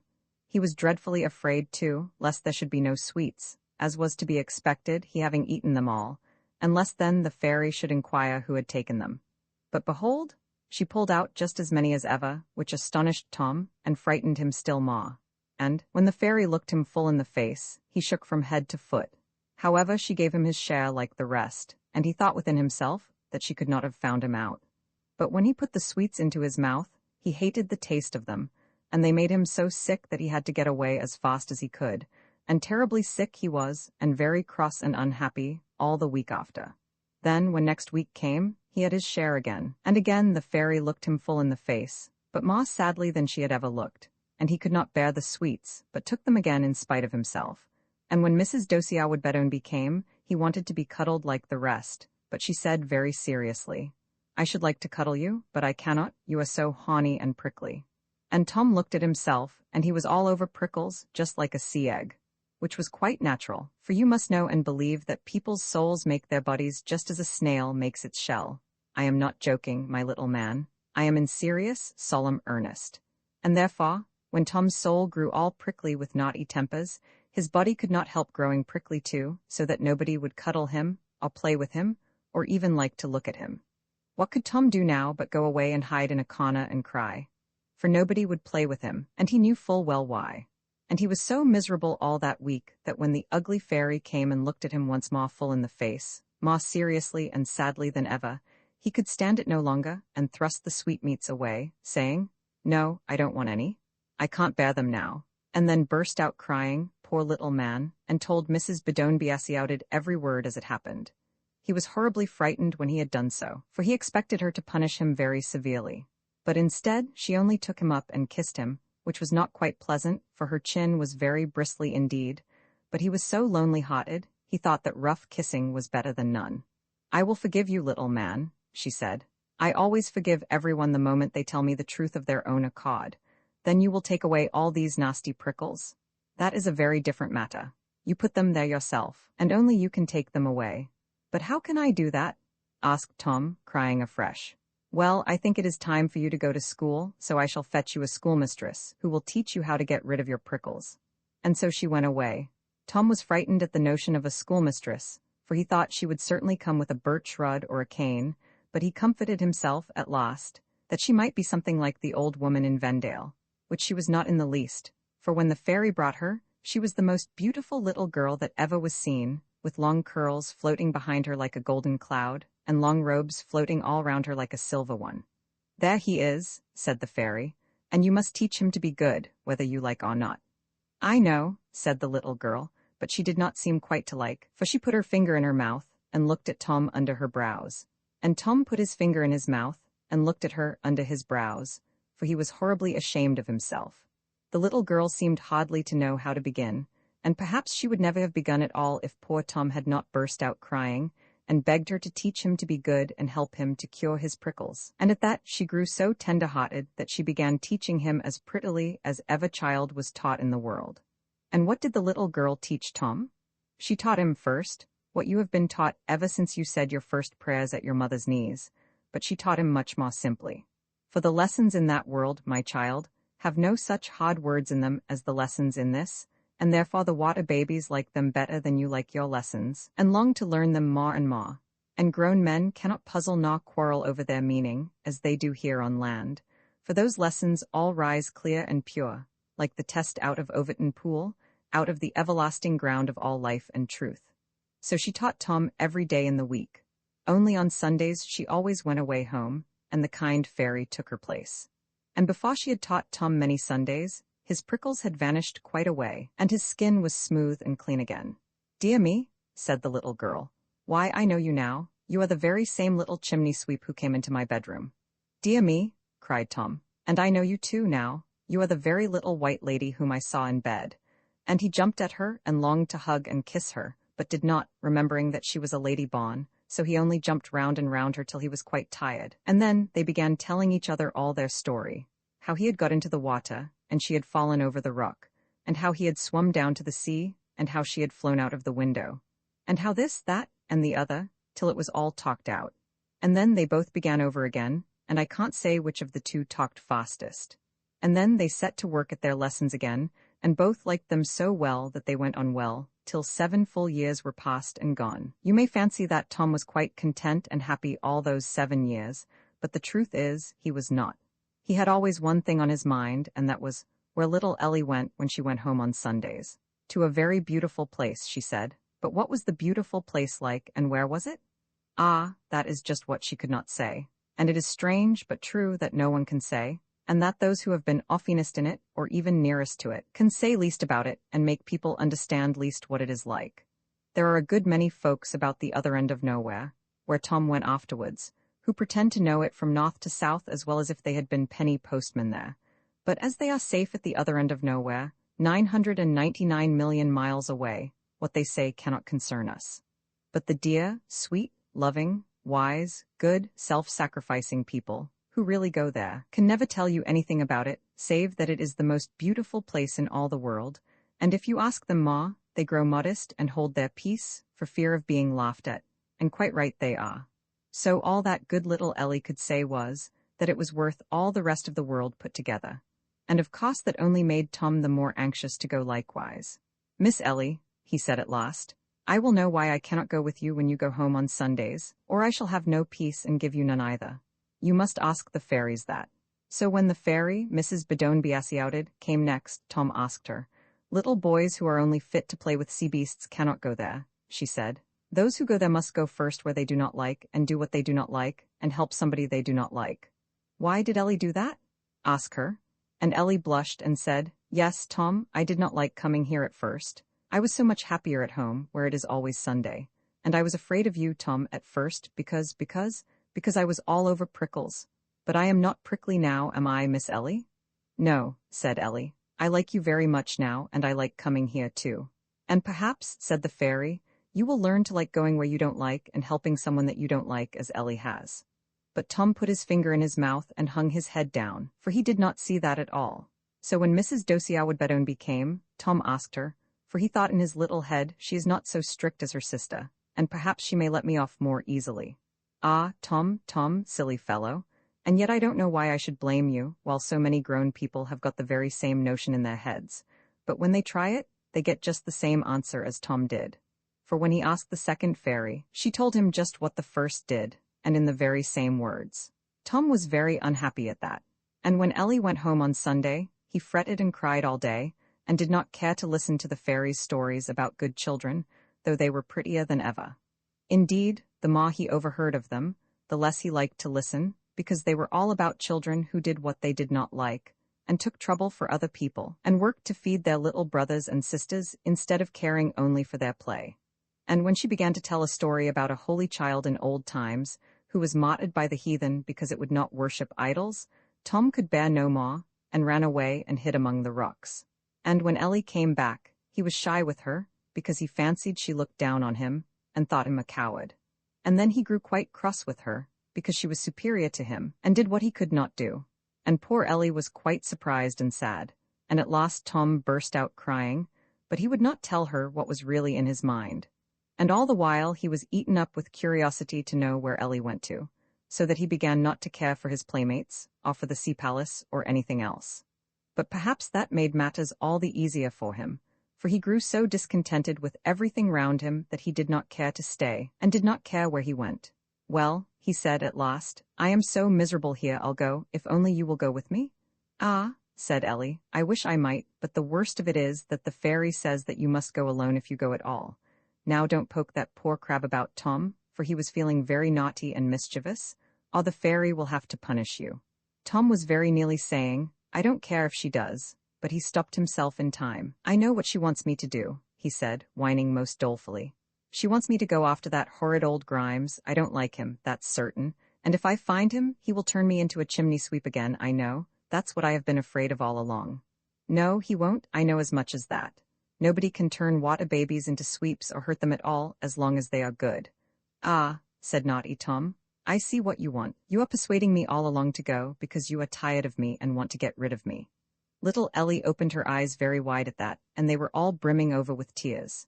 "Oh, Tom, Tom," she said very mournfully, and then she cried, "Oh, Tom, where are you?"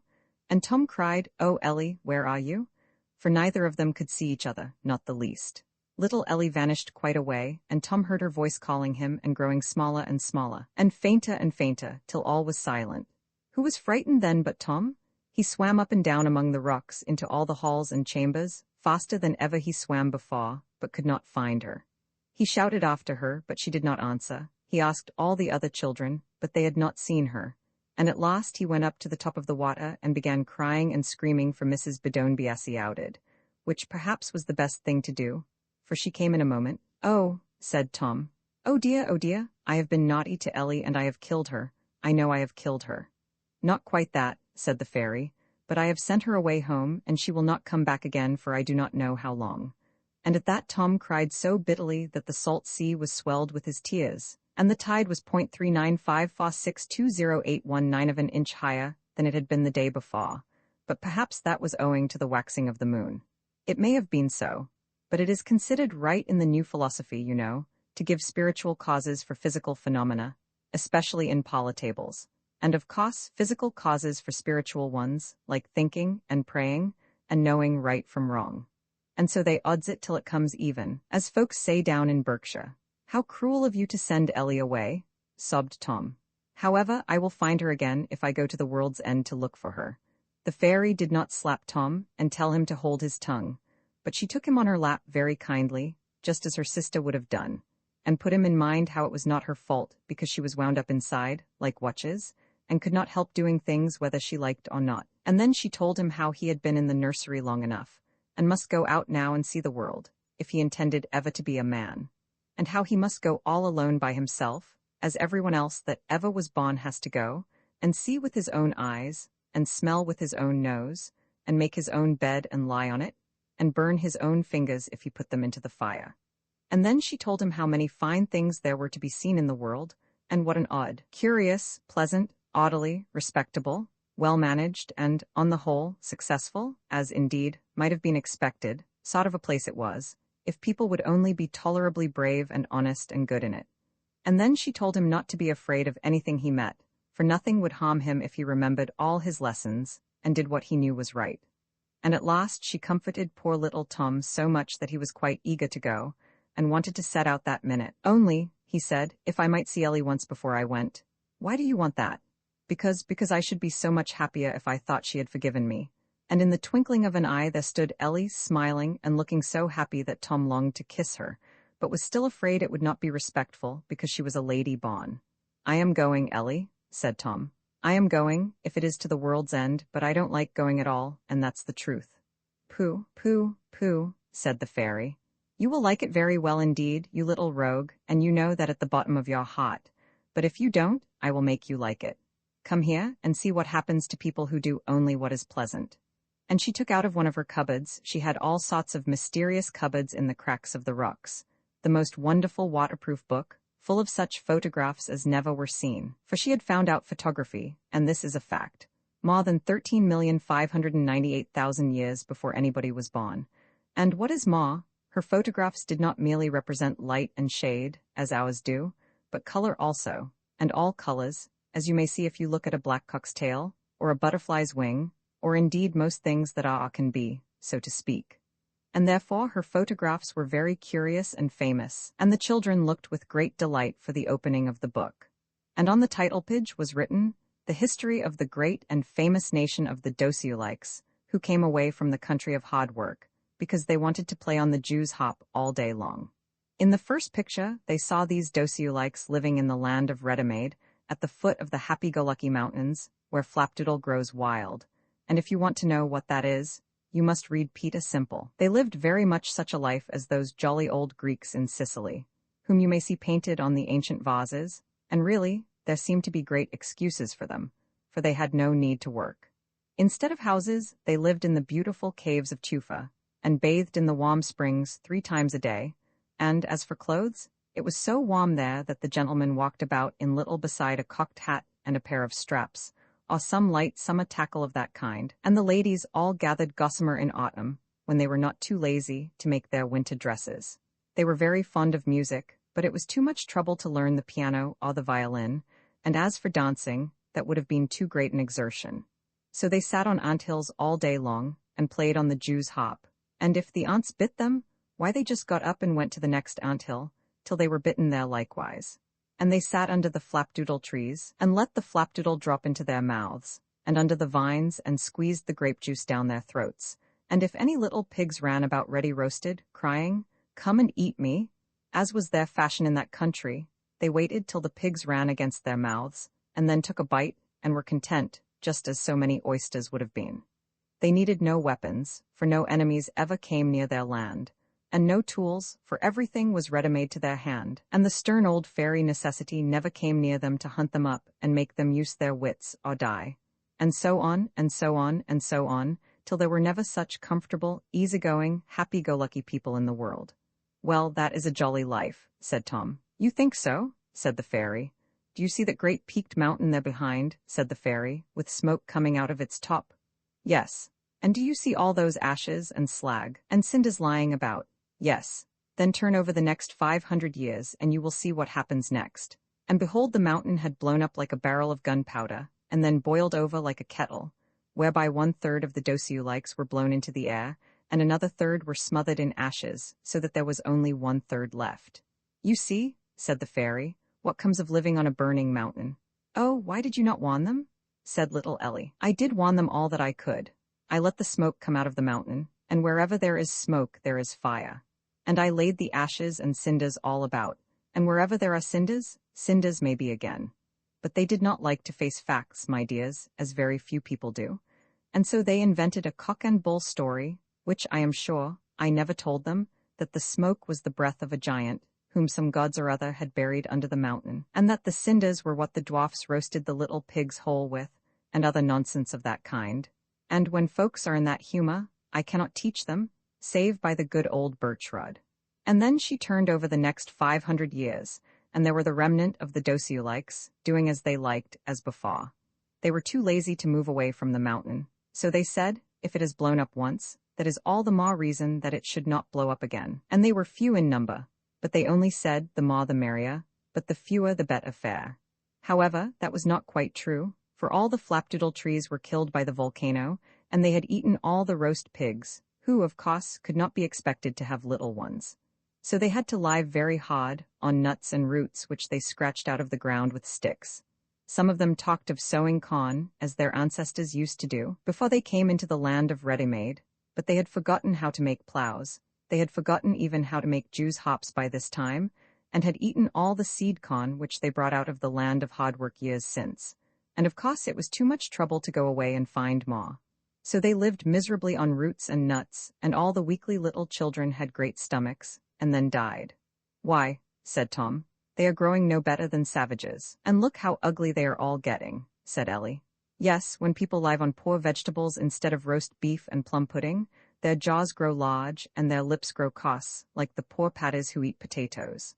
And she turned over the next 500 years, and there they were all living up in trees and making nests to keep off the rain. And underneath, the trees' lions were prowling about. "Why," said Ellie, "the lions seem to have eaten a good many of them, for there are very few left now." "Yes," said the fairy, "you see it was only the strongest and most active ones who could climb the trees and so escape. But what great, hulking, broad-shouldered chaps they are," said Tom. They are a rough lot as ever I saw. Yes, they are getting very strong now, for the ladies will not marry any but the very strongest and fiercest gentlemen who can help them up the trees out of the lion's way. And she turned over the next 500 years. And in that they were fewer still, and stronger and fiercer. But their feet had changed shape very oddly, for they laid hold of the branches with their great toes, as if they had been thumbs, just as a Hindu tailor uses his toes to thread his needle. The children were very much surprised, and asked the fairy whether that was her doing. Yes and no, she said, smiling. It was only those who could use their feet as well as their hands who could get a good living, or, indeed, get married, so that they got the best of everything, and starved out all the rest, and those who are left keep up a regular breed of toe-thumb men, as a breed of shawthorns, or sky terriers, or fancy pigeons is kept up. But there is a hairy one among them, said Ellie. Ah, said the fairy, that will be a great man in his time and chief of all the tribe. And, when she turned over the next 500 years, it was true. For this hairy chief had had hairy children, and they hairier children still, and everyone wished to marry hairy husbands and have hairy children too, for the climate was growing so damp that none but the hairy ones could live. All the rest coughed and sneezed and had sore throats and went into consumptions before they could grow up to be men and women. Then the fairy turned over the next 500 years, and they were fewer still. Why, there is one on the ground picking up roots, said Ellie, and he cannot walk upright. No more he could, for in the same way that the shape of their feet had altered, the shape of their backs had altered also. Why, cried Tom, I declare they are all apes. Something fearfully like it, poor foolish creatures, said the fairy. They are grown so stupid now that they can hardly think, for none of them have used their wits for many 100 years. They have almost forgotten, too, how to talk. For each stupid child forgot some of the words it heard from its stupid parents, and had not wits enough to make fresh words for itself. Beside, they are grown so fierce and suspicious and brutal that they keep out of each other's way, and mope and sulk in the dark forests, never hearing each other's voice, till they have forgotten almost what speech is like. I am afraid they will all be apes very soon, and all by doing only what they liked. And in the next 500 years they were all dead and gone, by bad food and wild beasts and hunters, all except one tremendous old fellow with jaws like a jack, who stood full 7 feet high, and Mdu Chelu came up to him and shot him, as he stood roaring and thumping his breast. And he remembered that his ancestors had once been men, and tried to say, Am I not a man and a brother? But had forgotten how to use his tongue, and then he had tried to call for a doctor, but he had forgotten the word for one. So all he said was, Ubbaboo, and died. And that was the end of the great and jolly nation of the Dosiulikes.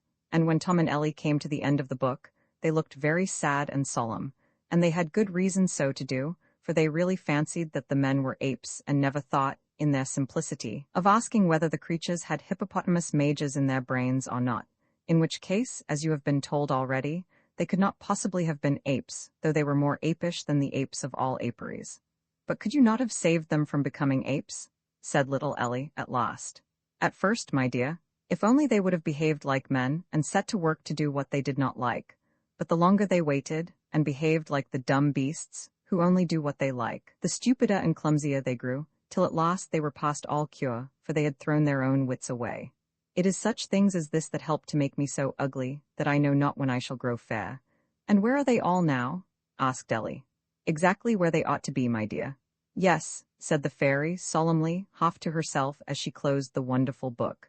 Folks say now that I can make beasts into men by circumstance and selection and competition, and so forth. Well, perhaps they are right, and perhaps again they are wrong.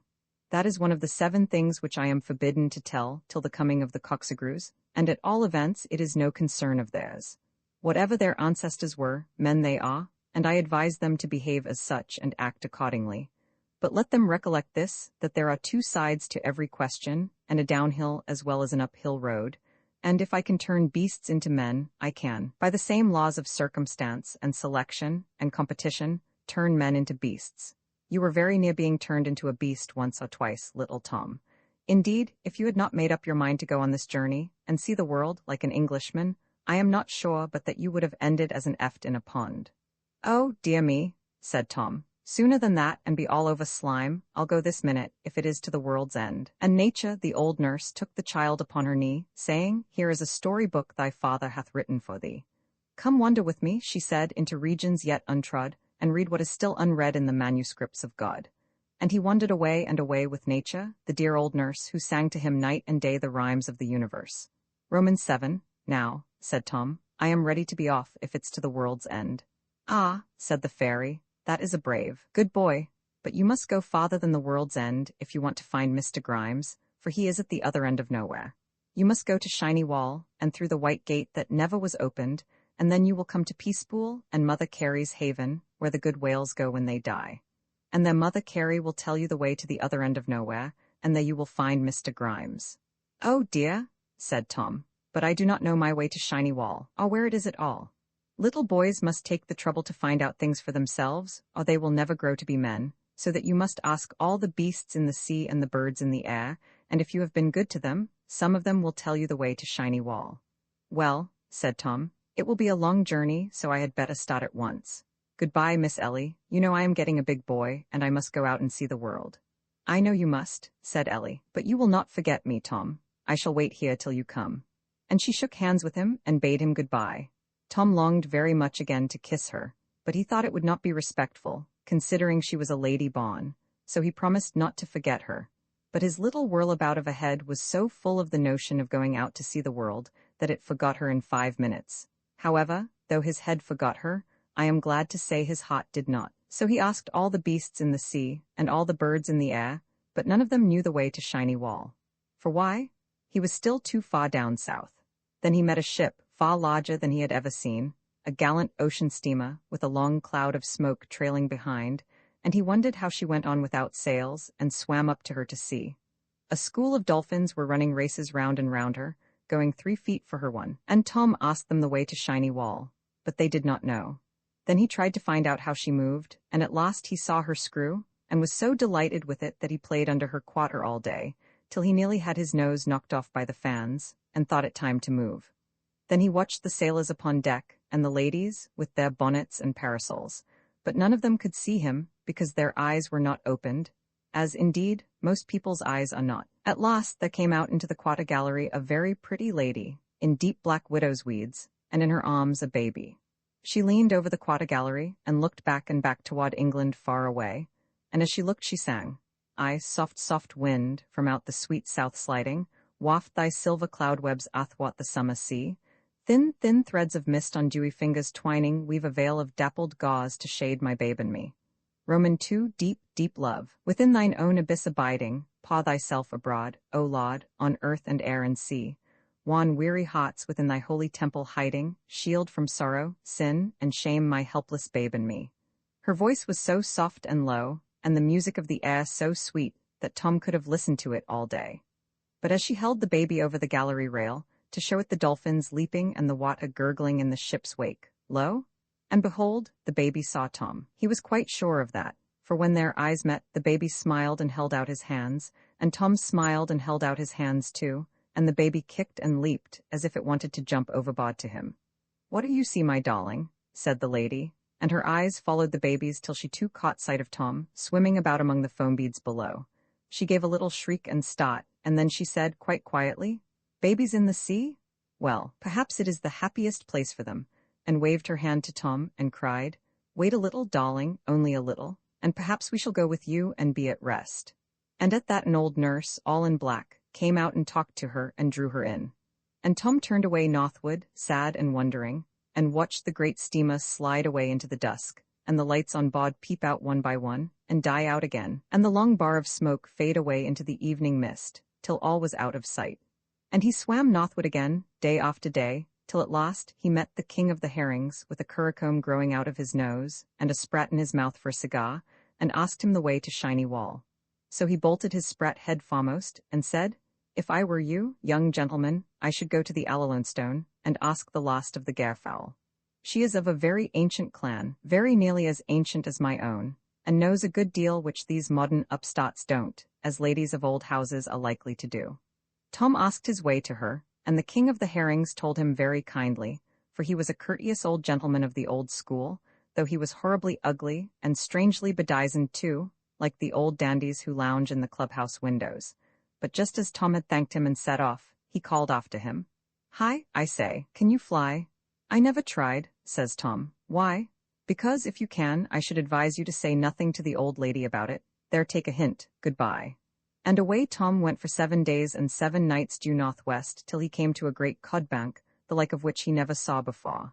The great cod lay below in tens of thousands and gobbled shellfish all day long, and the blue sharks roved about in hundreds and gobbled them when they came up. So they ate, and ate, and ate each other, as they had done since the making of the world, for no man had come here yet to catch them, and find out how rich old Mother Carey is. And there he saw the last of the gairfowl, standing up on the Allalone stone, all alone. And a very grand old lady she was, full 3 feet high, and bolt upright, like some old Highland chieftainess. She had on a black velvet gown, and a white pinna and apron, and a very high bridge to her nose, which is a sure mark of high breeding, and a large pair of white spectacles on it, which made her look rather odd. But it was the ancient fashion of her house. And instead of wings, she had 2 little feathery arms, with which she fanned herself, and complained of the dreadful heat. And she kept on crooning an old song to herself, which she learnt when she was a little baby bird, long ago. 2 little birds they sat on a stone, one swam away, and then there was one, with a fallow-lady. The other swam after, and then there was none, and so the poor stone was left all alone, with a fallow-lady. It was flew away properly, and not swam away, but as she could not fly, she had a right to alter it. However, it was a very fit song for her to sing, because she was a lady herself. Tom came up to her very humbly and made his bow, and the first thing she said was, "Have you wings? Can you fly?" "Oh dear no, ma'am, I should not think of such thing," said cunning little Tom. "Then I shall have great pleasure in talking to you, my dear. It is quite refreshing nowadays to see anything without wings. They must all have wings, forsooth, now, every new upstart sort of bird, and fly.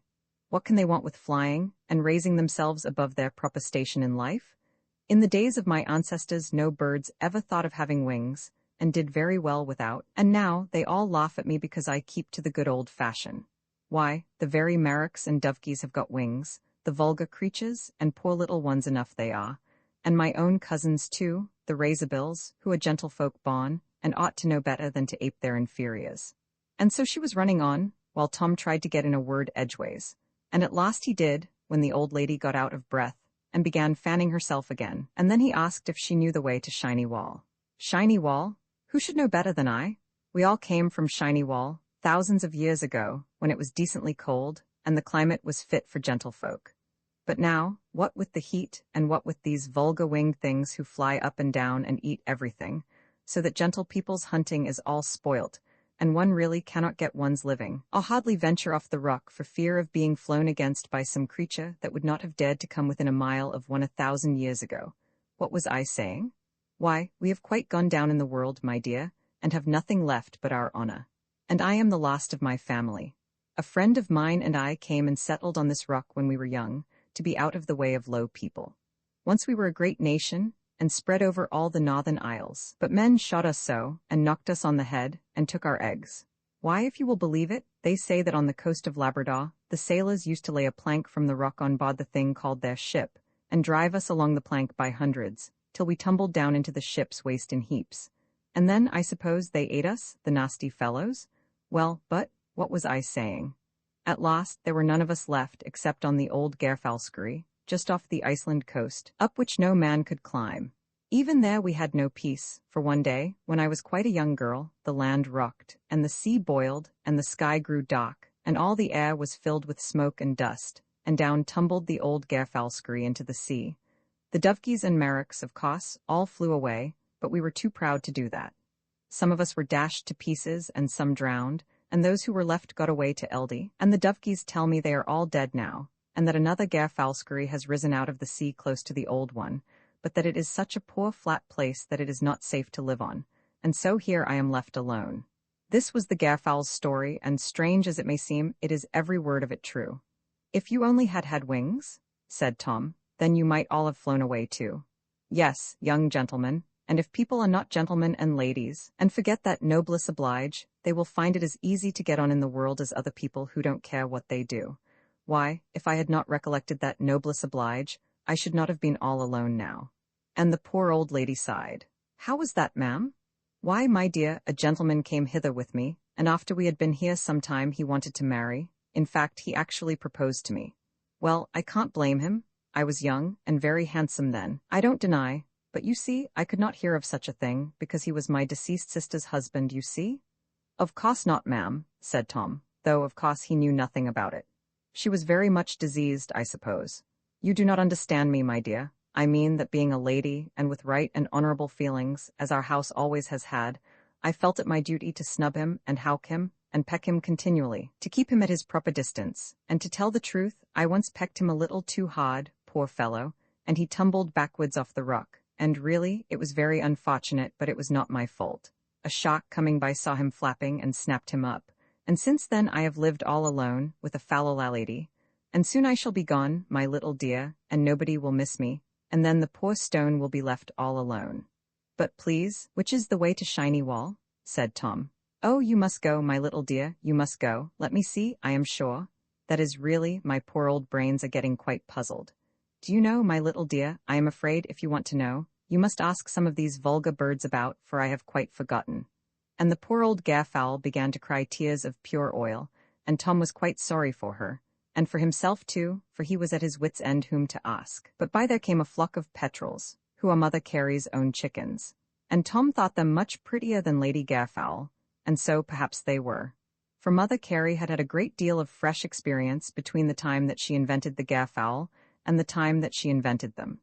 They flitted along like a flock of black swallows, and hopped and skipped from wave to wave, lifting up their little feet behind them so daintily, and whistling to each other so tenderly, that Tom fell in love with them at once, and called them to know the way to Shiny Wall. Shiny Wall? Do you want Shiny Wall? Then come with us and we will show you.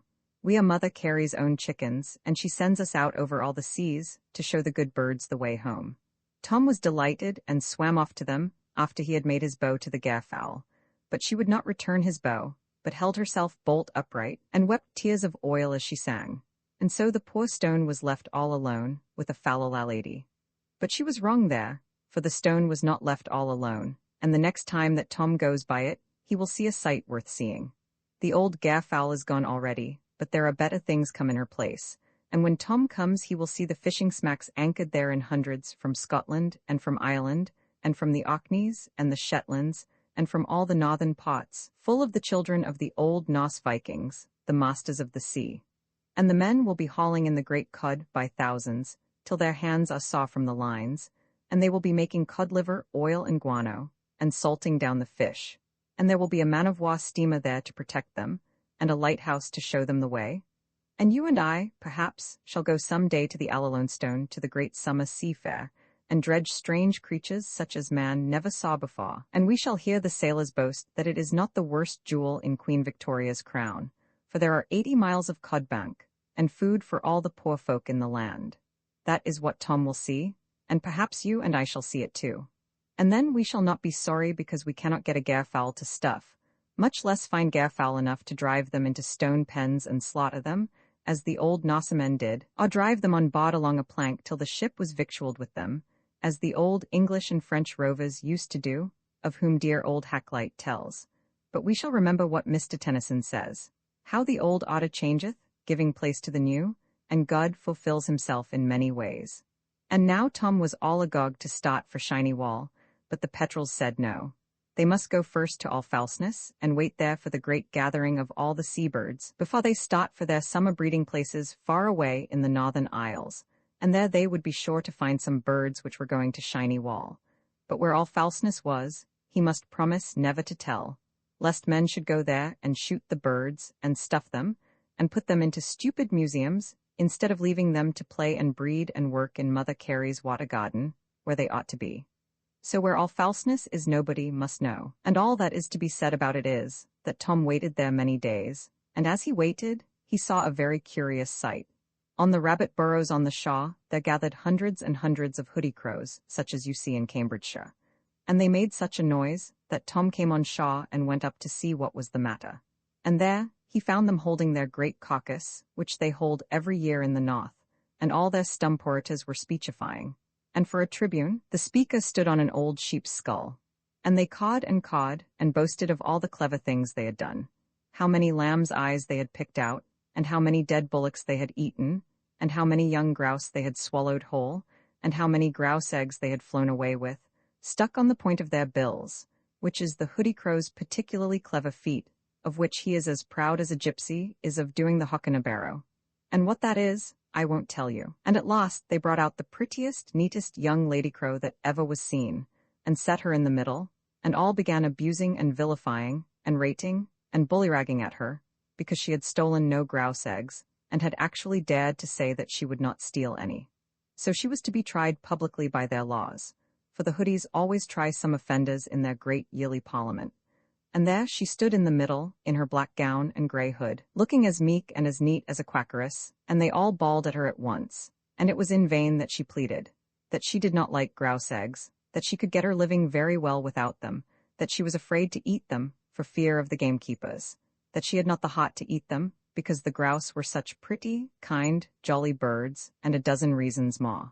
For all the other skull-crows set upon her, and pecked her to death there and then, before Tom could come to help her, and then flew away, very proud of what they had done. Now, was not this a scandalous transaction? But they are true Republicans, these hoodies, who do everyone just what he likes and make other people do so too. So that, for any freedom of speech, thought, or action, which is allowed among them, they might as well be American citizens of the new school. But the fairies took the good crow, and gave her 9 new sets of feathers running, and turned her at last into the most beautiful bird of paradise with a green velvet suit and a long tail, and sent her to eat fruit in the Spice Islands, where cloves and nutmegs grow. And Mrs. Bedone settled her account with the wicked hoodies. For as they flew away, what should they find but a nasty dead dog, on which they all set to work, pecking and gobbling and cawing and quarreling to their heart's content. But the moment afterwards, they all threw up their bills into the air, and gave one screech, and then turned head over heels backward and fell down dead, 123 of them at once. For why? The fairy had told the gamekeeper in a dream to fill the dead dog full of strychnine, and so he did. And after a while the birds began to gather at all falseness, in thousands and tens of thousands, blackening all the air, swans and brant geese, harlequins and eidas, heralds and garganes, smews and goosandas, divers and loons, grebes and dovekies, auks and razorbills, gannets and petrels, skuas and terns, with gulls beyond all naming or numbering. And they paddled and washed and splashed and combed and brushed themselves on the sand, till the shaw was white with feathers. And they quacked and clucked and gabbled and chatted and screamed and whooped as they talked over matters with their friends, and settled where they were to go and breed that summer, till you might have heard them 10 miles off. And lucky it was for them that there was no one to hear them but the old keeper, who lived all alone upon the ness, in a turf hut thatched with heather, and fringed round with great stones slung across the roof by bentropes, lest the winter gales should blow the hut right away. But he never minded the birds nor hurt them, because they were not in season. Indeed, he minded but 2 things in the whole world, and those were his Bible and his grouse, for he was as good an old Scotchman as ever knit stockings on a winter's night. Only, when all the birds were going, he toddled out, and took off his cap to them, and wished them a merry journey and a safe return, and then gathered up all the feathers which they had left, and cleaned them to sell down south, and make feather beds for stuffy people to lie on. Then the petrels asked this bird, and that whether they would take Tom to Shiny Wall. But one set was going to Sutherland, and one to the Shetlands, and one to Norway, and one to Spitzbergen, and one to Iceland, and one to Greenland. But none would go to Shiny Wall. So the good-natured petrels said that they would show him part of the way themselves, but they were only going as far as Jan Mayen's land, and after that he must shift for himself. And then all the birds rose up and streamed away in long black lines, north and northeast and northwest, across the bright blue summer sky, and their cry was like 10,000 packs of hounds and 10,000 peals of bells. Only the puffins stayed behind and killed the young rabbits and laid their eggs in the rabbit burrows, which was rough practice, certainly, but a man must see to his own family. And as Tom and the petrels went northeastward, it began to blow right hard, for the old gentleman in the grey greatcoat, who looks after the big copper boiler in the Gulf of Mexico, had got behindhand with his work. So Mother Carey had sent an electric message to him for more steam. And now the steam was coming, as much in an hour as ought to have come in a week, puffing and roaring and swishing and swirling, till you could not see where the sky ended and the sea began. But Tom and the petrels never cared, for the gale was right abaft, and away they went over the crests of the billows, as merry as so many flying fish. And at last they saw an ugly sight, the black side of a great ship, waterlogged in the trough of the sea. Her funnel and her masts were overboard and swayed and surged under her lee, her decks were swept as clean as a barn floor, and there was no living soul on board. The petrels flew up to her and wailed round her, for they were very sorry indeed, and also they expected to find some salt pork. And Tom scrambled on board of her and looked round, frightened and sad. And there, in a little cot, lashed tight under the bulwark, lay a baby fast asleep, the very same baby Tom saw at once, which he had seen in the singing lady's arms. He went up to it and wanted to wake it, but behold, from under the cot out jumped a little black and tan terrier dog, and began barking and snapping at Tom, and would not let him touch the cot. Tom knew the dog's teeth could not hurt him, but at least it could shove him away, and did, and he and the dog fought and struggled, for he wanted to help the baby, and did not want to throw the poor dog overboard. But as they were struggling, there came a tall green sea, and walked in over the weather side of the ship, and swept them all into the waves. "Oh, the baby," screamed Tom. But the next moment he did not scream at all, for he saw the cot settling down through the green water, with the baby, smiling in it, fast asleep. And he saw the fairies come up from below, and carry baby and cradle gently down in their soft arms. And then he knew it was all right, and that there would be a new water baby in St. Brandon's Isle. And the poor little dog, why, after he had kicked and coughed a little, he sneezed so hard that he sneezed himself clean out of his skin, and turned into a water dog, and jumped and danced round Tom, and ran over the crests of the waves, and snapped at the jellyfish and the mackerel, and followed Tom the whole way to the other end of nowhere. Then they went on again, till they began to see the peak of Jan Mayen's land, standing up like a white sugarloaf, 2 miles above the clouds. And there they fell in with a whole flock of molamucks, who were feeding on a dead whale. "These are the fellows to show you the way," said Mother Carey's chickens. "We cannot help you farther north. We don't like to get among the ice pack, for fear it should nip our toes, but the mollies dare fly anywhere." So the petrels called to the mollies, but they were so busy and greedy, gobbling and pecking and spluttering and fighting over the blubber, that they did not take the least notice. "Come, come," said the petrels, "you lazy greedy lubbers, this young gentleman is going to Mother Carey, and if you don't attend on him, you won't earn your discharge from her, you know." "Greedy we are," says a great fat old molly, "but lazy we ain't, and, as for lubbers, we're no more lubbers than you. Let's have a look at the lad." And he flapped right into Tom's face and stared at him in the most impudent way, for the mollies are audacious fellows, as all whalers know, and then asked him where he hailed from, and what land he sighted last. And when Tom told him, he seemed pleased, and said he was a good plucked one to have got so far. "Come along, lads," he said to the rest, "and give this little chap a cast over the pack, for Mother Carey's sake. We've eaten blubber enough for today, and we'll work out a bit of our time by helping the lad." So the mollies took Tom up on their backs and flew off with him, laughing and joking, and oh, how they did smell of train oil. "Who are you, you jolly birds?" asked Tom. "We are the spirits of the old Greenland skippers, as every sailor knows, who hunted here, right whales and hoss whales, full hundreds of years agone. But because we were saucy and greedy, we were all turned into mollies, to eat whale's blubber all our days. But lubbers we are none, and could sail a ship now against any man in the North Seas, though we don't hold with this newfangled steam. And it's a shame of those black imps of petrels to call us so, but because they are her Grace's pets, they think they may say anything they like." "And who are you?" asked Tom of him, for he saw that he was the king of all the birds.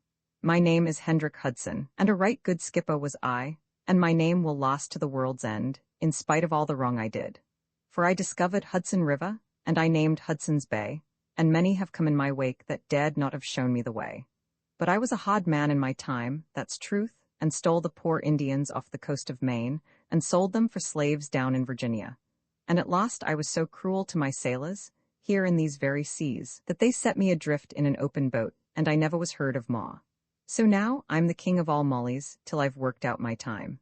And now they came to the edge of the pack, and beyond it they could see shiny wall looming through mist and snow and storm. But the pack rolled horribly upon the swell, and the ice giants fought and roared, and leapt upon each other's backs, and ground each other to powder, so that Tom was afraid to venture among them, lest he should be ground to powder too. And he was the more afraid, when he saw lying among the ice pack the wrecks of many a gallant ship, some with masts and yards all standing, some with the seamen frozen fast on board. Alas, alas for them! They were all true English hots, and they came to their end like good knights errant, in searching for the white gate that never was opened yet. but the good Mollies took Tom and his dog up, and flew with them safe over the pack and the roaring ice giants, and set them down at the foot of Shiny Wall. "And where is the gate?" asked Tom. "There is no gate," said the Mollies. "No gate?" cried Tom aghast. "None, never a crack of one, and that's the whole of the secret as better fellows, lad, than you have found to their cost. And if there had been, they'd have killed by now every right whale that swims the sea.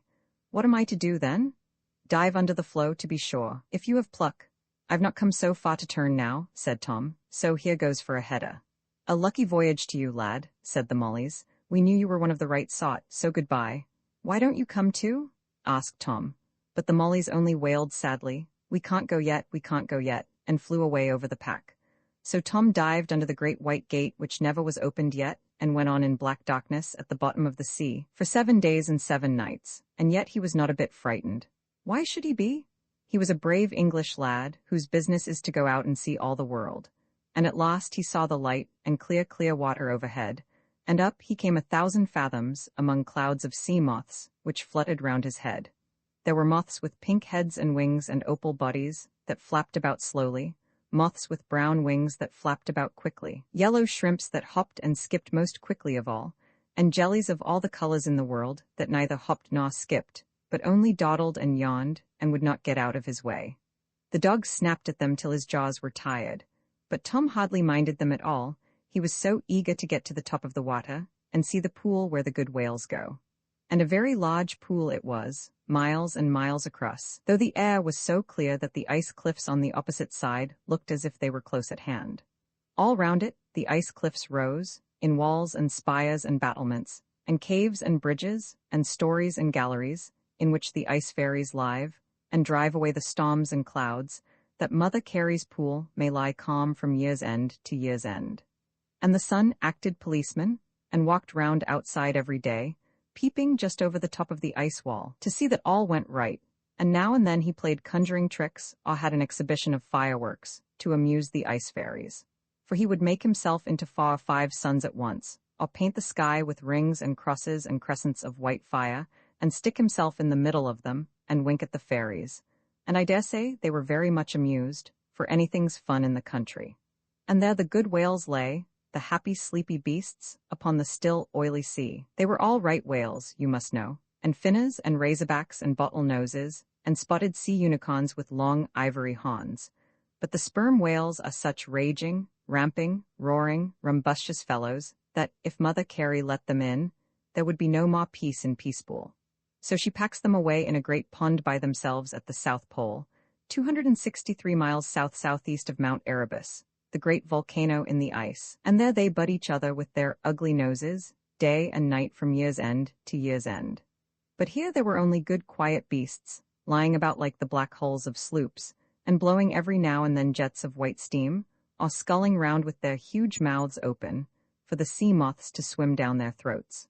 There were no thrushes there to thresh their poor old backs, or sodfish to stab their stomachs, or sawfish to rip them up, or ice sharks to bite lumps out of their sides, or whalers to harpoon and lance them. They were quite safe and happy there, and all they had to do was to wait quietly in Peacepool till Mother Carey sent for them to make them out of old beasts into new. Tom swam up to the nearest whale and asked the way to Mother Carey. "There she sits in the middle," said the whale. Tom looked, but he could see nothing in the middle of the pool but one peaked iceberg, and he said so. "That's Mother Carey," said the whale, "as you will find when you get to her. There she sits making old beasts into new all the year round." "How does she do that?"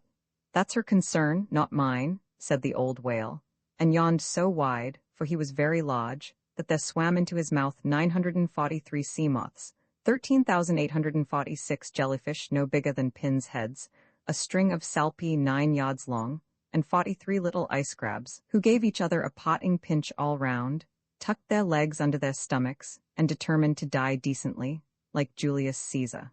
"I suppose," said Tom, "she cuts up a great whale like you into a whole shoal of porpoises."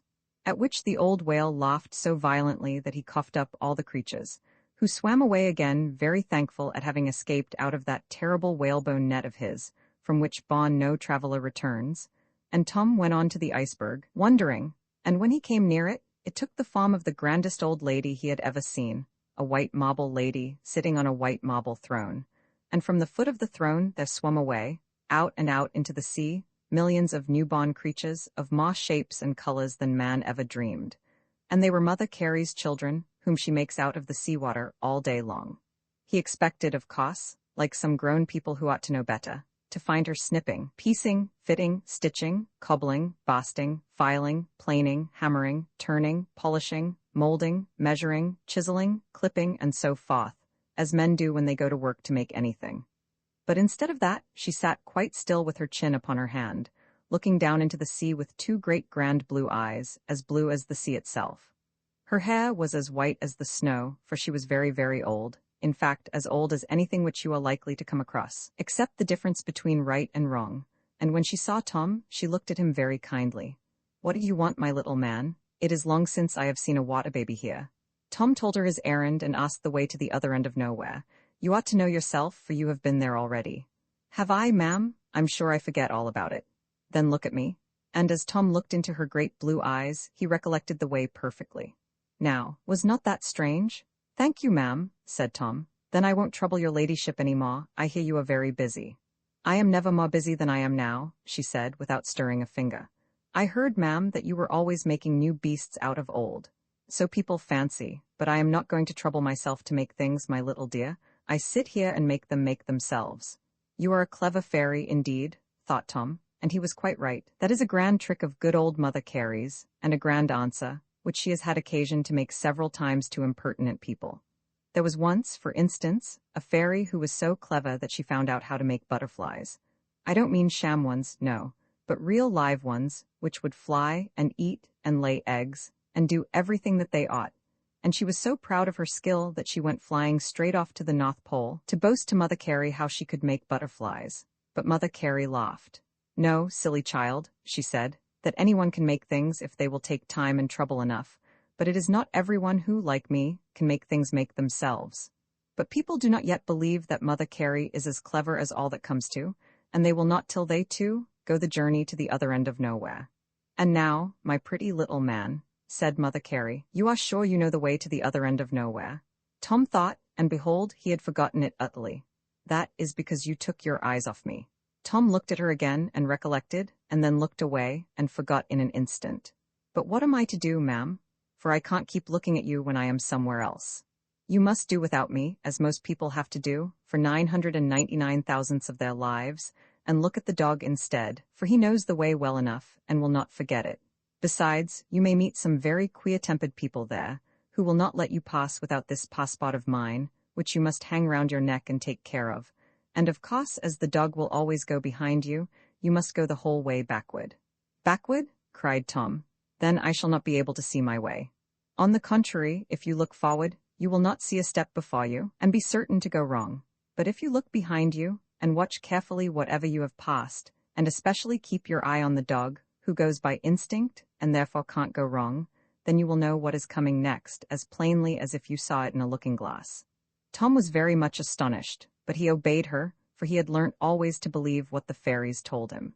"So it is, my dear child," said Mother Carey, "and I will tell you a story, which will show you that I am perfectly right, as it is my custom to be. Once on a time, there were two brothers. One was called Prometheus, because he always looked before him, and boasted that he was wise beforehand. The other was called Epimetheus, because he always looked behind him, and did not boast at all, but said humbly, like the Irishman, that he had sooner prophesy after the event. Well, Prometheus was a very clever fellow, of course, and invented all sorts of wonderful things. But unfortunately, when they were set to work was just what they would not do. Wherefore very little has come of them, and very little is left of them. And now nobody knows what they were, save a few archaeological old gentlemen who scratch in queer corners, and find little there save tinum furum, blaptum motisagam, acarum horridum, and tinium laciniarum. But Epimetheus was a very slow fellow, certainly, and went among men for a clod, and a muff, and a milksop, and a slow coach, and a bloke, and a boodle, and so forth. And very little he did for many years, but what he did, he never had to do over again. And what happened at last? There came to the two brothers the most beautiful creature that ever was seen, Pandora by name, which means all the gifts of the gods. But because she had a strange box in her hand, this fanciful, forecasting, suspicious, prudential, theoretical, deductive, prophesying Prometheus, who was always settling what was going to happen, would have nothing to do with pretty Pandora and her box. But Epimetheus took her and it, as he took everything that came, and married her for better for worse, as every man ought, whenever he has even the chance of a good wife.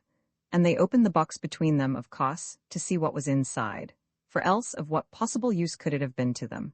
And out flew all the ills which flesh is heir to, all the children of the far great bogies, self-will, ignorance, fear, and dirt, for instance, measles, monks, scarlatina, idols, whooping coughs, popes, wars, peacemongers, famines, quacks, unpaid bills, tight stays, potatoes, bad wine, despots, demagogues, and, worst of all, naughty boys and girls. But one thing remained at the bottom of the box, and that was hope. So Epimetheus got a great deal of trouble, as most men do in this world, but he got the three best things in the world into the bargain: a good wife, and experience, and hope, while Prometheus had just as much trouble, and a great deal more, as you will hear, of his own making, with nothing beside, save fancies spun out of his own brain, as a spider spins her web out of her stomach. And Prometheus kept on looking before him so far ahead, that as he was running about with a box of lucifers, which were the only useful things he ever invented, and do as much harm as good, he trod on his own nose, and tumbled down, as most deductive philosophers do, whereby he set the Thames on fire, and they have hardly put it out again yet. So he had to be chained to the top of a mountain, with a vulture by him to give him a peck whenever he stirred, lest he should turn the whole world upside down with his prophecies and his theories. But stupid old Epimetheus went working and grubbing on, with the help of his wife Pandora, always looking behind him to see what had happened, till he really learnt to know now and then what would happen next, and understood so well which side his bread was buttered, and which way the cat jumped, that he began to make things which would work, and go on working, too, to till and drain the ground, and to make looms and ships and railroads and steam plows and electric telegraphs, and all the things which you see in the great exhibition, and to foretell famine and bad weather, and the price of stocks and, what is hottest of all, the next vagary of the great idle whirligig, which some call public opinion, till at last he grew as rich as a Jew, and as fat as a farmer, and people thought twice before they meddled with him, but only once before they asked him to help them, for because he earned his money well, he could afford to spend it well likewise. And his children are the men of science, who get good lasting work done in the world, but the children of Prometheus are the fanatics, and the theorists, and the bigots, and the bores, and the noisy, windy people, who go telling silly folk what will happen, instead of looking to see what has happened already. Now, was not Mother Carey's a wonderful story? And I am happy to say, Tom believed it every word, for so it happened to Tom likewise. He was very sorely tried, for though, by keeping the dog to heels or rather to toes, for he had to walk backward, he could see pretty well which way the dog was hunting, yet it was much slower work to go backwards than to go forwards. But what was more trying still, no sooner had he got out of Peacepool, than there came running to him all the conjurers, fortune-tellers, astrologers, prophesiers, projectors, prestigiators, as many as were in those parts, and there are too many of them everywhere.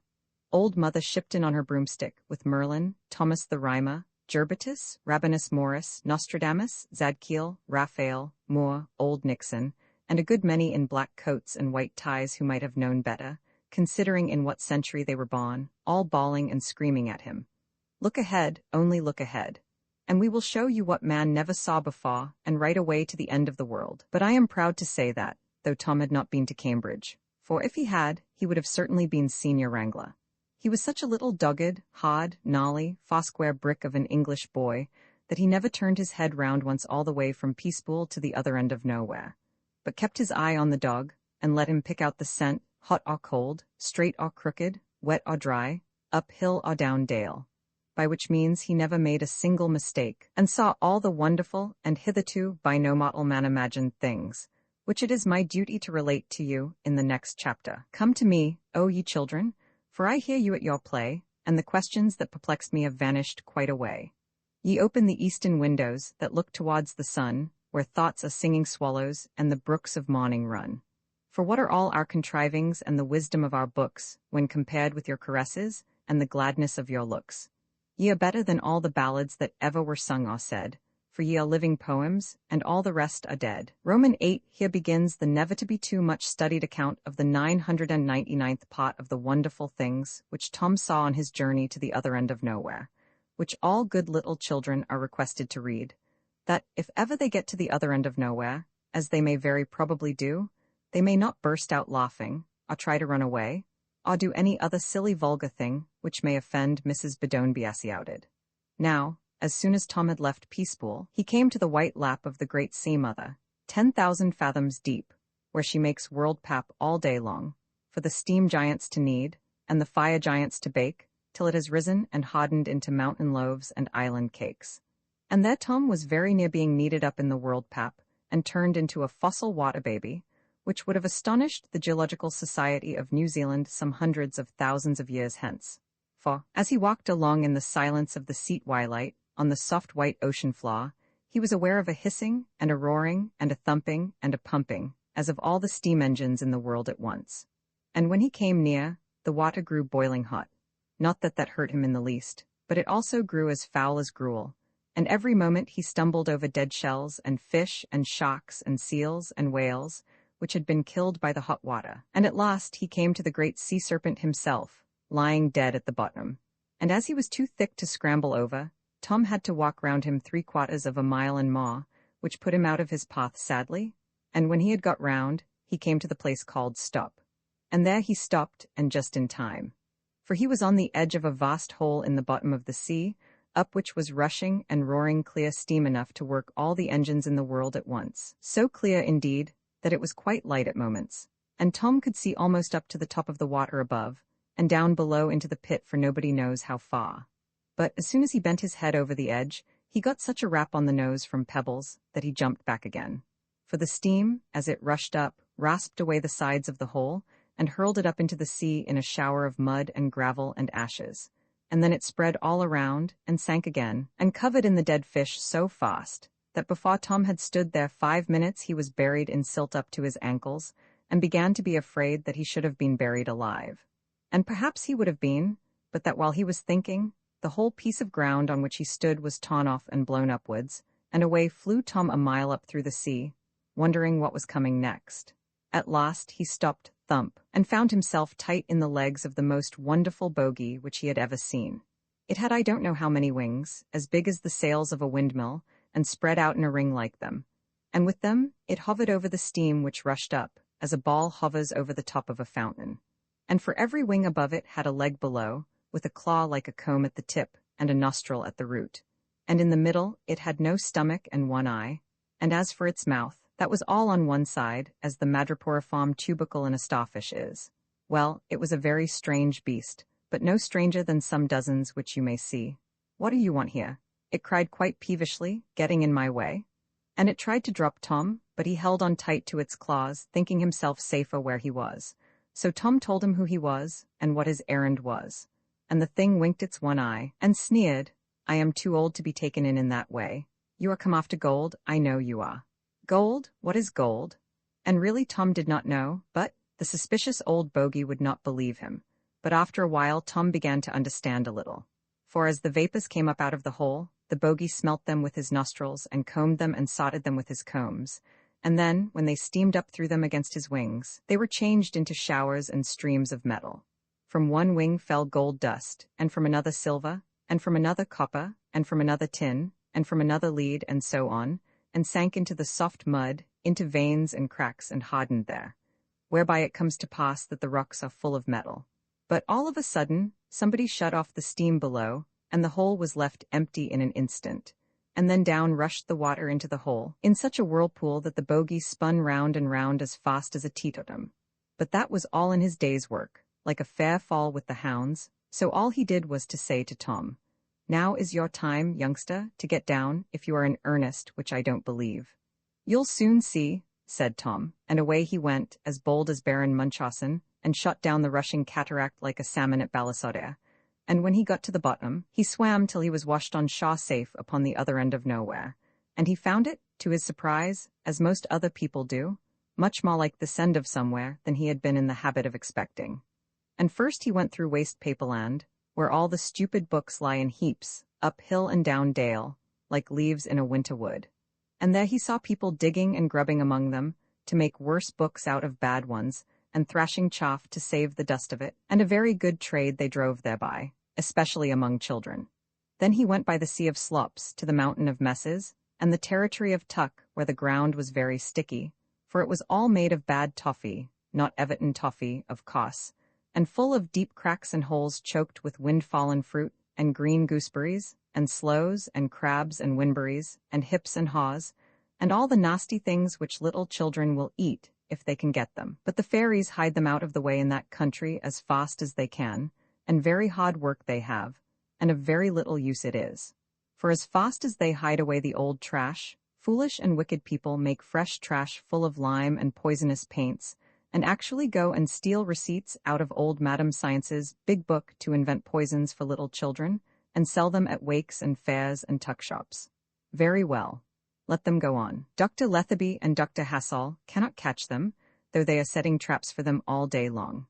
But the fairy with the birch rod will catch them all in time, and make them begin at one corner of their shops, and eat their way out at the other, by which time they will have got such stomachaches as will cure them of poisoning little children. Next he saw all the little people in the world, writing all the little books in the world, about all the other little people in the world, probably because they had no great people to write about.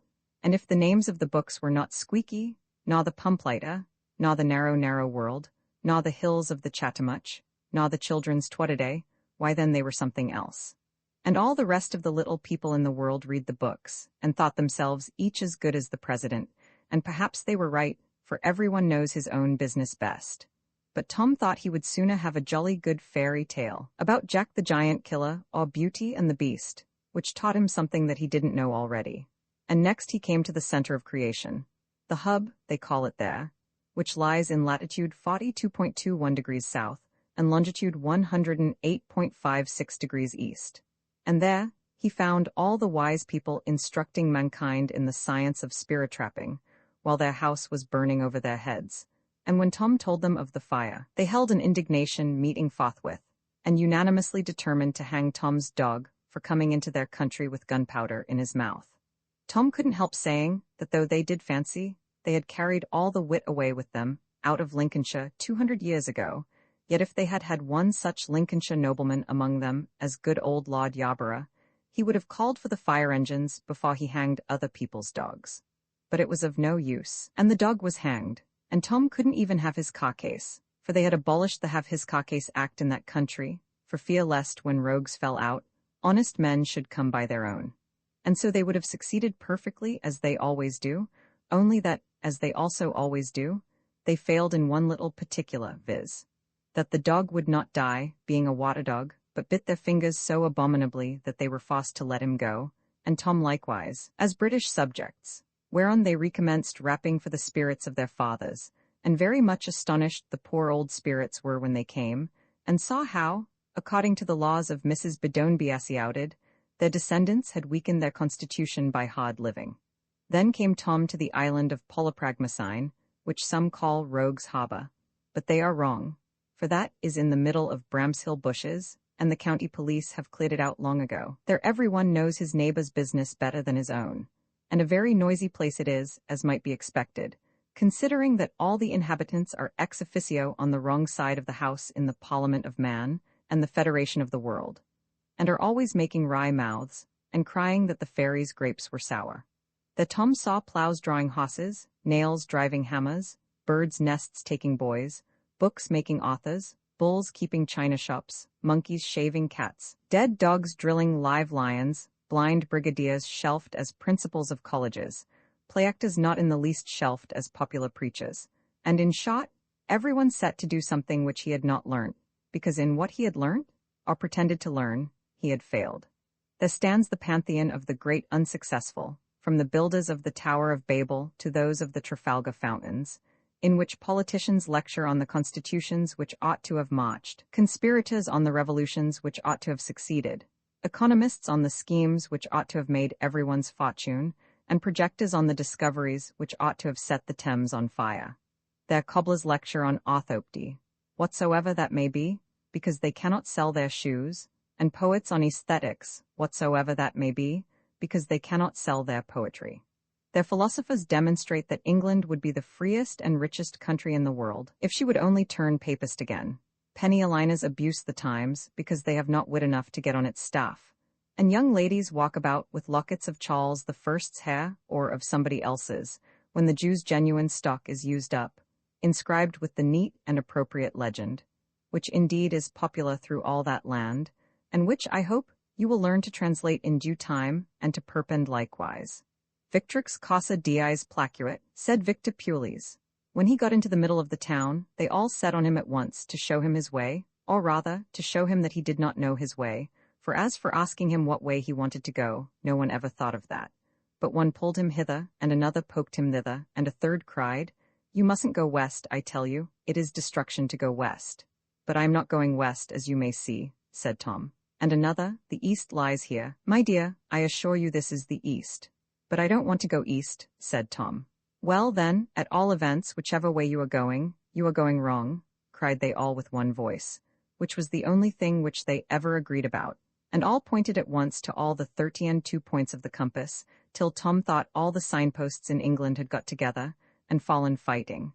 And whether he would have ever escaped out of the town, it is hard to say, if the dog had not taken it into his head that they were going to pull his master in pieces, and tackled them so sharply about the gastrocnemius muscle, that he gave them some business of their own to think of at last.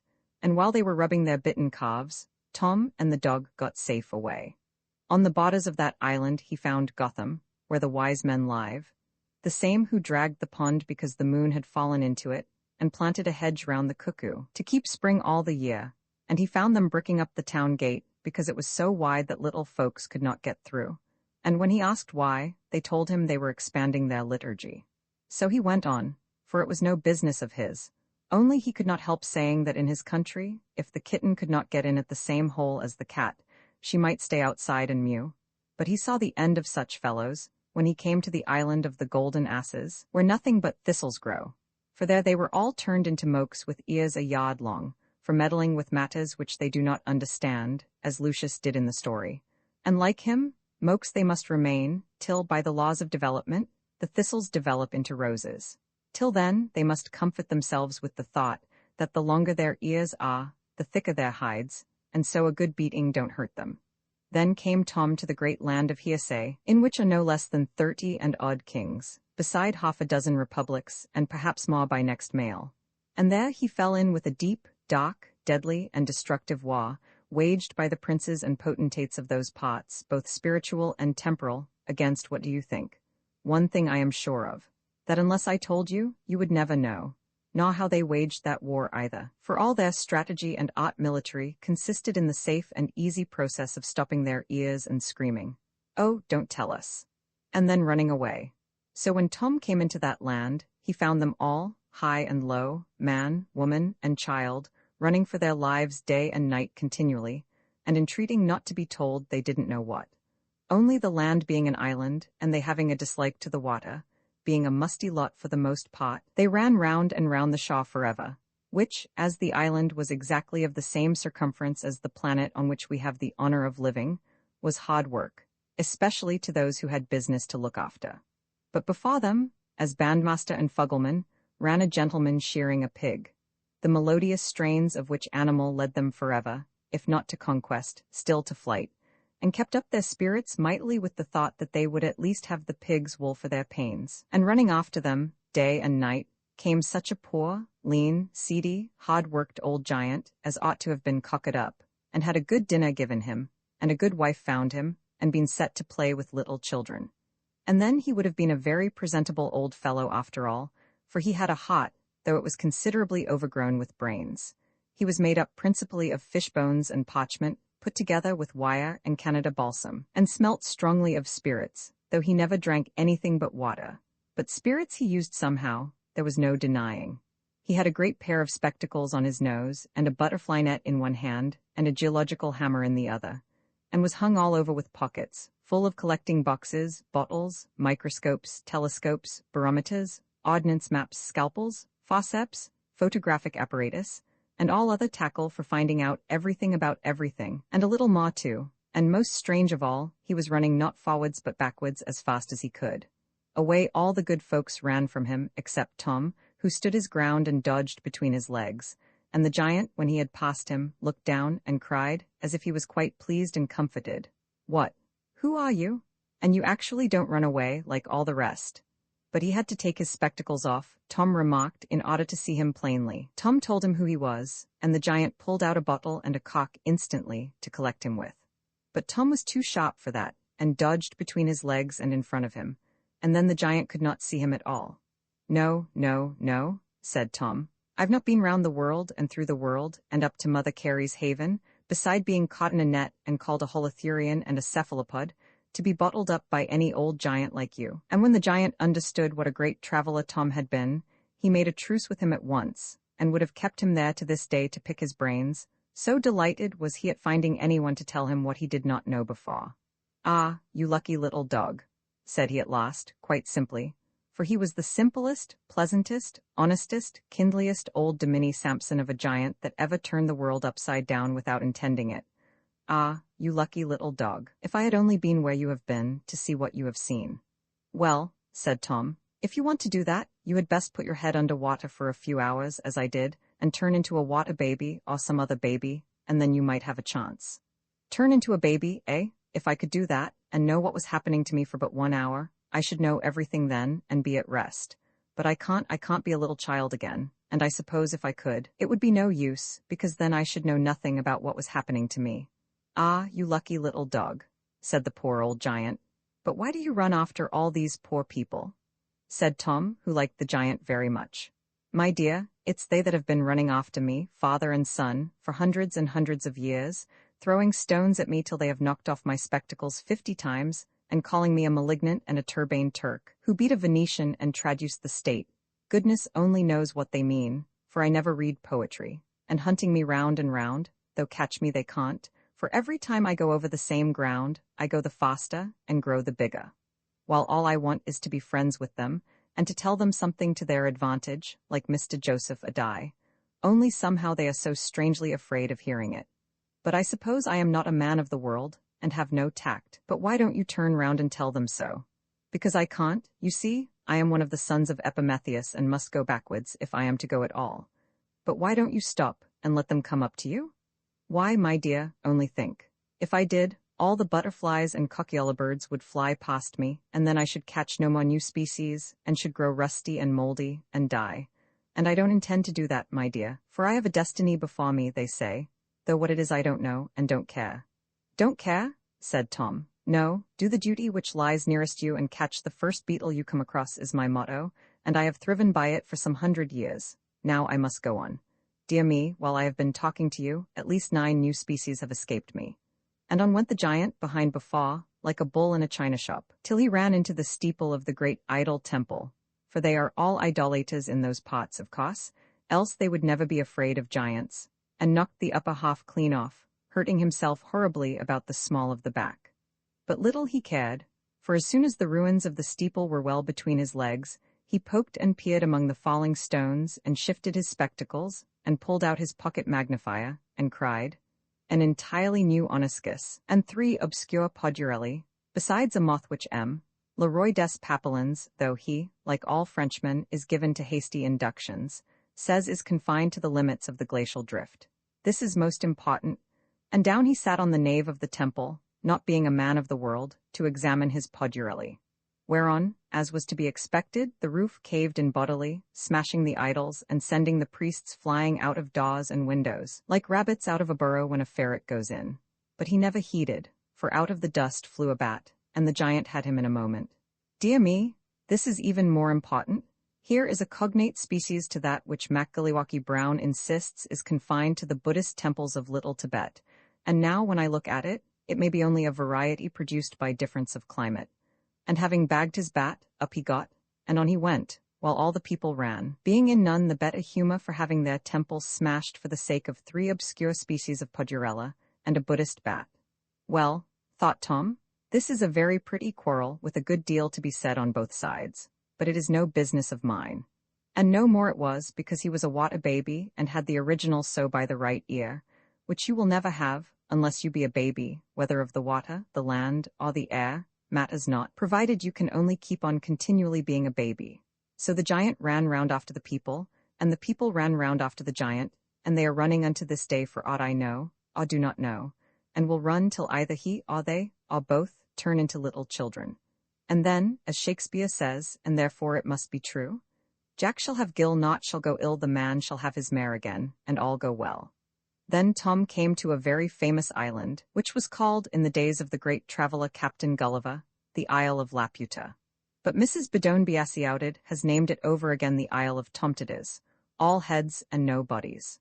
And when Tom came near it, he heard such a grumbling and grunting and growling and wailing and weeping and whining that he thought people must be wringing little pigs, or cropping puppies' ears, or drowning kittens. But when he came nearer still, he began to hear words among the noise, which was the Tomtidis song which they sing morning and evening, and all night too, to their great idle examination.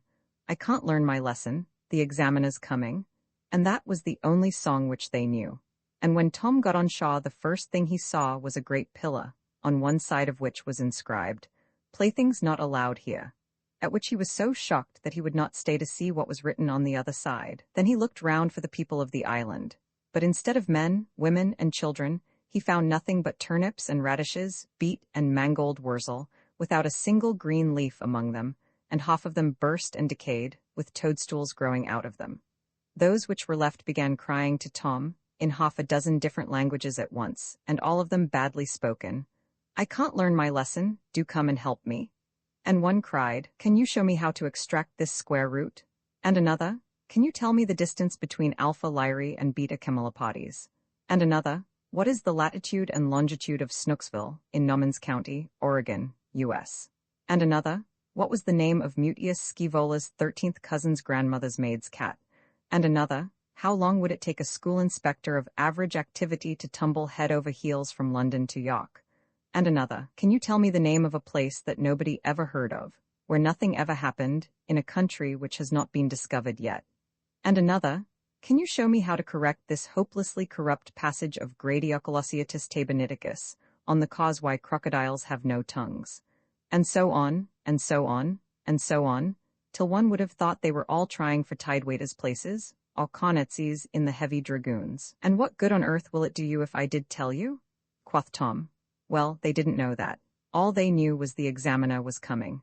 Then Tom stumbled on the hugest and softest nimble-come-a-quick turnip you ever saw filling a hole in a crop of Swedes, and it cried to him, "Can you tell me anything at all about anything you like?" "About what?" says Tom. "About anything you like, for as fast as I learn things I forget them again. So my mamma says that my intellect is not adapted for methodic science, and says that I must go in for general information." Tom told him that he did not know general information, nor any officers in the army, only he had a friend once that went for a drummer, but he could tell him a great many strange things which he had seen in his travels. So he told him prettily enough, while the poor turnip listened very carefully. And the more he listened, the more he forgot, and the more water ran out of him. Tom thought he was crying, but it was only his poor brains running away, from being worked so hard. And as Tom talked, the unhappy turnip streamed down all over with juice, and split and shrank till nothing was left of him but rind and water. Whereat Tom ran away in a fright, for he thought he might be taken up for killing the turnip. But on the contrary, the turnip's parents were highly delighted, and considered him a saint and a martyr, and put up a long inscription over his tomb about his wonderful talents, early development, and unparalleled precocity. Were they not a foolish couple? But there was a still more foolish couple next to them, who were beating a wretched little radish, no bigger than my thumb, for sullenness and obstinacy and wilful stupidity, and never knew that the reason why it couldn't learn or hardly even speak was that there was a great worm inside it eating out all its brains. But even they are no foolisher than some 100 score of papas and mammas, who fetch the rod when they ought to fetch a new toy, and send to the dock cupboard instead of to the doctor. Tom was so puzzled and frightened with all he saw that he was longing to ask the meaning of it, and at last he stumbled over a respectable old stick lying half covered with earth. But a very stout and worthy stick it was, for it belonged to good Roger Ascham in old time, and had carved on its head King Edward VI, with the Bible in his hand. "You see," said the stick, "there were as pretty little children once as you could wish to see, and might have been so still if they had been only left to grow up like human beings, and then handed over to me.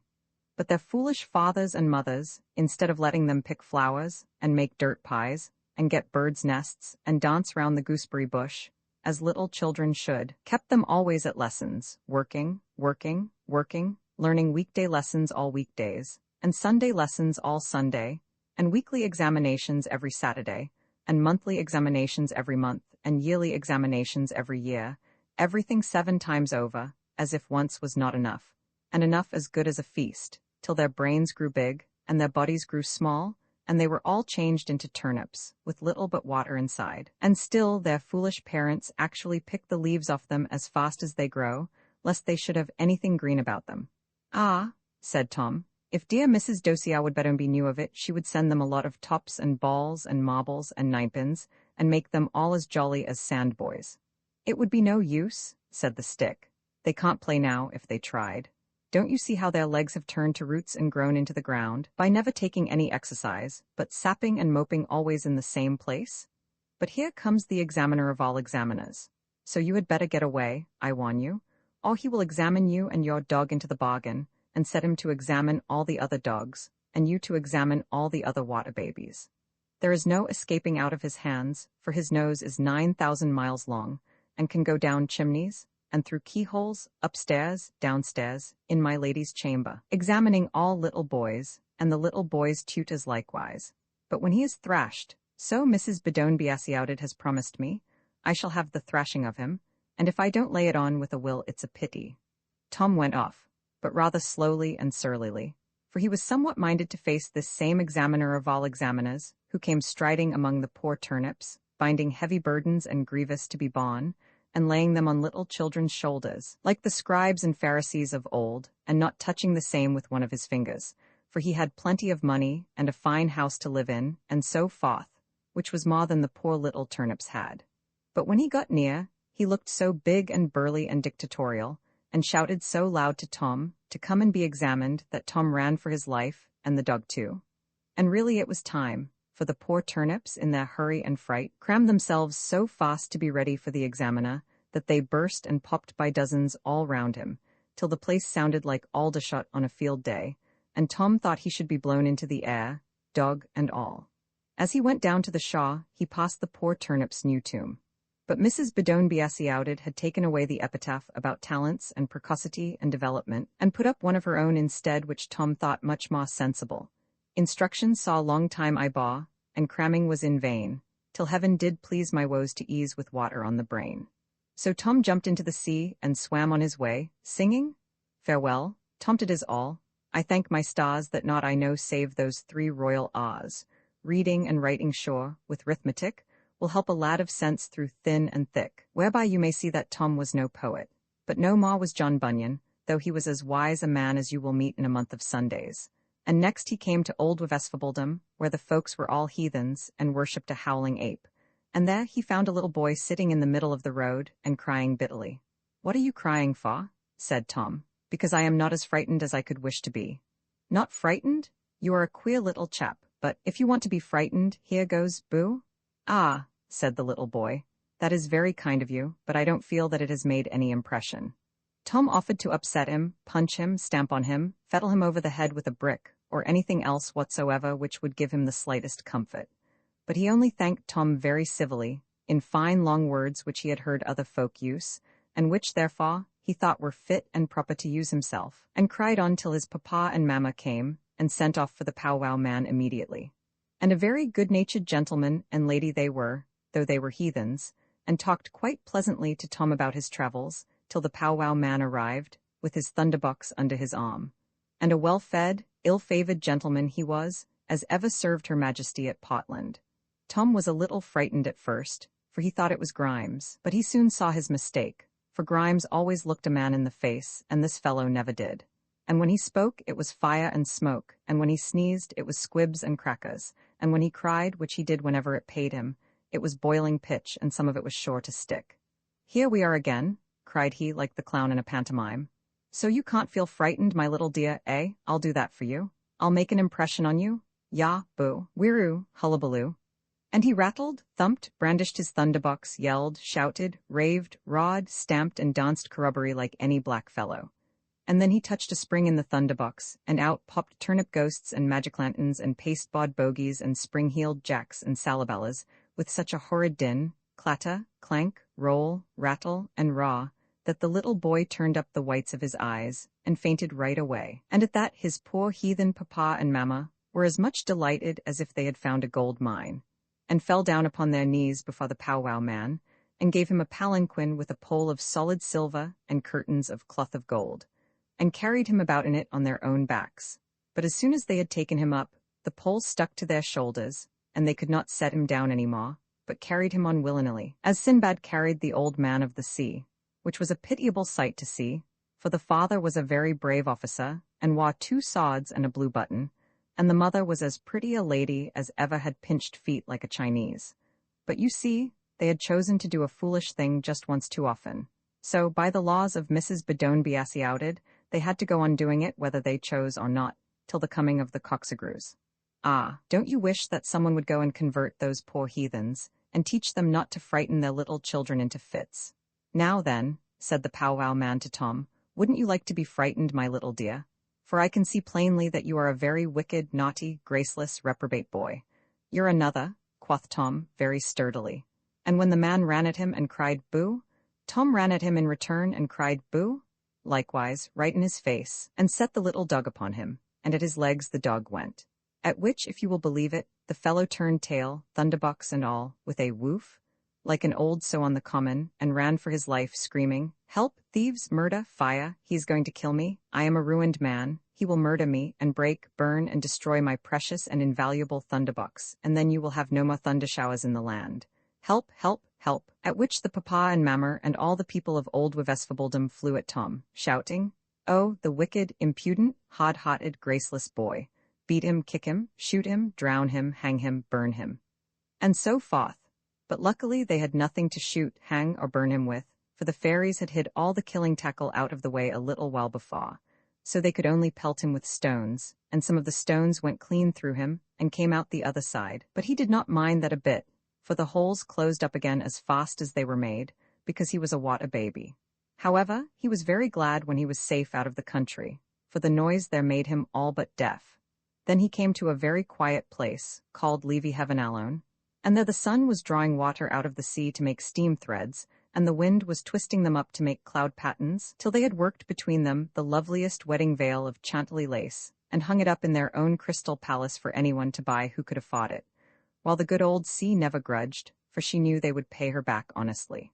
So the sun span, and the wind wove, and all went well with the great steam loom, as is likely, considering, and considering, and considering.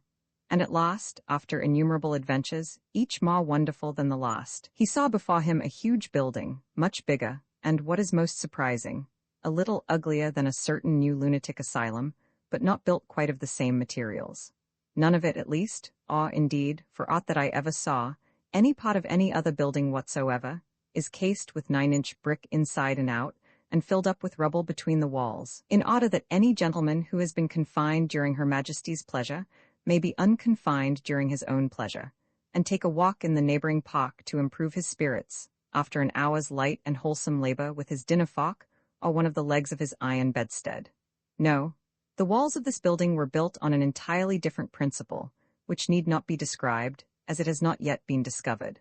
Tom walked towards this great building, wondering what it was, and having a strange fancy that he might find Mr. Grimes inside it, till he saw running toward him, and shouting, "Stop!"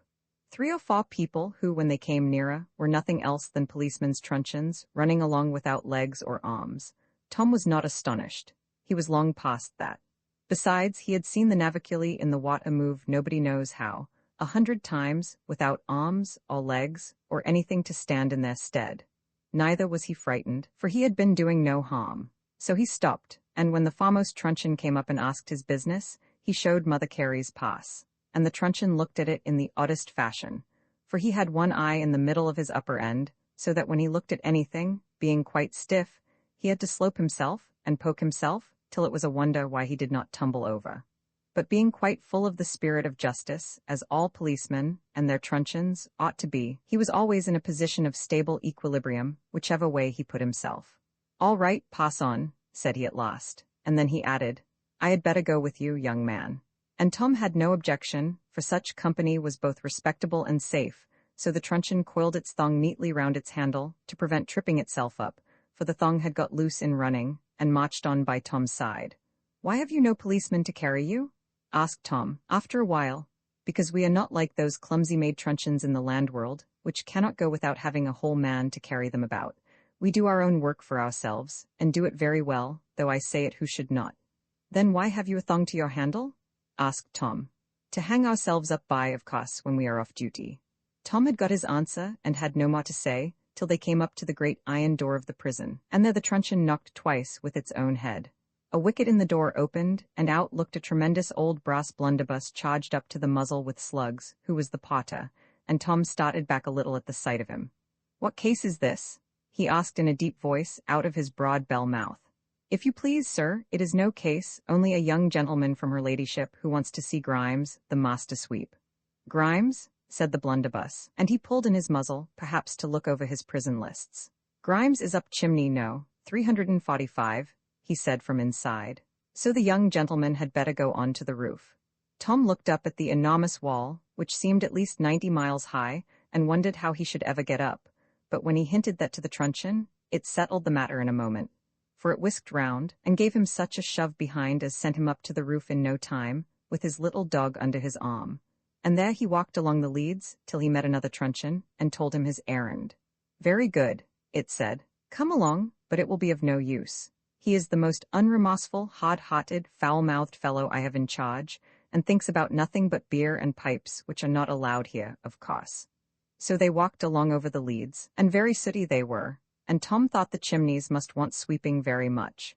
But he was surprised to see that the soot did not stick to his feet, or dirty them in the least. Neither did the live coals, which were lying about in plenty, burn him. For being a water baby, his radical humours were of a moist and cold nature, as you may read at Lodge and Lemnius, Codden, Van Helmont, and other gentlemen, who knew as much as they could, and no man can know more. And at last they came to chimney no. 345. Out of the top of it, his head and shoulders just showing, stuck poor Mr. Grimes, so sooty and bleared and ugly that Tom could hardly bear to look at him. And in his mouth was a pipe, but it was not a light, though he was pulling at it with all his might. Attention, Mr. Grimes, said the truncheon. Here is a gentleman come to see you. But Mr. Grimes only said bad words and kept grumbling. My pipe won't draw, my pipe won't draw. Keep a civil tongue and attend, said the truncheon, and popped up just like Punch, hitting Grimes such a crack over the head with itself, that his brains rattled inside like a dried walnut in its shell. He tried to get his hands out and rub the place, but he could not, for they were stuck fast in the chimney. Now he was forced to attend. Hey, he said, why, it's Tom. I suppose you have come here to laugh at me, you spiteful little atomy. Tom assured him he had not, but only wanted to help him. I don't want anything except beer, and that I can't get, and a light to this bothering pipe, and that I can't get either. I'll get you one, said Tom, and he took up a live coal, there were plenty lying about, and put it to Grimes' pipe, but it went out instantly.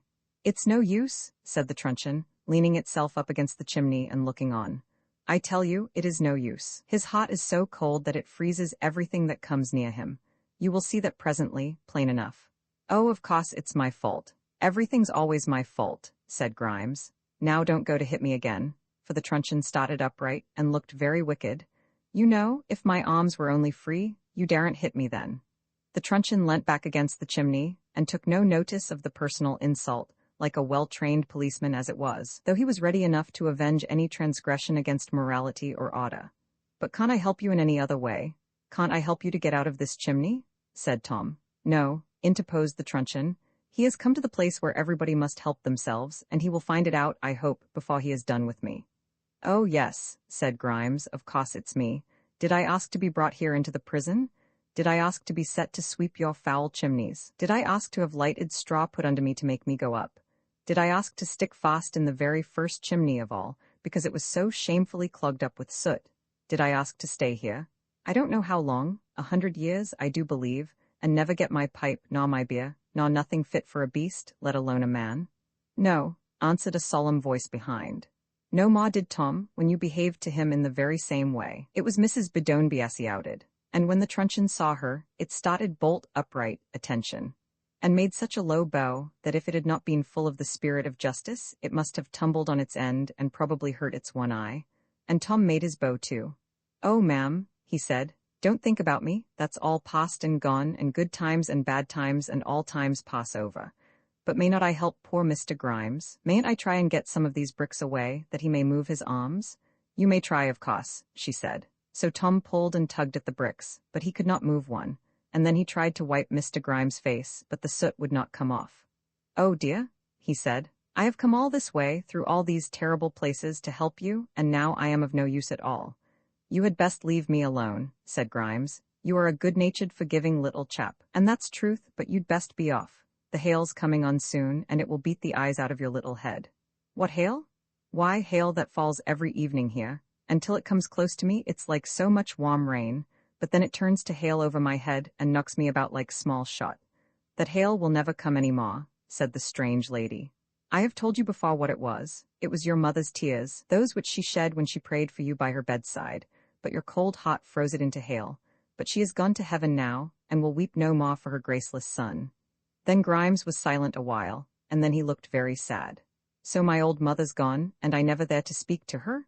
Ah, a good woman she was, and might have been a happy one in her little school there in Vendale, if it hadn't been for me and my bad ways. Did she keep the school in Vendale? Asked Tom, and then he told Grimes all the story of his going to her house, and how she could not abide the sight of a chimney sweep, and then how kind she was, and how he turned into a baby. Ah, said Grimes, good reason she had to hate the sight of a chimney sweep. I ran away from her and took up with the sweeps, and never let her know where I was, nor sent her a penny to help her, and now it's too late, said Mr. Grimes, and he began crying and blubbering like a great baby, till his pipe dropped out of his mouth, and broke all to bits. Oh dear, if I was but a little chap in Vendale again, to see the clear beck, and the apple orchard, and the yew hedge, how different I would go on. But it's too late now. So you go along, you kind little chap, and don't stand to look at a man crying, that's old enough to be your father, and never feared the face of man, nor of worse neither. But I'm beat now, and beat I must be. I've made my bed, and I must lie on it. Foul I would be, and foul I am, as an Irishwoman said to me once, and little I heeded it. It's all my own fault, but it's too late. And he cried so bitterly that Tom began crying too. Never too late, said the fairy, in such a strange, soft, new voice that Tom looked up at her, and she was so beautiful for the moment that Tom half fancied she was her sister. No more was it too late, for, as poor Grimes cried and blubbered on, his own tears did what his mother's could not do, and Tom's could not do, and nobody's on earth could do for him. For they washed the soot off his face and off his clothes, and then they washed the mortar away from between the bricks, and the chimney crumbled down, and Grimes began to get out of it. Up jumped the truncheon, and was going to hit him on the crown a tremendous thump, and drive him down again like a cock into a bottle. But the strange lady put it aside. Will you obey me if I give you a chance?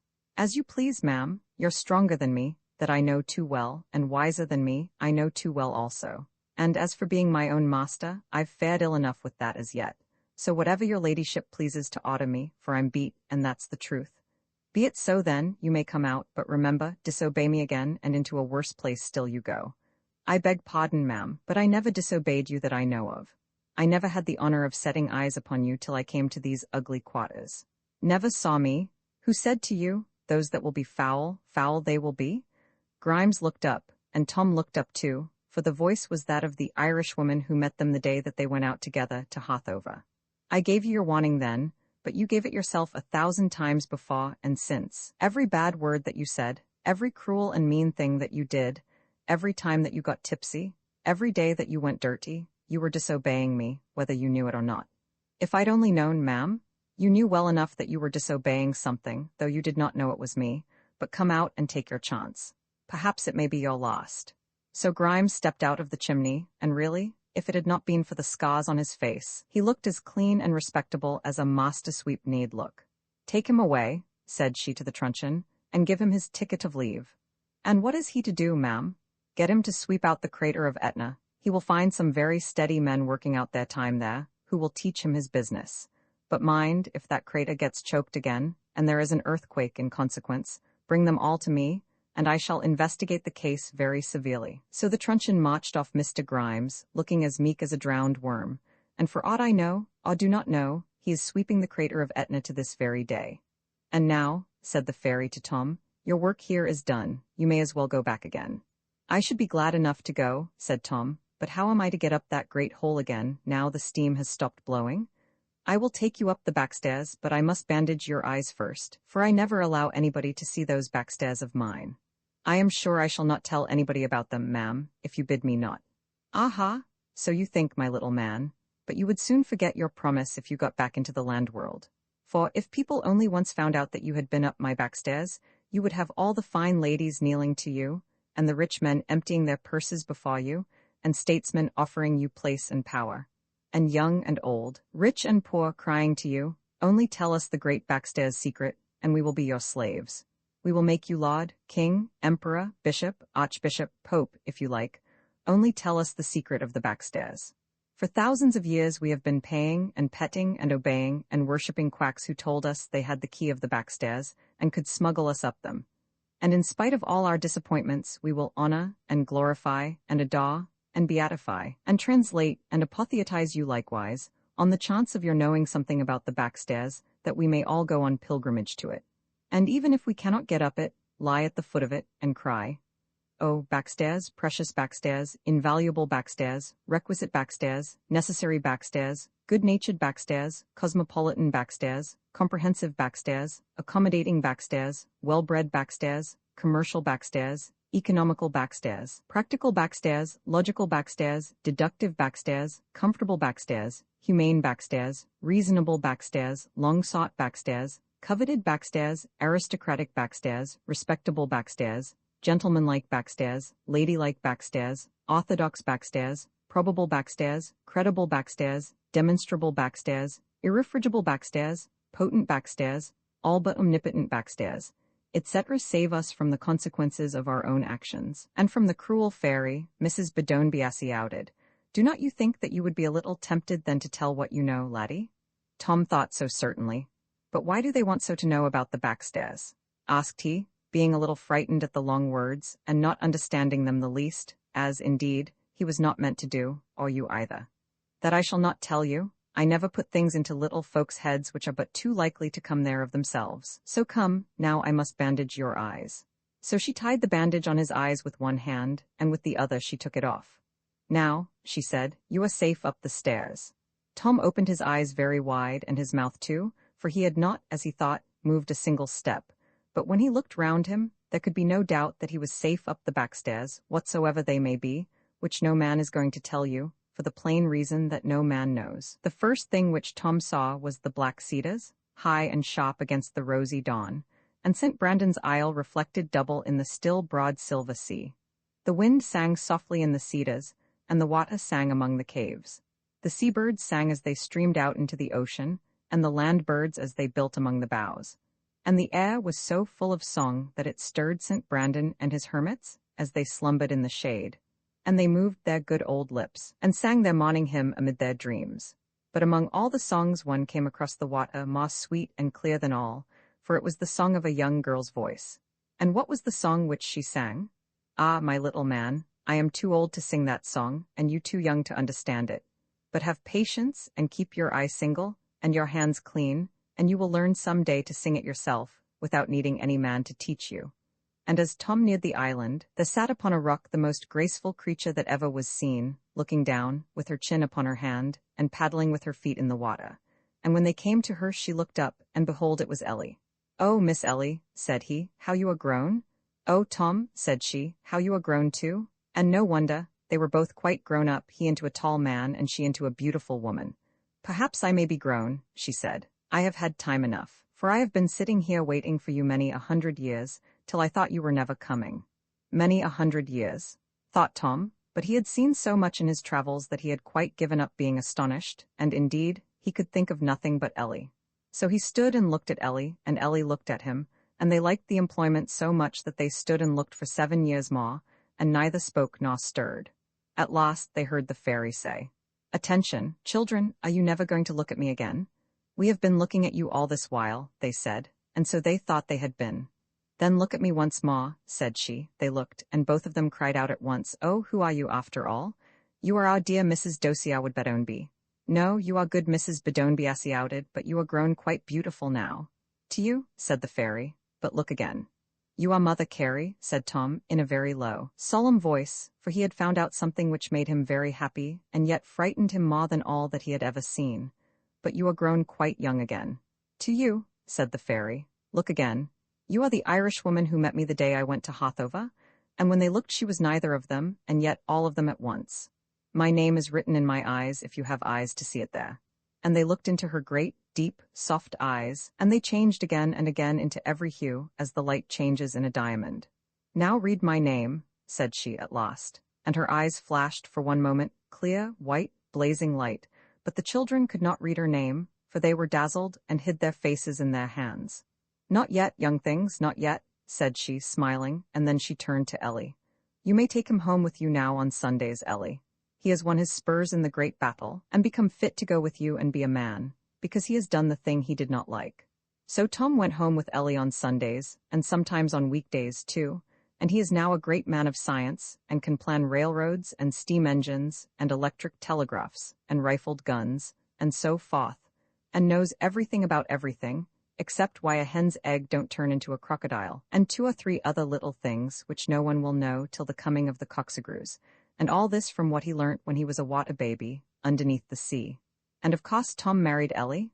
My dear child, what a silly notion. Don't you know that no one ever marries in a fairy tale under the rank of a prince or a princess? And Tom's dog? Oh, you may see him any clear night in July, for the old dog star was so worn out by the last 3 hot summers that there have been no dog days since, so that they had to take him down and put Tom's dog up in his place. Therefore, as new brooms sweep clean, we may hope for some warm weather this year, and that is the end of my story.